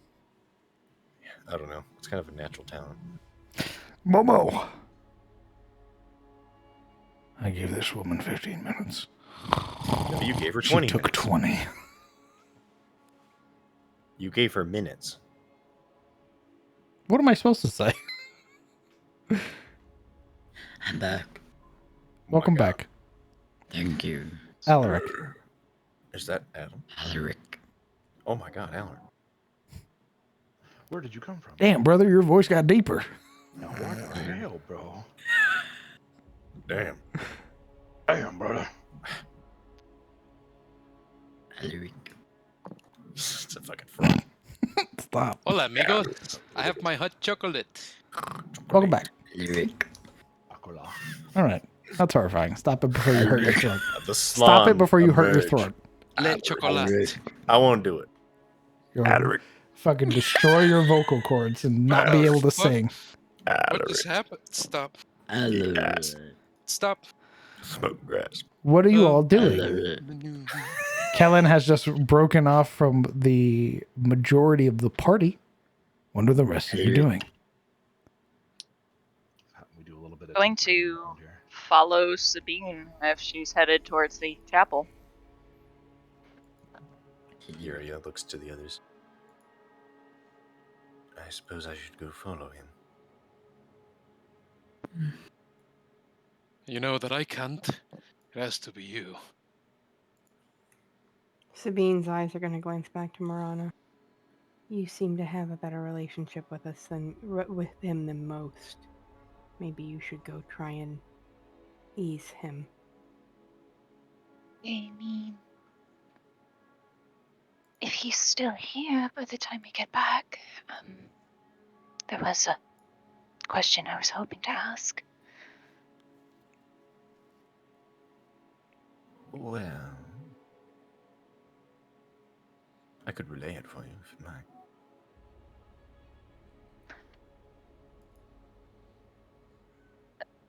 Sorry, player's not understanding. What's Yuria speaking to? Like the question at the chapel? Oh, Yeah. sorry. I thought you said you had a question for Kellen. Then you No. My bad. Boy, bro. Anyway. But I'll speak with him. That much is certain.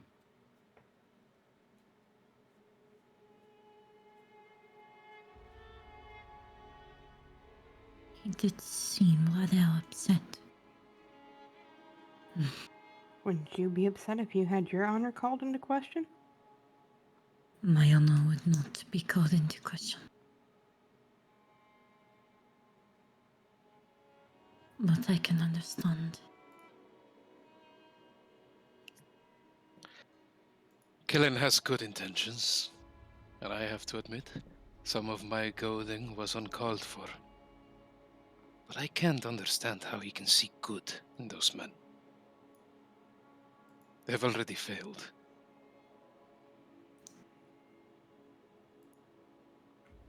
It's having faith in people. I mean, a lot of people would have had trouble finding good in Lord Hayne, but you tried to. At least even offer that man who we saw commit atrocities a chance at redemption. He was different. He wasn't himself. They made their own choices. They dug their grave. They took those cloaks and they took to the wilderness as a last desperate act out of their own volition. Don't bring Hayne into this. What if they're telling the truth, though? What if their lord did betray them, their trust, and left them out in the cold? It wouldn't be the first time I'm wrong.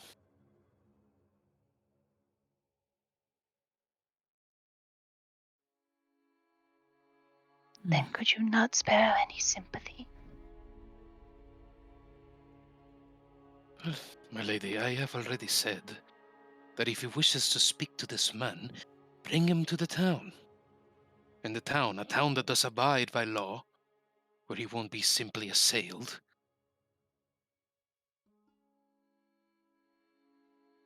And then we can speak, hear what he has to say, see what he says when he's at our mercy.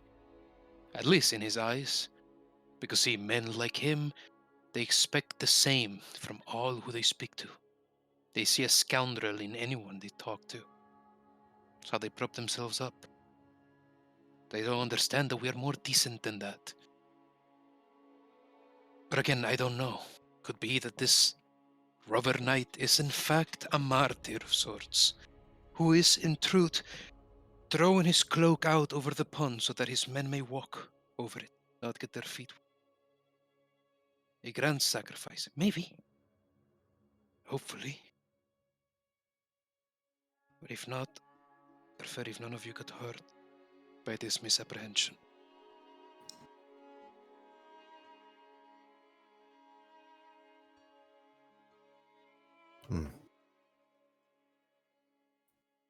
We've been in worse, to be fair.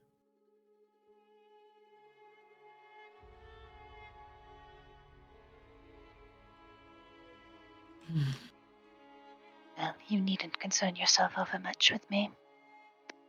Shall we, Sabine? Yes. I'll go catch up with Kellen. Yes, I'll speak to him upon my return. If you're still present.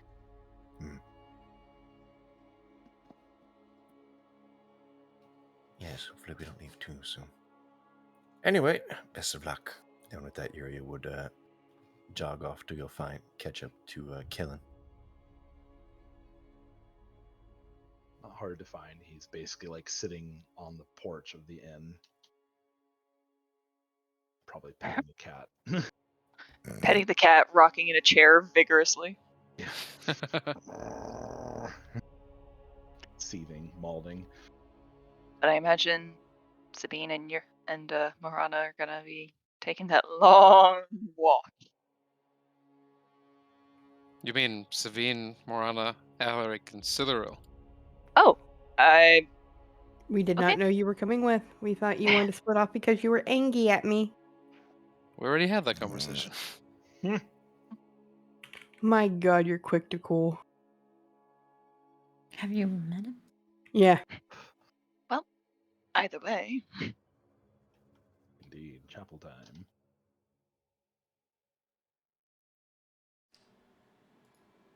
Kellen and Yuria are staying behind, and the rest are heading to the chapel. I believe so, yes. Agreed. Okay. Splitting the party once more. We're really good. Aren't you happy? Of course I am. I hate it. I hate it here. Who's leading? Sounds like I it's guess Savine. Well, I was going to say with the directions that Gerald gave me, and perhaps having spoken with Dominic at length about the town, Marana would kind of have a decent idea. Ooh. High or low? Let's go high. Very well.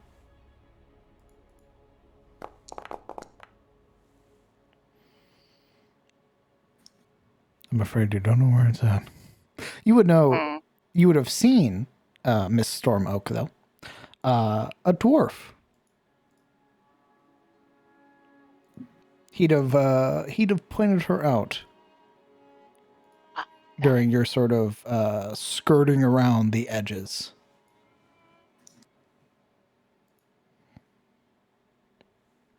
But won't you roll me a perception check, Marana?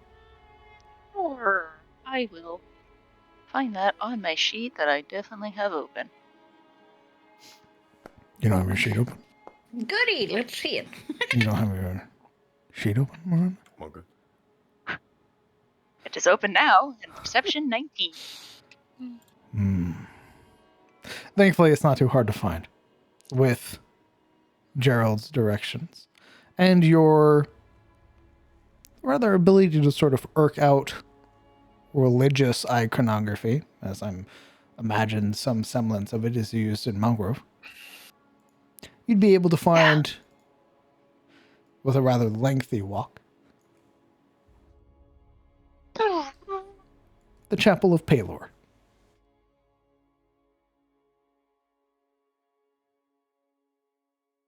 It is a simple stone and wood structure with large arched windows that appear to have their sort of shutters closed, you would see the steepled roof of sort of darker brown and red tiling, with the large bell tower that protrudes out of the back, and the symbol of a emblazoned sun atop it. The large wooden doors appear to be partially ajar.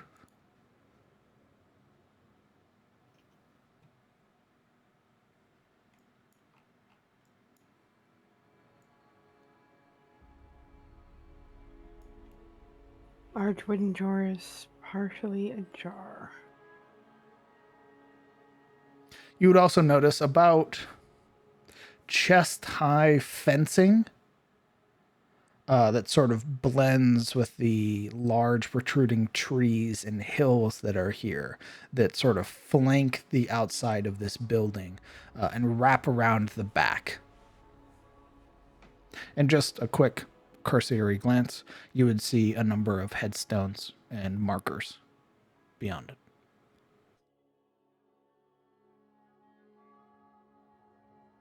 Chapel and graveyard.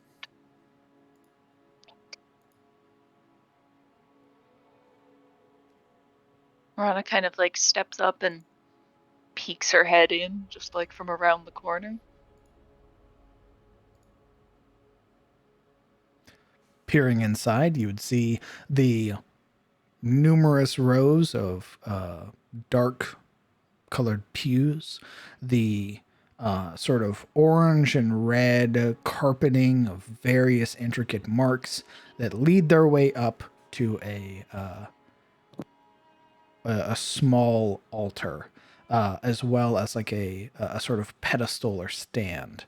On the altar itself, a symbol sort of resting with its brace pressed firmly on the top, again of that same emblazoned sun. The imagery as well, catching the sun through the stained glass, is the symbol of the Dawn Father. The figure whose head is that of the radiant sun itself, arms crossed over their chest, wielding this long blade of brilliant flame.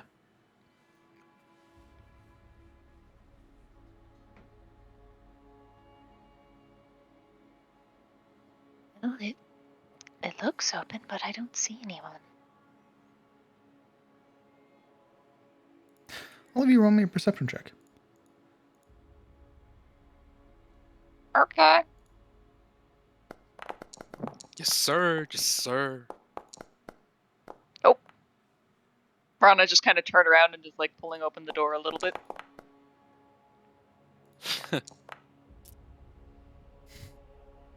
We're all so blind. It's not blindness, it's what you hear, and it would be Siluril and Alaric that would hear it, which is this sort of faint humming that sounds from deeper within.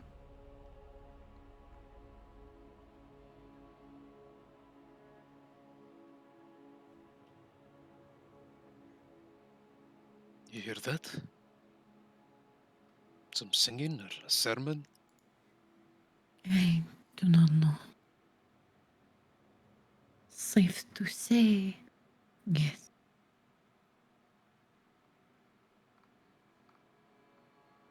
Maybe one of you should lead on this. I am not very good at reverence of any kind.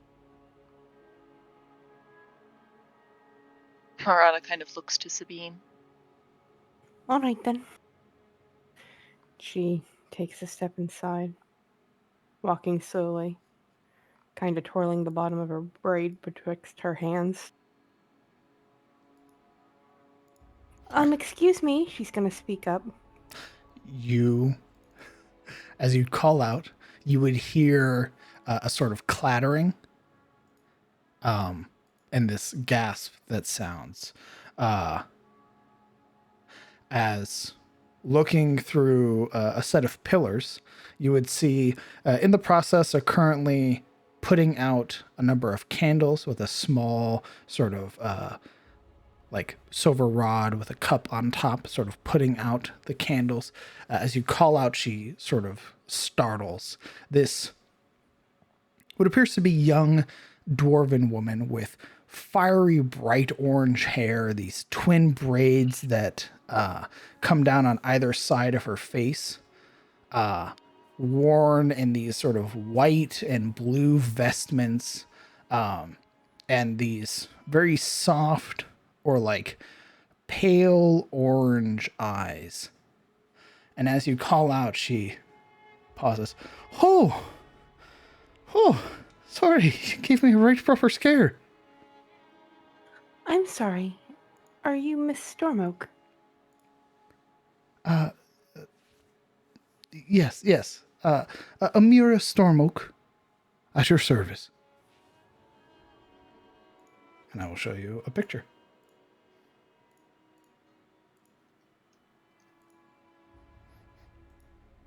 I do like a picture. Boy, don't I love me some pictures. Oh, she's lovely.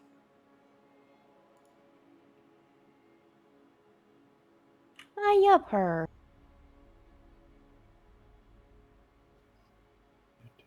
She's gonna beat the shit out of some old that incense. Correct. You're all dead, sorry. Well, welcome to the Chapel of Pelor. How can I help you?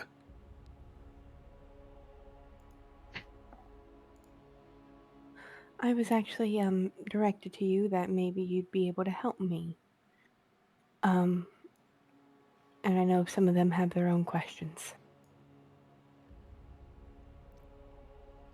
What do Others? you know about... Yeah, I would call out to the other three. Come on in. I found her. Kind of peers in from around the door. Alaric does as well, but like several inches higher on that door. Yes. Oh, Silverl just walks in looking at them. well, the pleasure is all mine. She bows real low. Sabine would curtsy. Greetings. Thank you for welcoming us here. Of course. All are welcome in the Chapel of Pelor. Now, how can I help you? And what can the Dawnfather do for you? I was wondering what you know on ASMR.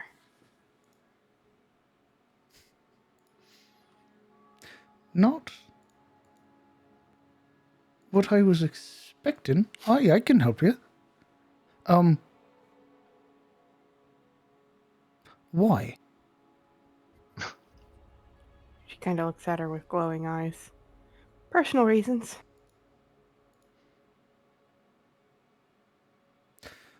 Sure. Please, have a seat. The rest of you as well. Make yourself as comfortable as you can. She sits and crosses her legs. And you watch. Silverl will enter and find a place to sit down. There are a number of pews for you to sit down. You would watch as she sort of absconds further into the chapel, into sort of like some of the back rooms. You would hear like a clanking of wood. And then several moments later, her return holding this very large tome. Right. She sort of breathes a breath over the top and expels a bunch of dust and sort of soot that had formed on top of it. Right. Ismar. Let's see. She sets it down on the... She sets it down onto the pedestal and sort of opens it up. The sort of spine of the book groaning in protest. It's very obvious it hasn't been touched in a very long time. She sort of begins flipping through the pages. Right. What are you wanted to know exactly? Anything in particular? Generalized information. That's pretty broad. I'll see what I can do. Right. Let's see. Celestial champions. ASMR are placed in the world to serve as guardians of law and good. Their patrons expect them to strike at evil, lead by example, and further the cause of justice. Let's see.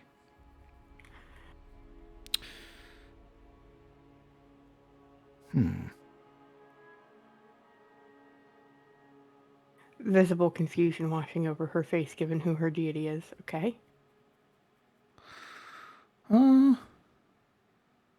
ASMR bear within their souls the light of the heavens. Sounds like you have a right proper connection to your god.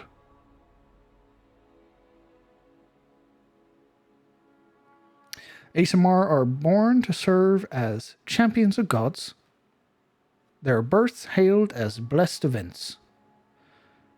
They are people of otherworldly visages, with luminous features, like your eyes, that reveal their celestial heritage. It also says, you can fall from grace Oh, that's nice. and be abandoned by your god. And, oh,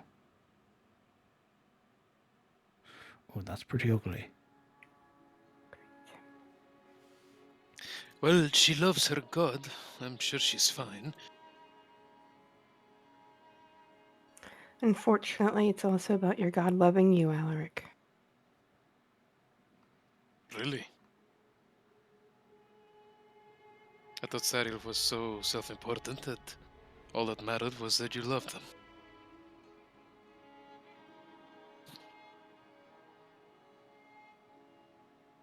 If I went out and started breaking up couples instead of helping them, don't think he would look too kindly on that. Well, that is not something you would do. No, it isn't. So that is why you were doing all that matchmaking?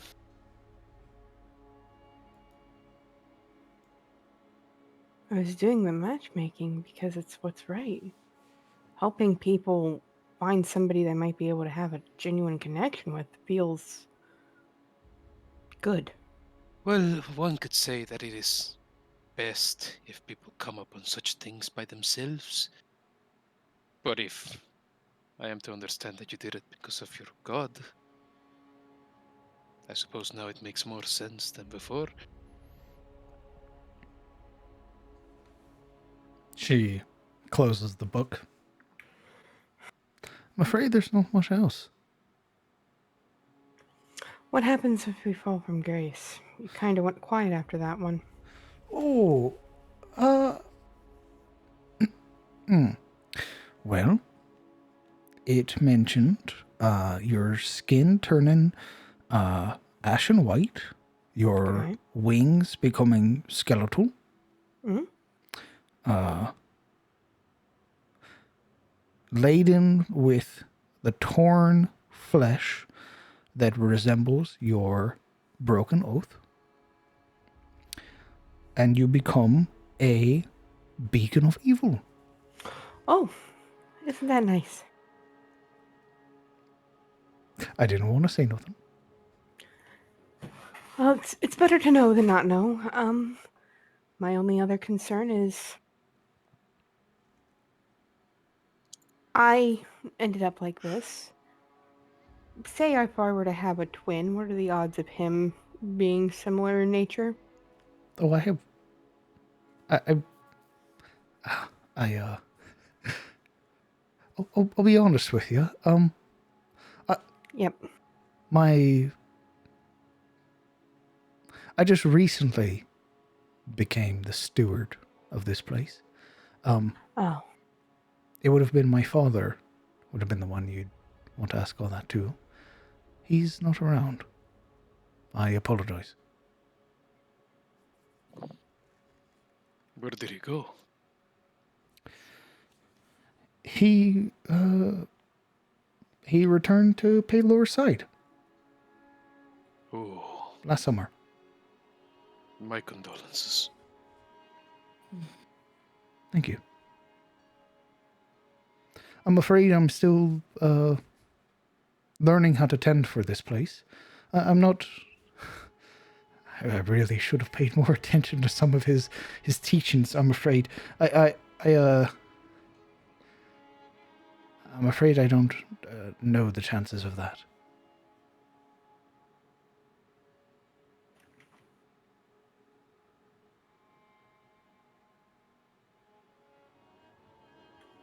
A twinkle kind of appears in Sabine's eye.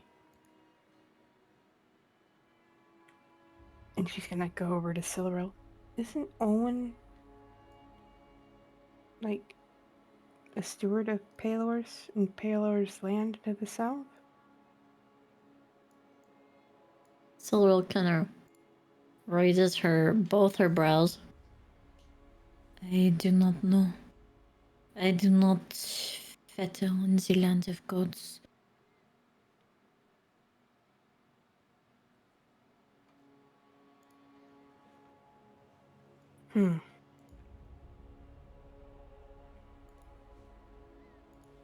I was wondering if we could, if she's trying to learn a little bit better about her deity, if maybe directing her in that direction might be appropriate. But I didn't want to say anything out loud without asking your opinion first. You are his champion. Correction. I am in his service. I merely have his blessing. I don't. I'm sorry, Sabine. The gods never called to me. I have nothing for you.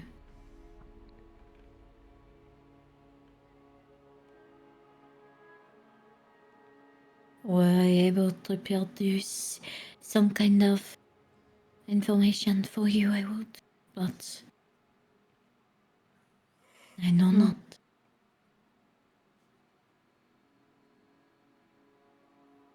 At this point, she's sort of closed the book fully and has retreated to the sort of back portion of the chapel again to replace it, eventually making her way back sometime later. Is this not a reason to celebrate? To hear that you're connected to your god more than others? It is a means of celebration and concern. Why? Why are you concerned? If utmost fate is what you want, does it not mean that you've achieved it? It says Asamar are placed, but I was not placed in this world by myself. And my brother is not a religious man. Then perhaps, even greater yet, you were chosen. Does that not speak good of you?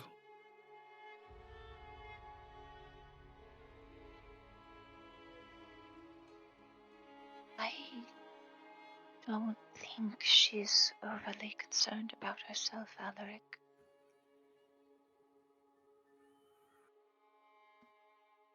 I think the concern lies for her brother.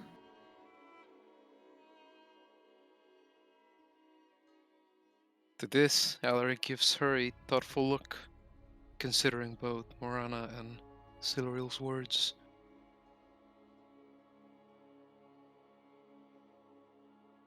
Perhaps you could speak with your god. Maybe they can give you guidance.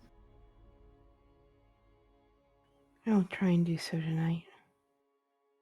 Oh, please, if they listen, tell me how that conversation goes. No, not being funny or anything, Silveril. He says that, but he's like turning a grin towards her. I really am curious about how Cyril would hold the conversation. I do not laugh at the gods or the way they would commune. Just I suppose my unknowing anxiousness of it all.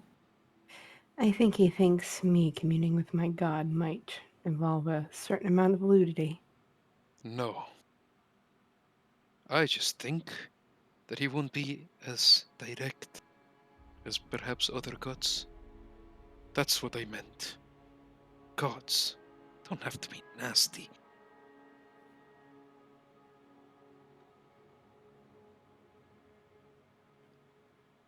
You don't think he would be as direct? Right, I think he. Well, I don't really know your god beyond the tenets and all that.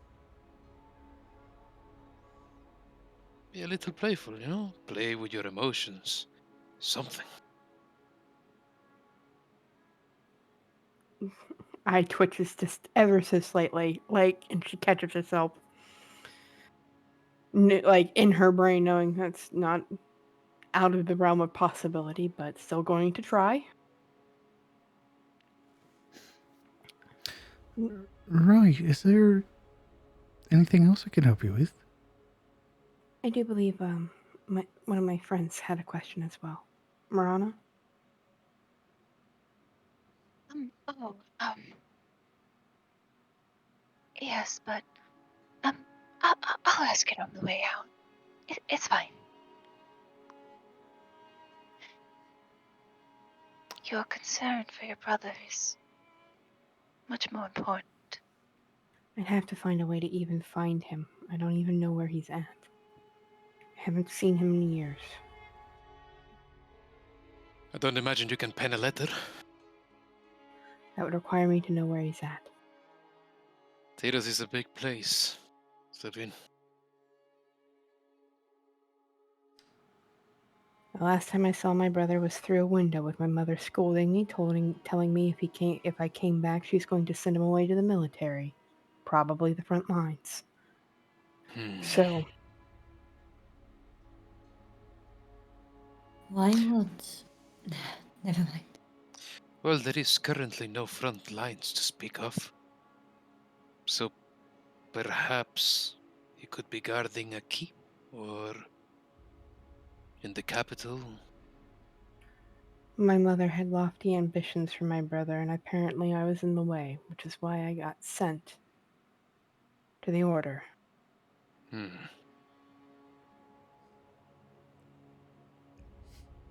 You can see Amira sort of stood near the altar, her lips pursed as she is made relevant to this conversation. Just doesn't really know how to act. Kind of sensing that. Rana kind of stands up and kind of walks by Amira and says, Perhaps we can go for a little bit of a walk, and I might ask my questions in confidence. Silveril lets out her arms, flailing backward over the pew. Amira sort of jumps at the very sudden gesture. Could I speak with her before you take her away? Oh, yes, no, of course. I didn't know if there was more to be said here. No, let her take her away to our secret meetings. Not having sat down at any moment, Ellery kinda, very unlike himself, looking suddenly very sheepish, reaches to the back of his neck and awkwardly scratches it as he steps on forward and looks down, very down at her. I just have a small question. If you, well, listen to it. Of course. As far as worship goes, how do the people of this town see Shilir? She sort of knits her brow for a moment, looking up at you. I'm...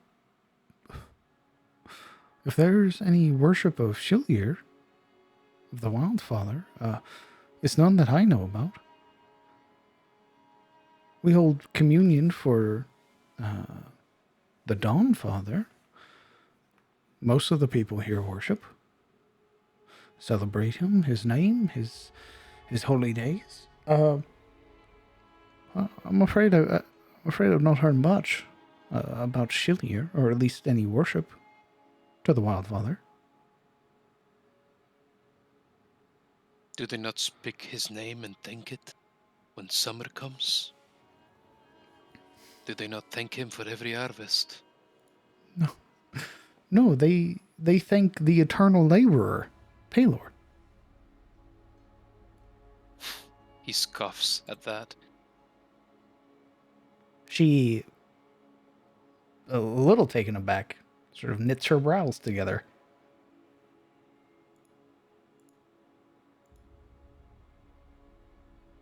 I understand. Pelor, it is his son that gives life to everything. Sure. But it is the Wildfather who labors to make nature what it is, and its cycle.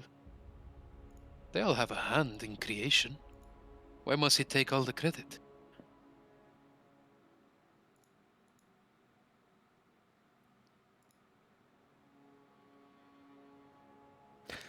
I mean, yes, Shilier is responsible for nature, but it's Palor that provides the sun and the warmth for the plants to grow, for the animals to be able to live and eat.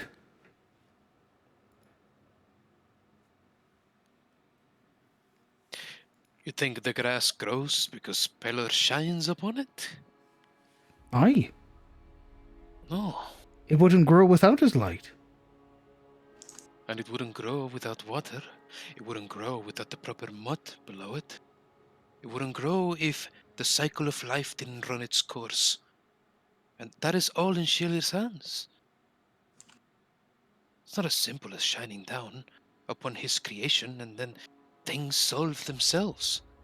It is easy to forget that it is Shilir, underneath all that light, that makes it all come together. It is the laborers under Palor that are responsible for the earth being tilled, for the plants being sown, for them being harvested. To who do we owe the earth? To who do we owe the shape of the plants and everything that comes from them? The Allfather. Now there's this fire in her eyes. Well, I don't think so. I think Athos gave the Wildfather all of nature for a reason. I think they should all be worshipped the same. This is a coordinated effort.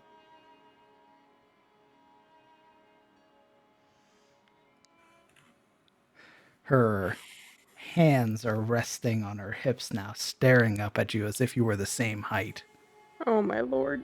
They certainly feel like they are.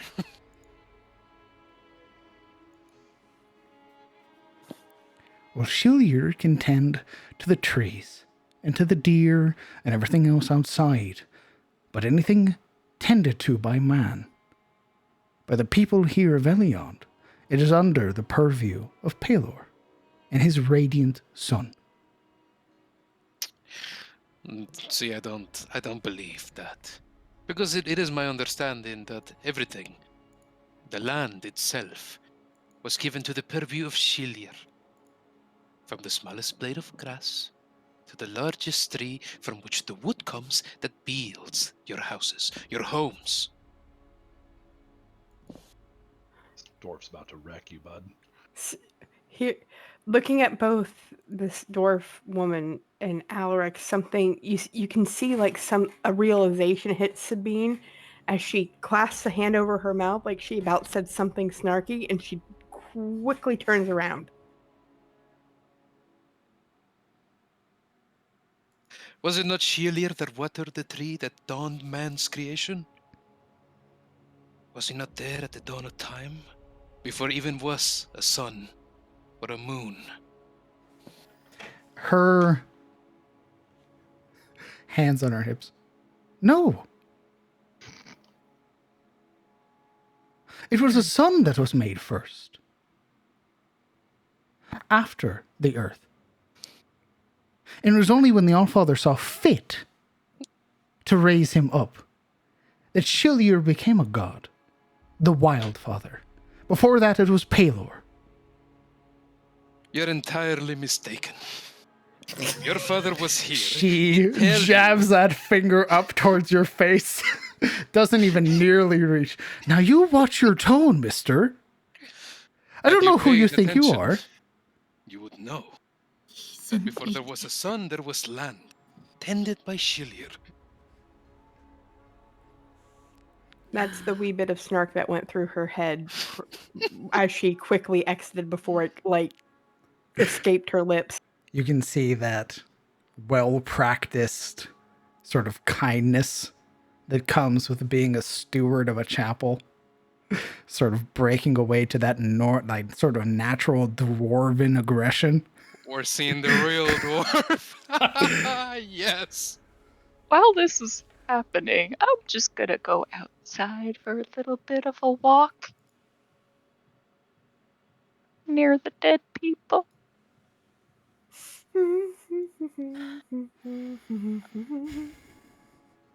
You're mistaken.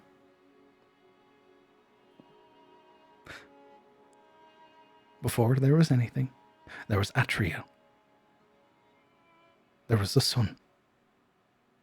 The presence of Pelor before the Wildfather. No. No, you're wrong. What do I you mean? understand. You're a fledgling, an apprentice. And you love your god. And what are you? Obvious. A tall man am- with a big-ass mouth. She sort of pulls her hand back. God damn it. That is very mean. Name calling? When you run a chapel? Unbelievable. Get out. Get out of my Get out before I say something I'm going to regret. You already have regretted the last 3 things you said. Oh my god. Get out! You're kicking me out. How is that possible? And may Pelor kick you where the sun don't shine. Out!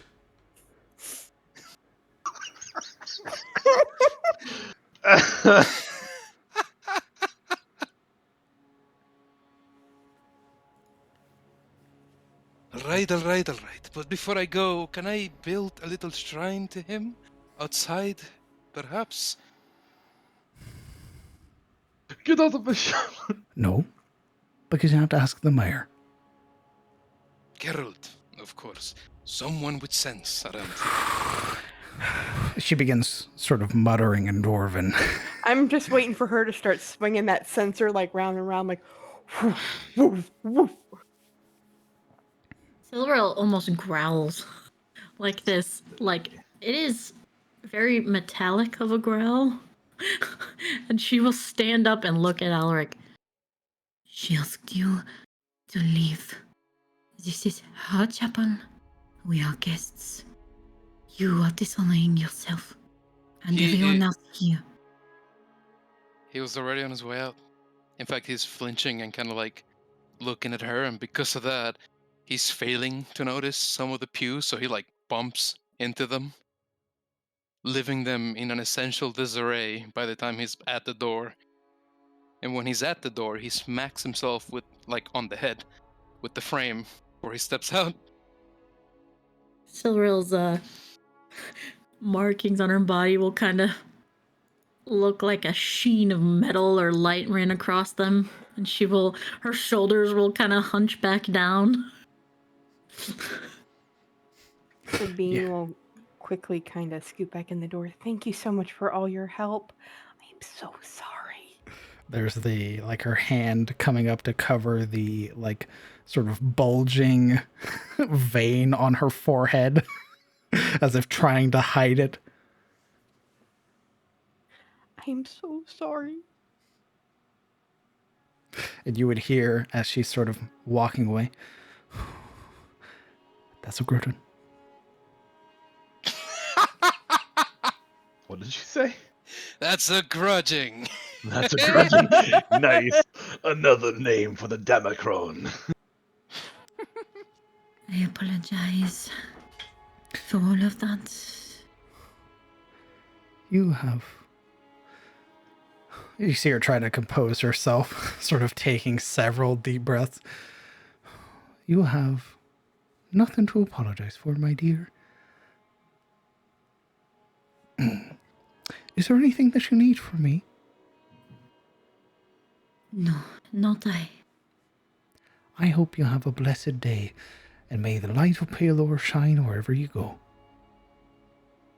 I would hope that if my companions need your guidance in the future, they can seek you despite the display of Rick.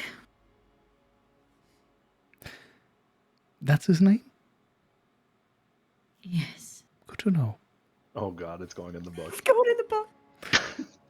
I am a servant of Palor first and foremost, a steward of this here chapel. My purpose always will be to serve people who need help. But that Trust man, me, he needs help. She will like gesture like with both her hands like a big, like she's carrying something very heavy. He needs a lot of help. As she says this, I think for emphasis, in the background you'd hear him complaining aloud, kind of dim due to the distance. Whatever happened to freedom of opinion? Huh? You can hear he's kicking like a stone. I'm gonna go speak to your friend. Should you ever need any healing, any tonics alike, I'm here to help you. Just know if that brute asks for anything, I'm charging him double. As you should. May your God be with you. And she will turn around, rubbing her eyebrows. Amira walks away through the back of the chapel and back out into the graveyard to look for you, Marana. He's there, just kind of grateful for the silence, at least at the moment. And you would hear the sort of soft, like sort of rattle of vestments.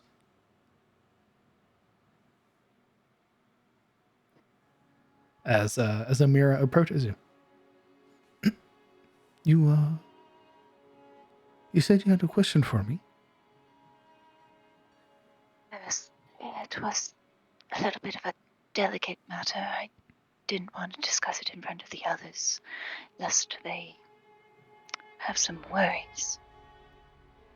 Oh. Very well.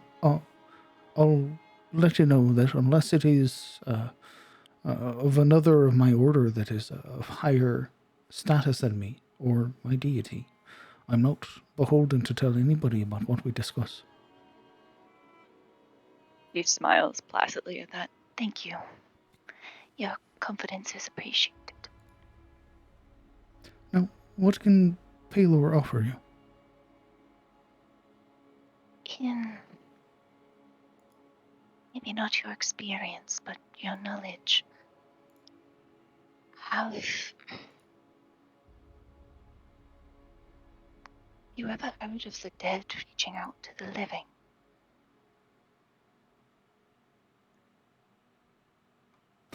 That catches her off guard. She sort of knits her brows together, a very serious expression on her face. What do you mean?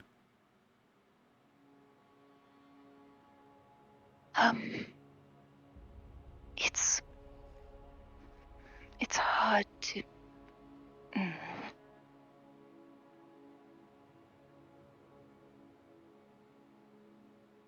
It's very difficult to verbalize. One moment. Instead of people attempting to speak with the departed. That rather their souls, or the very least their likeness, linger around certain people. Does that happen? Oh. I've heard of such phenomena. It's not very common. But yes, there are spirits or those that have just recently departed. They depending on how they died, either come back and sort of linger, or they're more vengeful, more full of wrath and rancor. It's generally not a good thing, lass. It's more like a lamp in the dark, drawn like moths.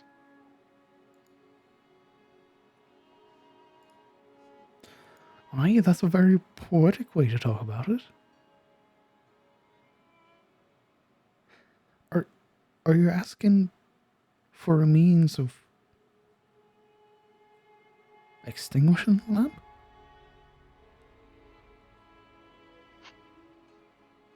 I suppose I just want to understand. Oh. Oh. Well, there are certain people, if I'm remembering right, there are certain people in the world that, when they're born, have some part of their spirit or their very being that acts as like like you said, a lamp in the dark. And those recently departed, or even long since departed, are drawn to it. And it's For what reason? because it's there.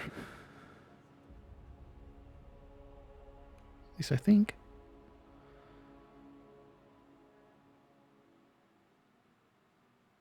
What happens to people who are such a beacon? Oh, that I'm not too familiar with. There are some that they become very wicked.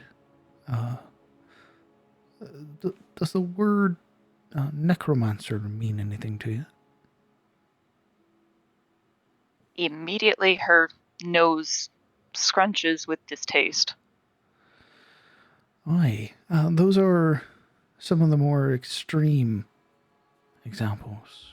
Those that take the spirits of those who maybe are just lost and twisting them into something right and foul. But there are others that use it for good, acting as a means of conveying last messages and their final wants and wills to their kin. Father saying goodbye to their children that they didn't get to, or mothers apologizing for not being there. It's all things I've heard of. I'm afraid I don't know if any of it's true. I've never seen it myself, but I hope that helps.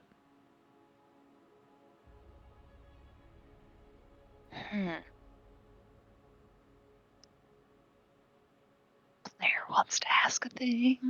Ask again.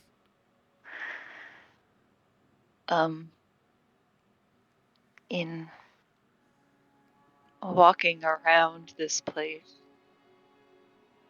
would he note Amira's father's grave? Did she note it? Roll me.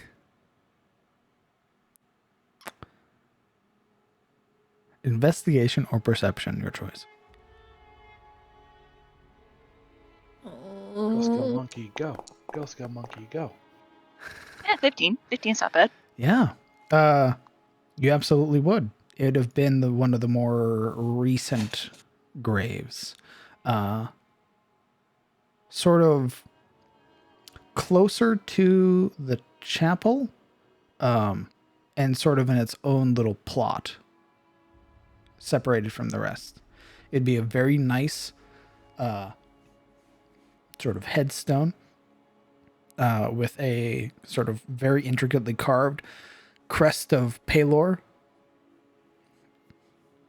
And there would be Mr. Stormoak.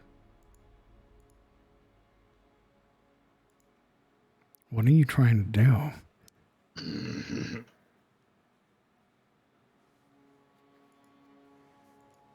She seemed really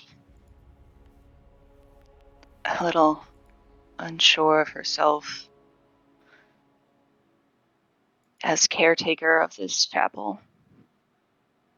And if possible, if her father could see her now and perhaps offer a few words of encouragement, maybe that would help her, but also maybe that would help Marana realize that maybe this newfound power isn't as wicked or unsettling as she thinks it is. Not like having Hain dragged around behind her, calling her a monster on and off for a week. Are you attempting to commune with the dead, Marana Lumoria? Oh, God. Because if you are, I need two things. I need a high or low, and then I need a persuasion check. Sure, let's go high. Very well.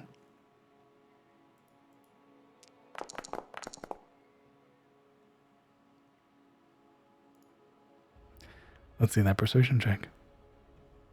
All right, and kind of as she's thinking, it's more of a general feeling of I want to use this for some good. Please show me that I can and offer your daughter some manner of solace. She finds her path.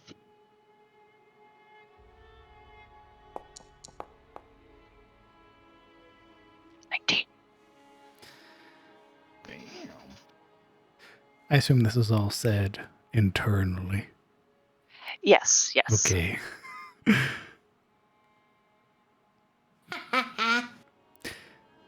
There's a moment, a stillness that forms, a sort of calm that radiates as you feel a very gentle touch on your shoulder. That archer giving a small bow of their head as they turn, and as they step and turn, their vision, their visage, their body sort of fading. And you would see, standing no more than a few feet away from O'Meara, an old dwarven man. A thick, heavily braided beard that reaches well down beyond his waist. Numerous braids hanging from the center of thick, black and gray hair. This large, bulbous nose. But the look on their face is one of pride as they look to O'Meara. Their hands folded behind their back, wearing very similar vestments to O'Meara, and a large emblazoned sun hanging from their neck. And as the spirit turns, it looks up at you.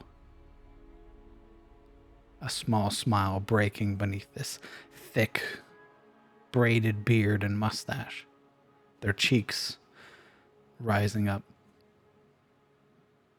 Tell her I'm as proud as I could be.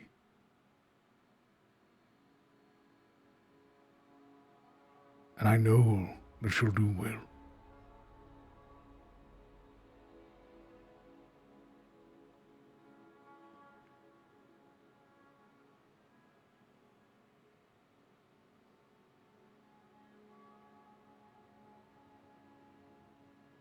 Marana kind of takes that in for a while. Kind of gives a glance back at the ornate headstone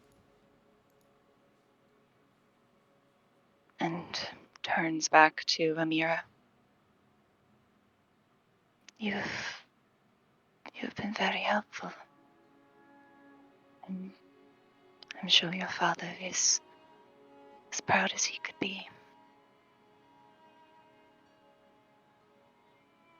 He knew you'd do well.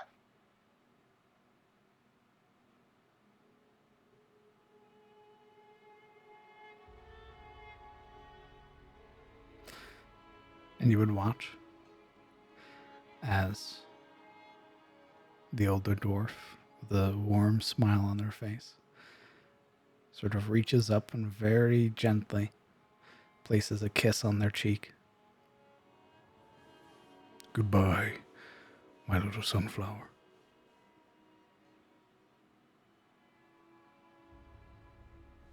You watch as he turns and fades.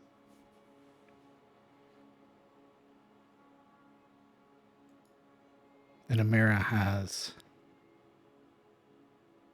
this sort of confusion to their features.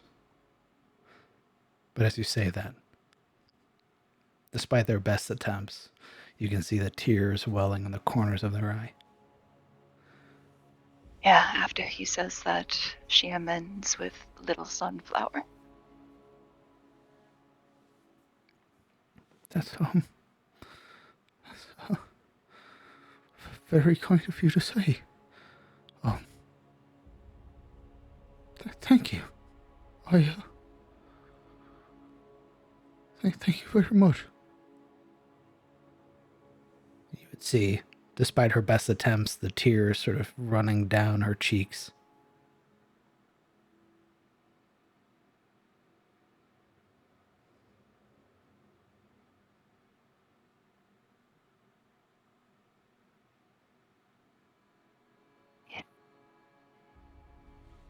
It's been a hard day for both of us. I figured maybe a good word. And then Marana starts getting very nervous, kind of scratching at her arms and the back of her neck.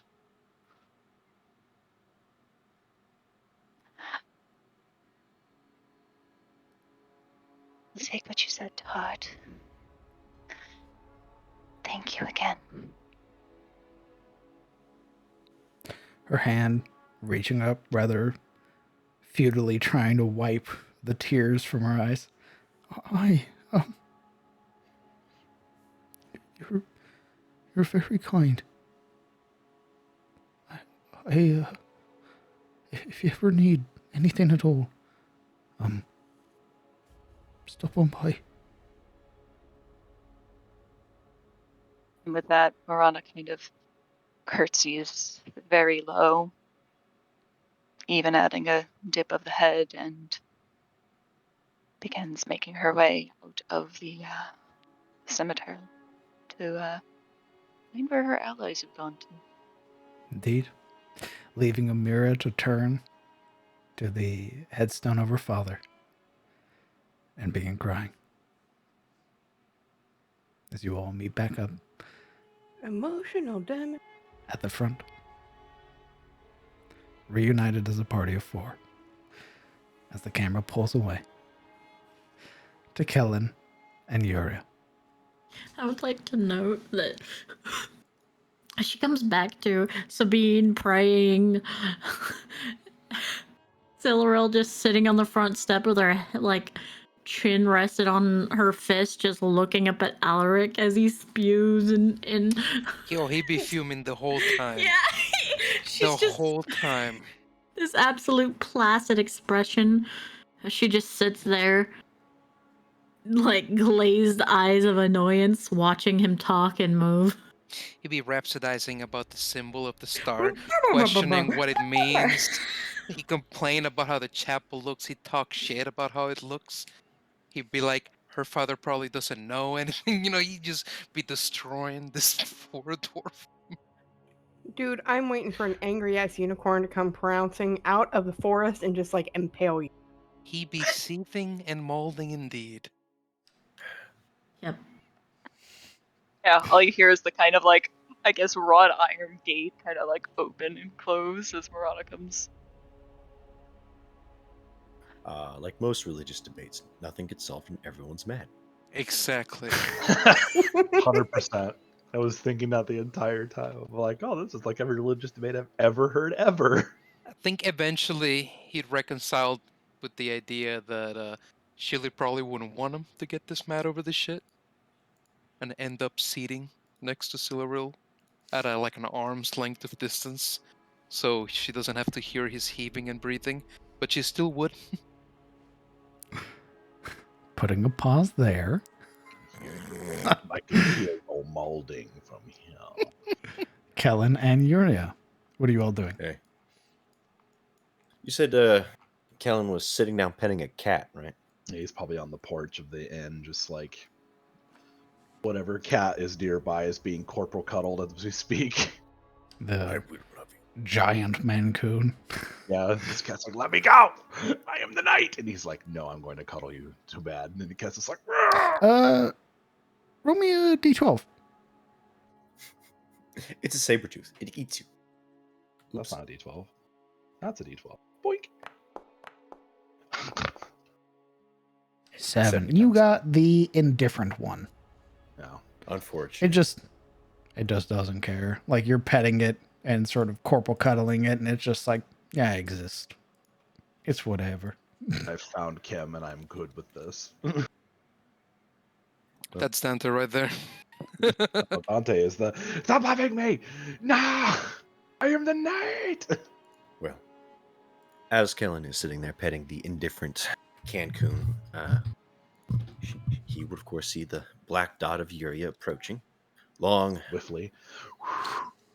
long strides.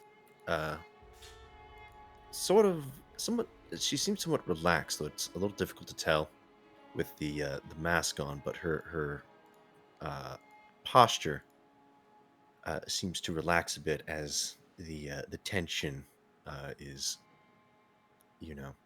softened by distance.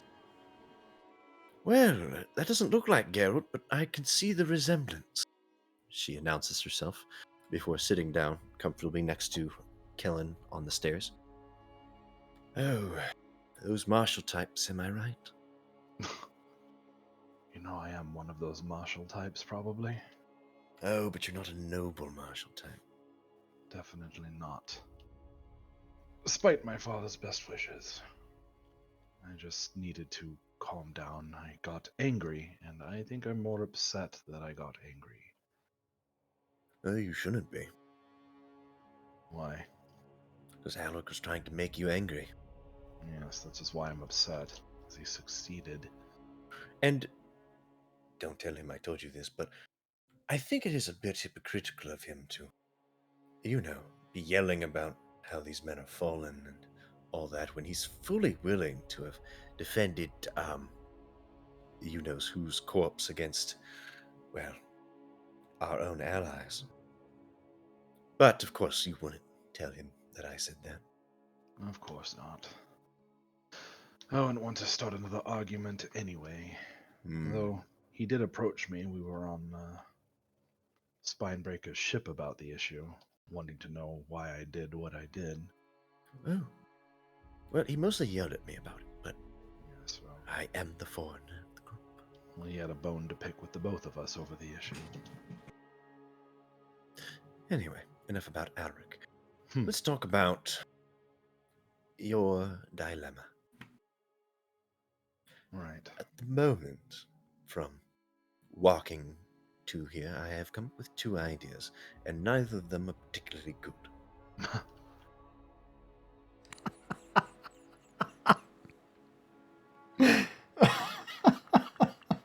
Are you looking for a second opinion to refine one or both of those ideas?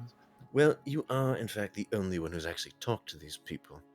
So all I have to work on is what you've told us, and our very short meeting with the with Mr. Goldbane. Right. She would look around. Has activity picked up in the singing tier or in No. town? My No. God, It's the they're Those day fucking, of hangovers rest.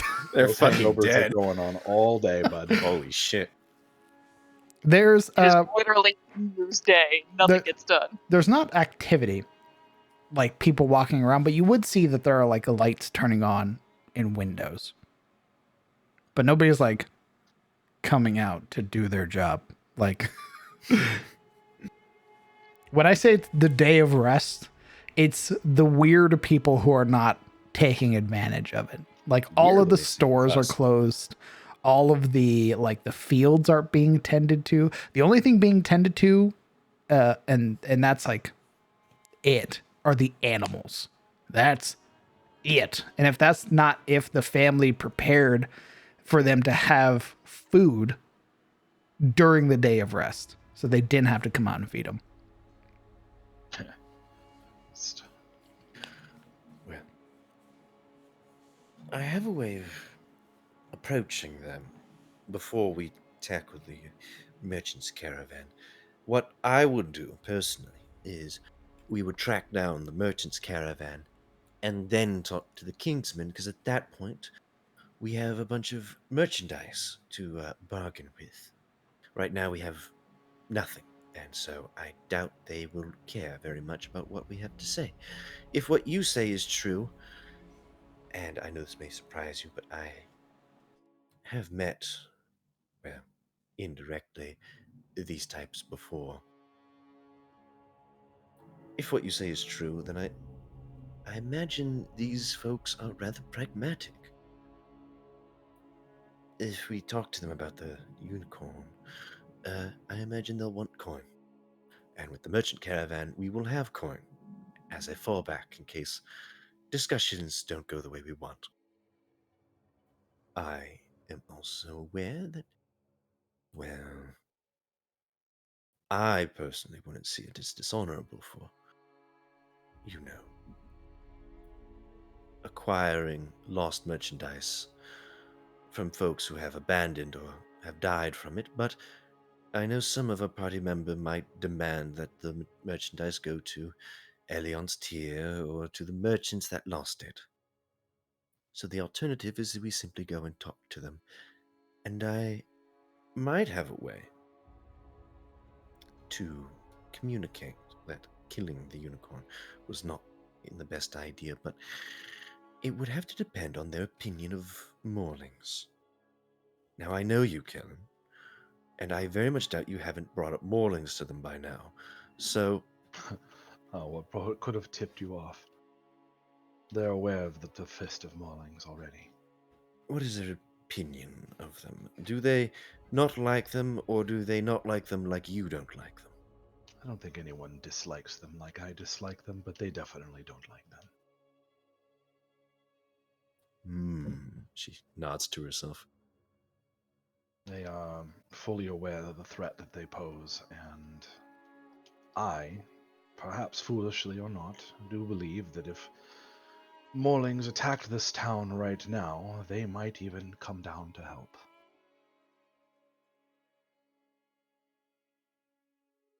Nothing like an foreign force to bring men together.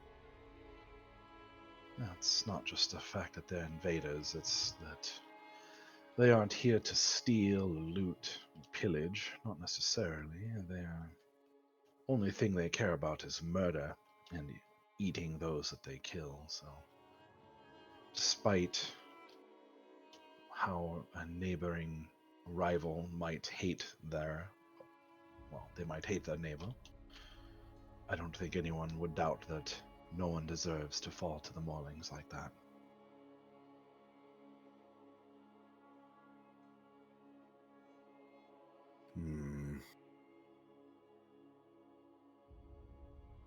If we could present a better target, they might not be quite as hostile towards us.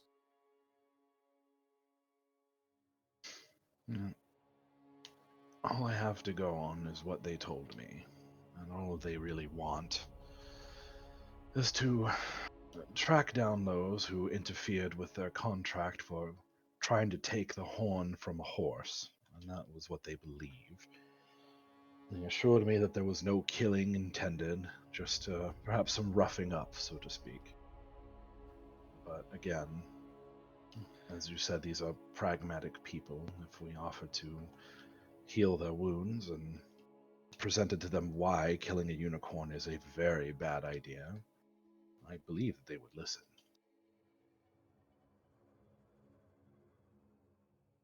I've already offered them an alternative to provide for their families and do what they do best. And what reason should they have for not killing the unicorn in your eyes?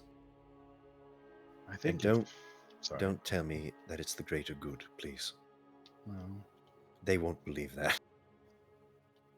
they might, but no, it's not what I was going to go with. What I was going to go with is that if they were made aware that such a creature is essentially an angel of nature, as we were told, that they would think twice about that, not only for the danger that it would pose, but also just for the big crime of it. As I said, I don't believe these are bad men. They're just maybe one step shy of desperate.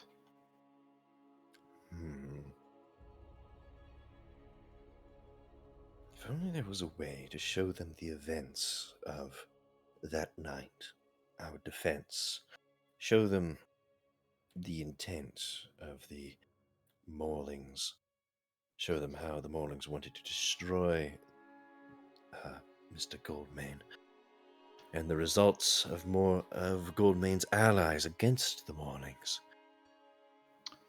Don't mess around with minds? Is there any way that you could communicate your experiences with that? She chuckles. I wish. Unfortunately, my unique abilities are limited. Sharing memories like that, I have not figured out how to do yet. It's more of I mostly take, to be honest.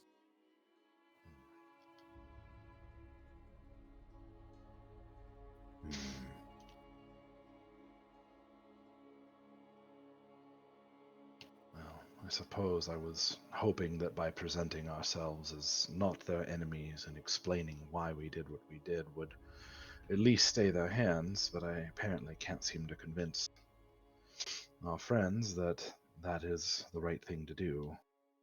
It is an awfully large risk. Well, so is everything. Breaking out of Haynes' Keep was a large risk. Defying him in his offer. Keep defying Hayne was a risk we somewhat had to take to escape. There wasn't that many. Taken his offer. Not that I would have, but there's a thin smile hidden behind the mask. Do you really think that was an option for half of us? I would hope that it was an offer for none of us, but who is to say? Of course.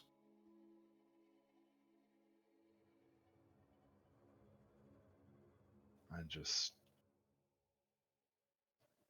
just want to believe that these men are doing what they feel they have to survive, and if given any better option, they would take it.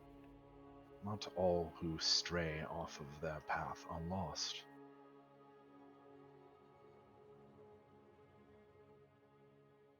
Sometimes people just need a chance. Hmm. All right. I'll follow the madness for now. I Fair think enough. perhaps we can talk to Dame Silverin.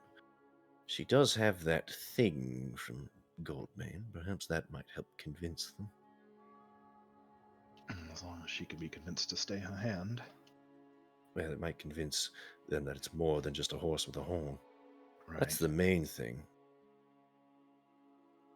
I We have no actual proof of that, you see. was honestly hoping for either Sabine or Alaric or both of them to profess the divinity of the creature as sort of divine authorities themselves, but I'm not sure that'll work. You think they would listen to any one of them? Are they really They disciples of the divine, like you say? Well, they might listen to Sabine. It doesn't even seem like Sabine knows what she is, so I don't know about that one. Well, she sure knew what a unicorn was as soon as she saw it.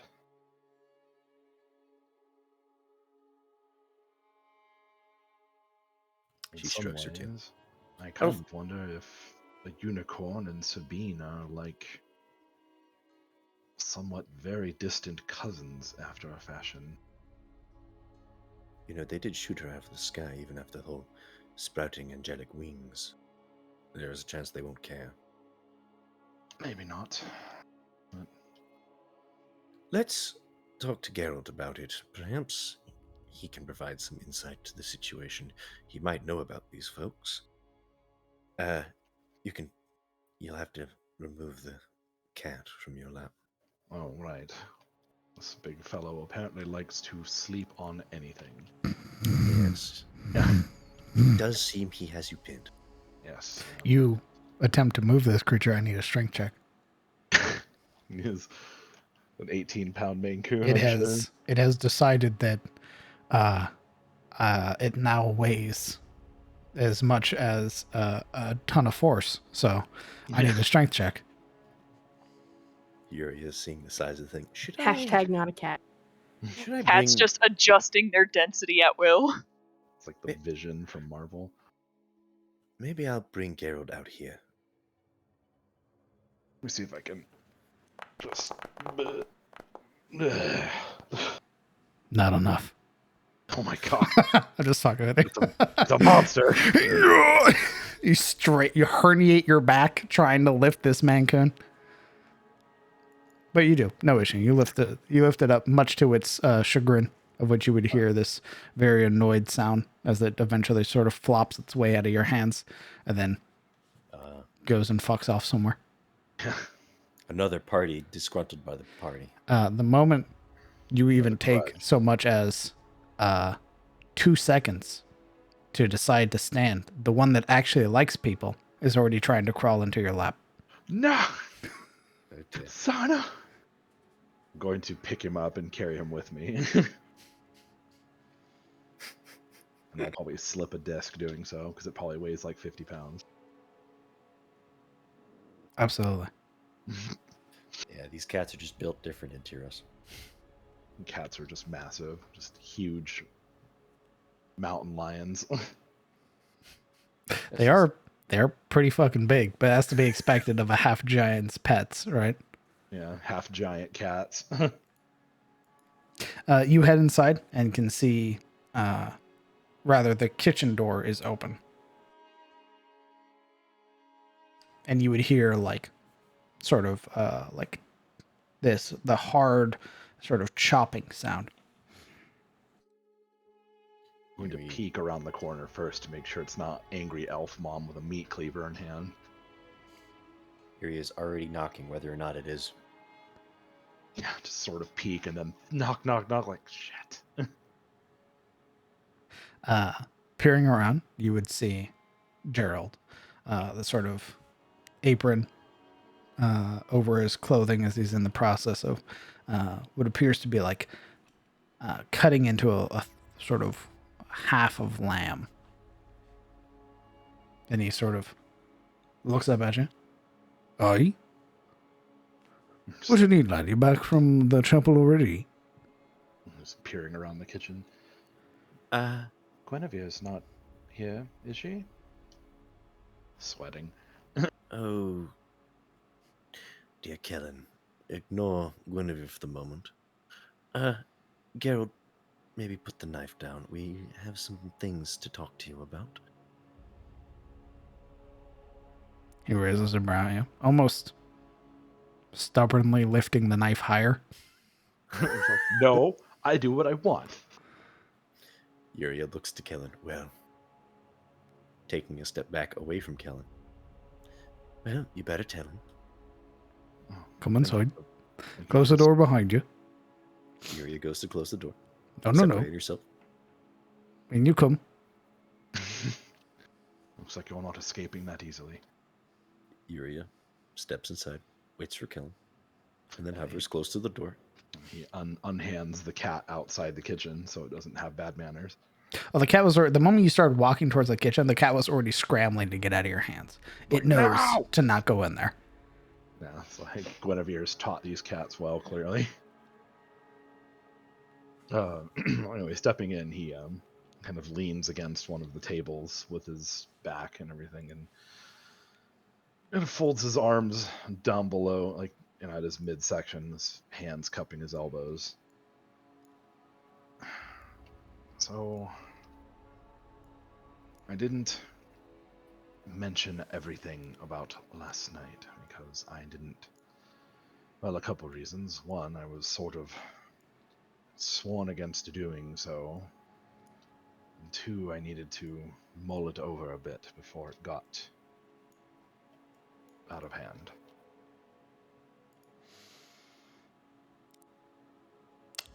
It's very foreboding, lad. I'm gonna need you to be honest. Hopefully not so foreboding. I happened upon an encampment in the woods to the northwest of the village. Do you remember that man that Murek and the troll, the ogre, sorry, had captured? Blue and black cloaked individual. Aye?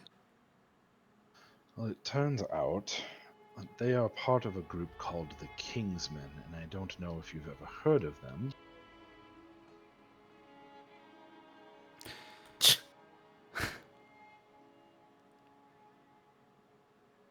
All eyes on Geralt. Just waiting to see if there's recognition. Aye. I have. Well, they are camped out there, and they were busily interrogating the cultist from which that knife belonged to, trying to see if there were any more of them around, of which there apparently were not. I made it right up to them for a set of bad footing. Apparently gave me away just enough for one of their more sneaky types to get the drop on me. They didn't hurt me. They only wanted to talk. You would hear a very heavy thunk of the cleaver being partially buried into the table as his hands now firmly set upon its surface, spread apart. Tightening of Yuria's jaw, standing off to the side. Go on. Out of the splatter zone. Very far away from the splatter zone, at least 10 feet away. They'd asked me if I was one of those chromatic lovers, and I mentioned something about the caustic heart, and of course I was not. And once they confirmed that was not the case, they thought me a shepherd who was just on patrol. It was more or less the truth.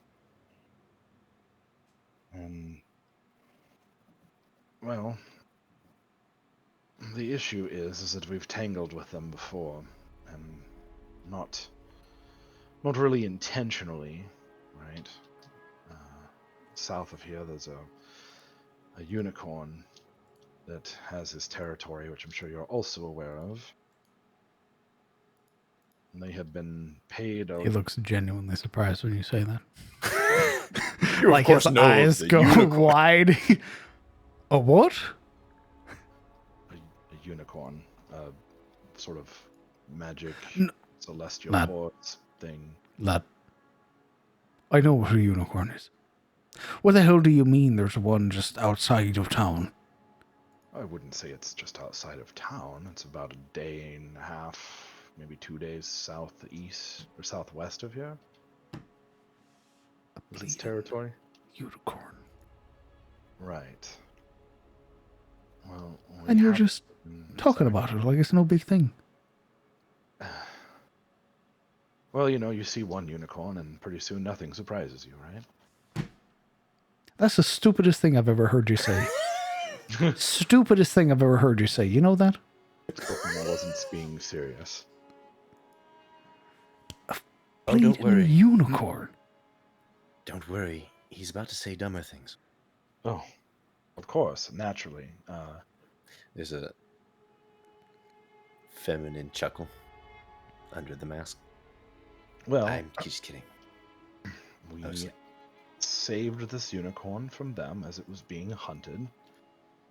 Injured some of them. We didn't kill anybody. And they fled.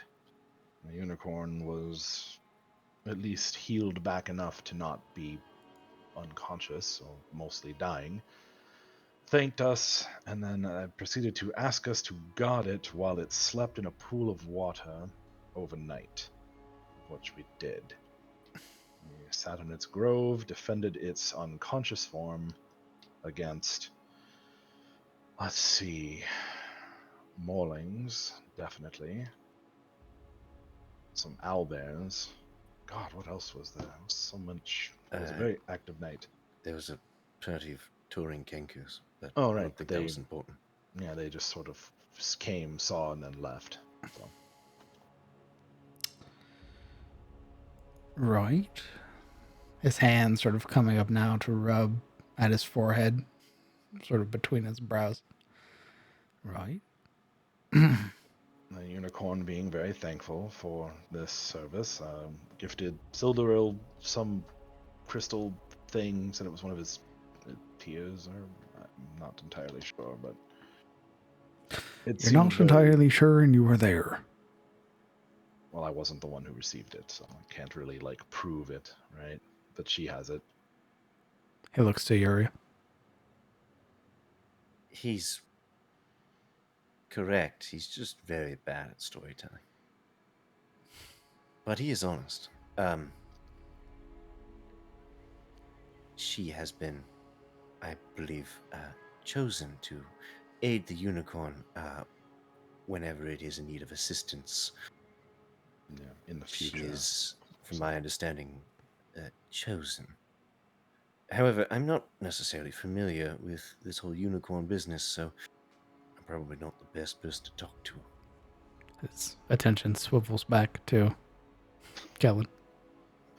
Right. Well, it seems that in saving this unicorn from them, we've sort of earned their ire. Understandably so. Though, as I said, we didn't kill any of them, so circling back to them getting the drop on me after I had snuck into their camp, they presented the situation in which they are contracted to hunt the horn of this magic. Well, they didn't actually know that it was magic. They wanted the horn of the unicorn, but they didn't actually believe that the unicorn was magic or anything special, just some monster or beast. Now, the dilemma that we face is that they are actively looking for us, although it seems that they only want to talk and probably render out a beating or two for hurting their people. Which, for a misunderstanding is probably getting off light, I imagine. Aye. My issue is I do not like the idea of people hunting us. As anyone might not like that. Aye. Yeah, that generally wouldn't be a good thing, especially you residing here. Well, now, I will say... Sorry, go ahead. I've never heard any stories of the Kingsmen hurting anybody that didn't earn it. Sure. They also have another name. Generally, when you get closer to Rosewood, the more expletives are used. But generally, the further away you get, they're known as the gentleman bandits as well. So the stories of them not really killing people out of hand is mostly true, then. Aye, at least that's what I've heard. I've never really seen them or interacted with them any. I don't imagine they like picking on things bigger than themselves. But they were chasing unicorns, so I'm not sure. Well, they were being paid a lot of money by some unscrupulous individual, apparently, to do so, without the knowledge that this is a sort of divine being. Hmm. You know, them lords are... Some of them are real eccentric. They like wearing rare pelts and leathers, hunting for things they have no business hunting, and wearing it like a badge of pride. Could be one of them. Could be. Or it could be something worse. Something worse. Don't know yet. I can't prove anything, but my concern is that it's tied to something worse. You said they're here. Yes, just off the northwestern edge in the forest there. Now, I will say that they were interrogating that cultist. They stopped him from slaughtering more of your sheep, and they'd rather the town not be harmed by it because they don't want any kind of bad attention from the villagers. Which at least leads me to believe that they have some shred of decency. Didn't want me to reveal their location, but as we're now in a sort of conundrum about it, I feel like I should at least seek your advice. You've been very good to us, and I don't know, I didn't want it to go unsaid. Oh, that's very kind of you, lad. I appreciate you bringing it to me as well. My notion is that since they're looking for us anyway, and if we're to go looking for these missing caravans, I'd rather not have them at our back, at least in an aggressive nature. Aye. Last thing you want is to be fighting something and them appear right behind you. Right. And since they feel that we owe them some kind of comeuppance, my notion is to bring some of our friends who are more magically inclined, offer to heal those that we wounded, explain to them that the unicorn is in fact a magical and divine being and that killing it is not a good idea, or at least trying to remove its horn, as they claimed that that's all they wanted, but, you know, it did take an arrow in the neck, so who knows. Aye. You also run the risk, though. I mean, these are Tarosian men. They're going to want more than just healing. And, as I see it, with my own two eyes, yeah, your people are lacking in the way of coin. Well, that is true. Now, I could muster the militia. Get Miss Rowe, get Mr. Bolton, some of the others, and we go march over to Sentinel Hill and rout them ourselves. I'd rather you not put yourselves in danger for something that we essentially caused. But I'll not be having them threatening my guests. There is a little bit more. We did talk for a good deal of time. So, I've seen these kind of men before, the dispossessed, the disowned, those who feel that they were betrayed by some lord or another. And it's not a stretch to say that there is a lot of those who have joined the Grey Watch in its endeavors for that reason. I'm hopeful that given a better purpose, these men might be convinced to take a better path. The offer was made. They said they would think about it, which is positive, to say the slightest, anyway. So I'm hopeful that if we offer them some knowledge, deeper understanding of what they're being asked to do, and heal their wounded, and with that offer in play, of which I can write a missive to an Enclave commander, hopefully, well, somewhat nearby, that they might take that offer so they can provide for their families and do something better than hopefully traipsing across a random cultist or bandit to provide for themselves. Oh. Aye, that might be possible. Then more than likely, though, lad, they're going to ask for something in return. They're going to want some other half offered to them. Something they couldn't get from the unicorn.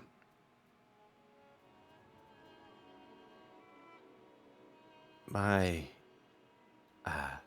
plan would be to offer them the spoils of whatever missing merchant loot we find as compensation. Oh. Well, that sort of belongs to the town, unfortunately, so... I can't let you do that. Most of the things provided to us by the merchants are things already paid for in advance. So you'd be robbing from the people of Elion. Now, if merchant coin were to go missing, that's a different story. There's a problem with that. If merchants are disappearing on the way to Elions, they won't have coin, they'll have supplies. At least, that's my assumption. I imagine they'll have plenty of coin for themselves, regardless. Aye.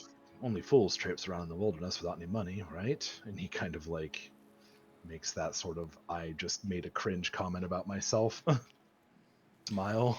Aye, most of the merchants travel between the other various settlements here in the Southlands, trading between all of them, bringing supplies back and forth, things that are promised to note.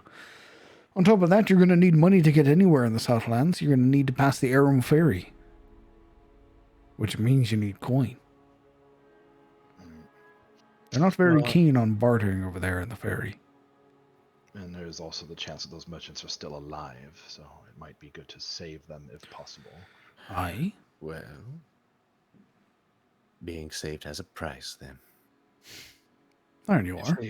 If they offer it freely, but I'd rather not extort them for simply doing a good deed. So... Your size. Well, if you don't want to exchange goods, and you don't want to exchange blood, you need coin, and I don't see any other way we're going to get coin. They did say all they wanted to do was talk to us and perhaps render a beating, and if that was the case, then I will gladly take it for everybody. Kellen, you're not taking the beating of 6 people. No. Aye, lad, you also spoke to them, right? I did. They talked to you. Yes. They're not going to beat you. They might try to beat somebody else in the group. Aye, they're going to look at you when you walk in. Probably regard you fondly if they let you leave before. They did. And then see your other compatriots, and knowing that some of them have a right proper mouth on them, probably beat the shite out of them. I speak, of course, of Alaric. I figured. None of them will allow themselves to be beaten either, so there will be blood. Which is why I would offer myself in their place. Your best bet is finding something of equal value and bringing it to them. If you're not wanting blood, if you're not wanting people to get beat within an inch of their life, you're going to need to find something worth a unicorn's horn. I can't even begin to imagine what would be worth such a thing. I don't know. Maybe one of the things you carry on your person. You all have nice pieces of what I can only assume to be magical items. He raises one of the bracers up and looks at it and then just shrugs. Perhaps. If that would assuage this issue, Aye. it might be worth the price. Especially if Yeah. they do agree to join the Grey Watch, we could definitely use people with their skills.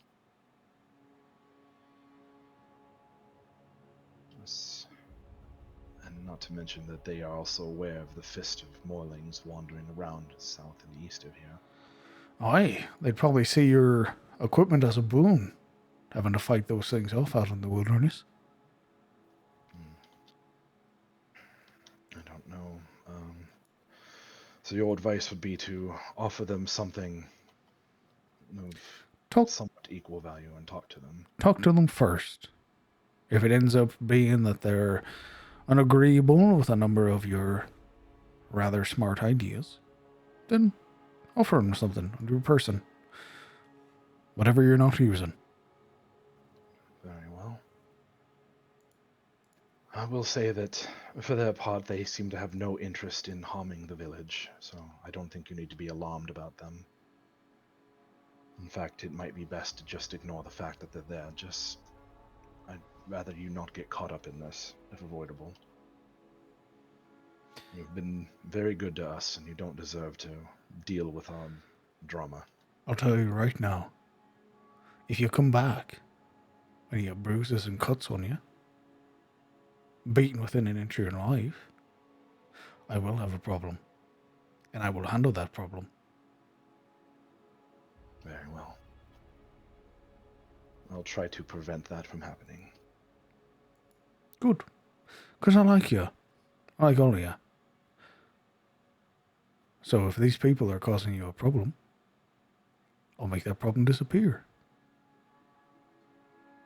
I believe you would, too. At what cost, though? I have a feeling that Gerald and Lady Guinevere would pose quite a terrifying prospect to these individuals.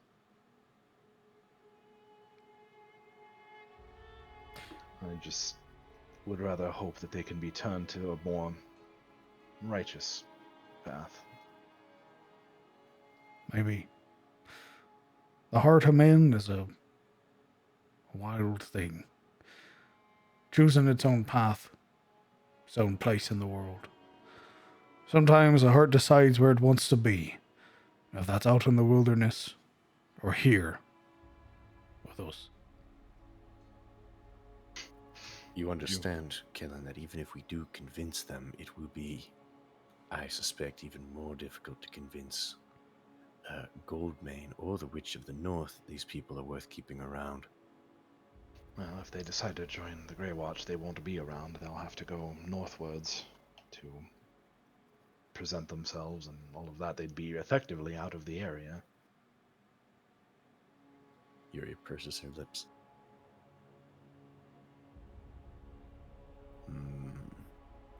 You really think these are the type of people to bend to another command? If the cause is good enough, perhaps. And these men used to serve a lord in Rosewood. Sometimes all a person really needs is a good cause.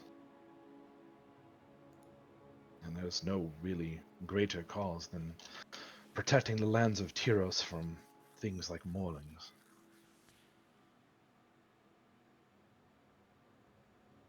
I mean, effectively, all I'd really be asking them to do is the same thing they've been doing, just for someone else. More focused. All they wanted was to provide for their families, and this is one way to definitely accomplish that. Do your fellows know? I explained it to them. Argued, more like it. Unless I see fit, it's you all that they're chasing. Probably best to go speak to them again. I worry that they won't listen. Well, one of us. I'm worried they're going to beat us within an inch of our life as soon as we show up. Is that insane to worry about? I think the rest of the party is as well.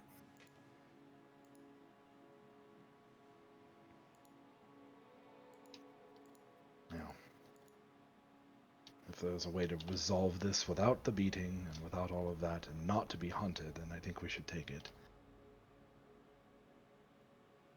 I agree, sadly. Well, go get your folks. Hold on for them going over here.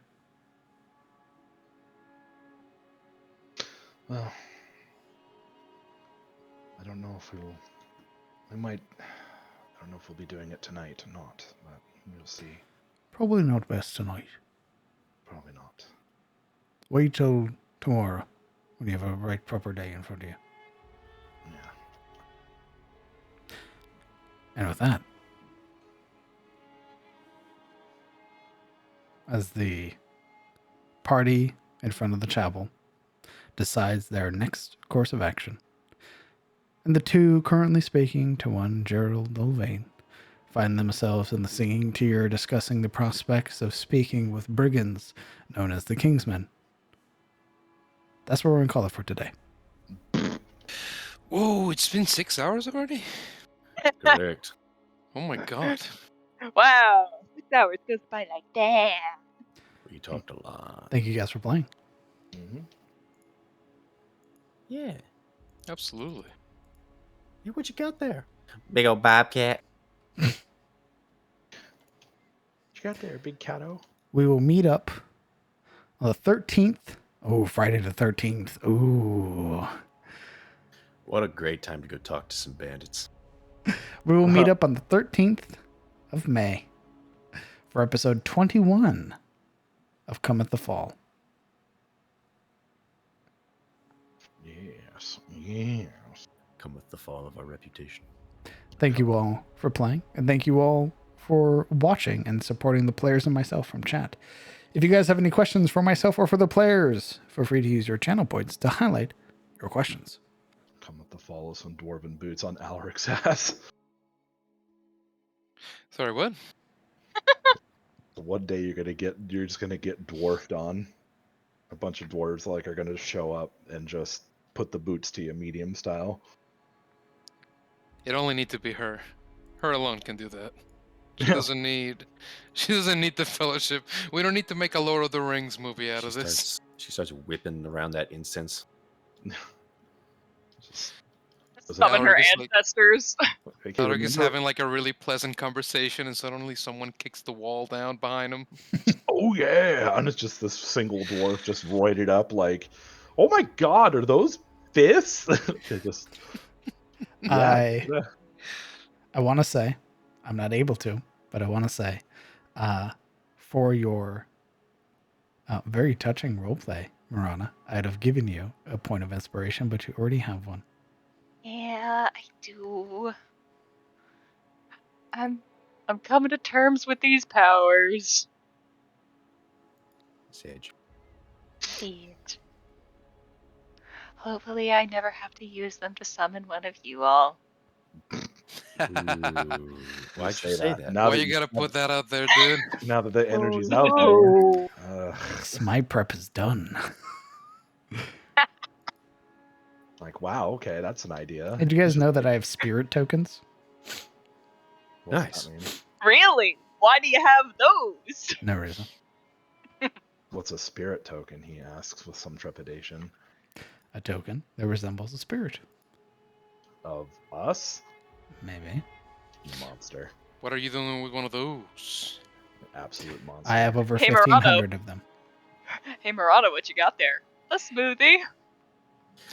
Well, if I die, Gonna carry throw my it blade. down. There's nothing wrong with it. He left the sword behind him. He just picked that up. Oh my god! My blade goes to my party, who will definitely love it and care for it gently. I feel more like Colin would pick it up and No, then immediately you put can't it get back rid of down it. and walk away. Nope, Like, nope, it's too nope, late. nope, You nope, picked nope. it up. No!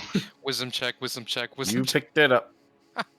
Just puts his What's hand your near it and alignment, stops and bitch? goes, my What's spider your senses are tingling. Have you learned nothing from SOE, my friend? My rage senses You are touched the tingling. sword, it's yours now. Lawful what? Touched the sword, looked at the ring. Come on.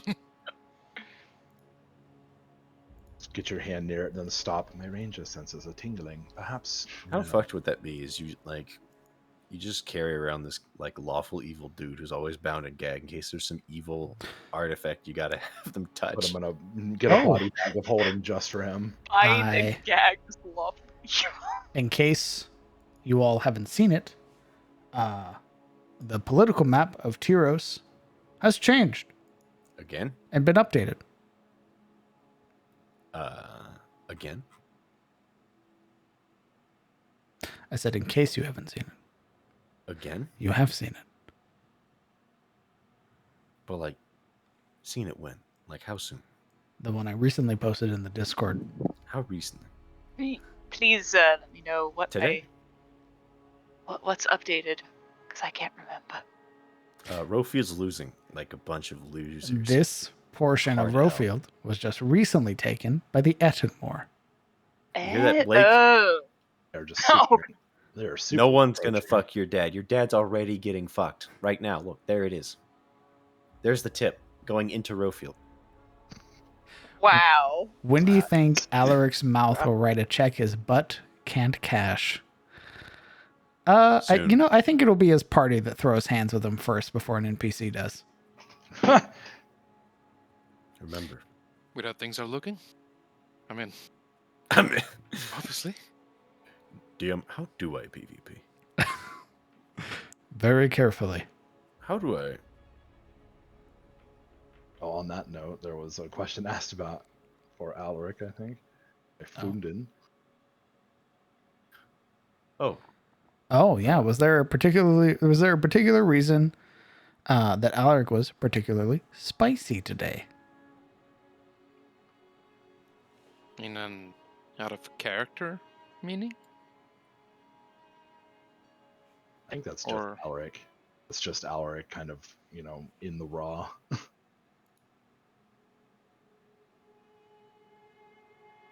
Well, I mean, if you were to follow, like, the events of the day prior and then how things turned out today, I think it's just negative emotions kind of roiling and then appending in these arguments. And Alaric, as a person, is very quick to insult and judge others' character. And in a hypocritical sense, he gets upset when the same is done to him. He's meant to be a very flawed, noble guy who calls out others, but he does the same. Like a true paladin. He's quick to judge others like weaknesses when he himself could possess them. He's quick to bring up when others are at their worst, but gets upset when others call him out when he's at his worst.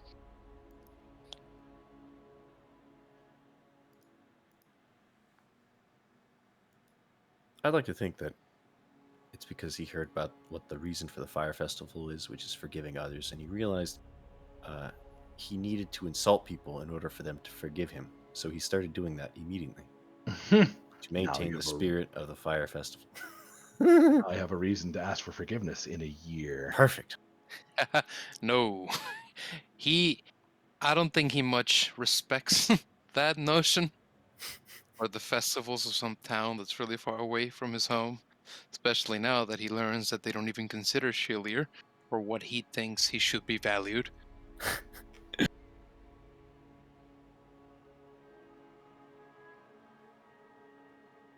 What do you mean he's not the coolest #1 god ever? Fuck you. Well, I'm not saying that he was right about anything he said. That is just his perspective. I have this mug that says Shilier #1. What the fuck are you talking about? I do love him proselytizing to another, like a cleric. That was great. Of Palor. That's right. That's right. I'm gonna. You're argue wrong. With this I was just like, oh no. I don't imagine anyone expected that either. Like, yeah, just him dropping that. But wait a second, answer. That fucking little kid mean. Wait a minute. Now hold on a second. Wait My God came before your God. Ah! It's like every religious debate ever. Yeah. It's like a slap fight between adolescents, basically.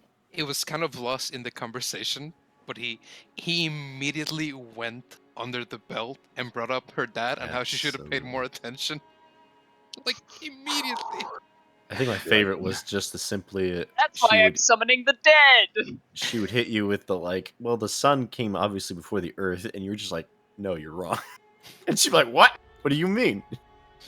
And you're like, I simply deny it. Yeah, my man literally heard an explanation where she's like, no, you're wrong. It was the sun that came. Altair is first. It was the first creation of the Aranar.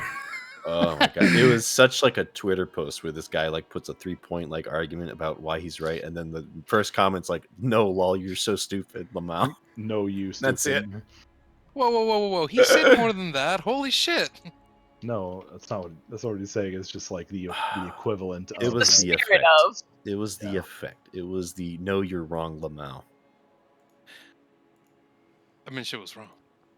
True, obviously. I mean, we all know that. 100%. Everyone in the room knows that. Obviously. She's just some fanatic. She'd say anything. True. Thank God we have level minds in this party. Absolutely. ADM. Yeah. Did that little community count as using my Whispers of the Dead to switch my proficiency? Yes. Neat! I have religion now. Correct. Stop it.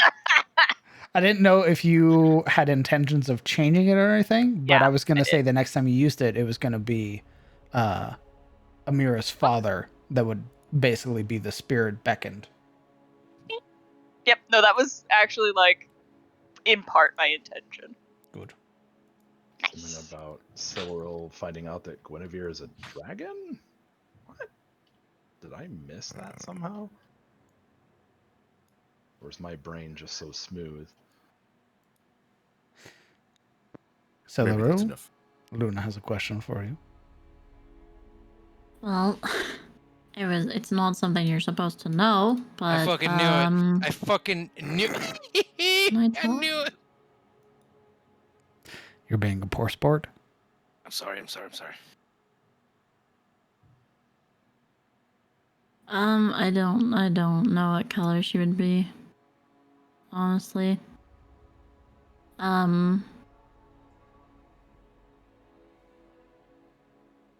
If I had to guess, probably a chromatic.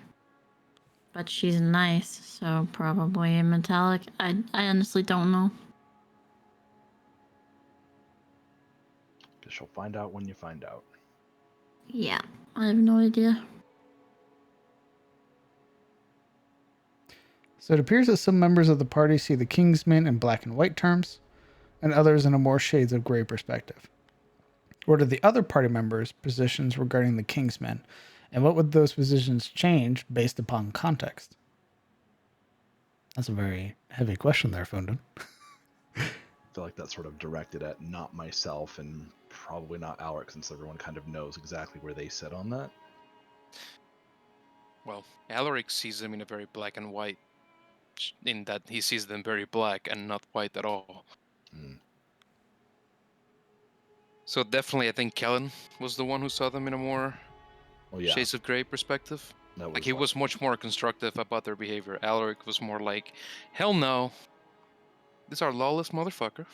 He called them evil, which is, in a sense, a very childish term to like judge anyone. It's such a blanket term, and evil is like Can be pretty subjective, yeah. Yeah, incredibly. Well, Yeah. Paladin. Yeah, I mean, I get it. Cavalier and shit. I get where he's coming from on it. I don't know about everybody else, though. Go down the list. Sabine. Sabine she's some kind of,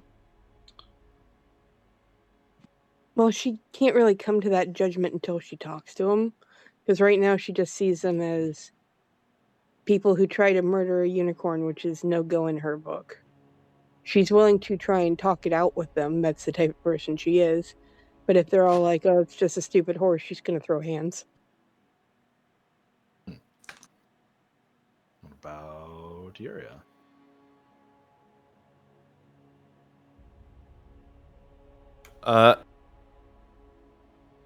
Yuri doesn't really consider like black and white. She's much more focused on what people are going to do, like to survive. She doesn't. She's very much like a hierarchy of needs believer, where at the end of the day, people are going to try to fulfill their base needs and then go for, uh, you know, uh, higher pleasures, basically, ideals and stuff. But at the end of the day, uh, honor falls to the wayside to a starving man. Um, Personally, for the Kingsmen, they actually ring very similar to another organization that resides near Shademore. So she's a little curious about them. Um, it's very much a they could be useful kind of scenario, but they're also dangerous. That's the scale that she's weighing at the moment. Not like if they're good or evil, but how useful are they versus uh, how dangerous they could be. And I don't think she's quite made up her mind yet. And it's like, what about Sildrel? What is her thoughts? I mean, her thoughts were there in the RP. Yeah. And like, lastly is Moran. Morana thinks it's very likely that the Kingsman story rings true. Because just personally, she's kind of seen how awful the nobility can treat each other, frankly. And then, even without the protections of a title, how bad they could treat people below them if given a chance. So she definitely thinks their story is plausible. And she kind of wants to believe that these folks were just maligned former knights. In no small part because she trusts Kellen's judge of character, but also knowing that the might does not always make right. But the reason she's kind of shying away from any direct contact with them is, frankly, these guys seem to be kind of poacher, monster hunter types, and if they didn't know a unicorn, they would certainly find her a target as well. Like fucking a vampire? Pretty much. Oh, wait. That was close. Got him. Y'all know you were traveling with that bloodsucker? You're welcome. We did you a service. My hero. Well, there's that question for Momo again from Alan. Oh, yeah. May I have your approval for posting MP3 files of every SOE episode? Except episode 16. Very specific. In the World of Adis Discord. No, thank you.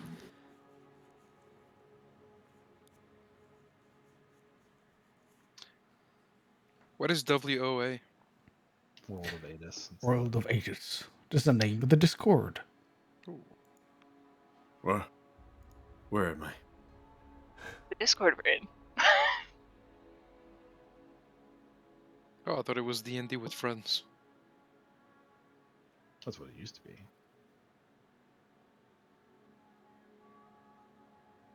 Hasn't been that for a very long time, I'm afraid.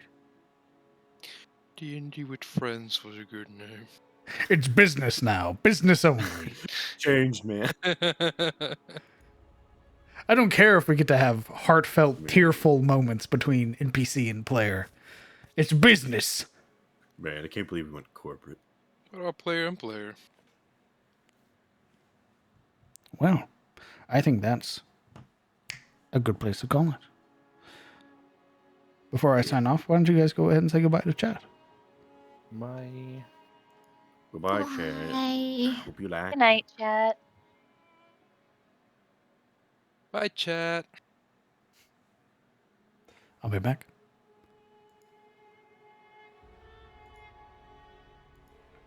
Well. I, once again, foolishly overprepared. Oh, Jesus. Guido. That's twice now, brother. Thank you very much for 20 more gifted subs to the community.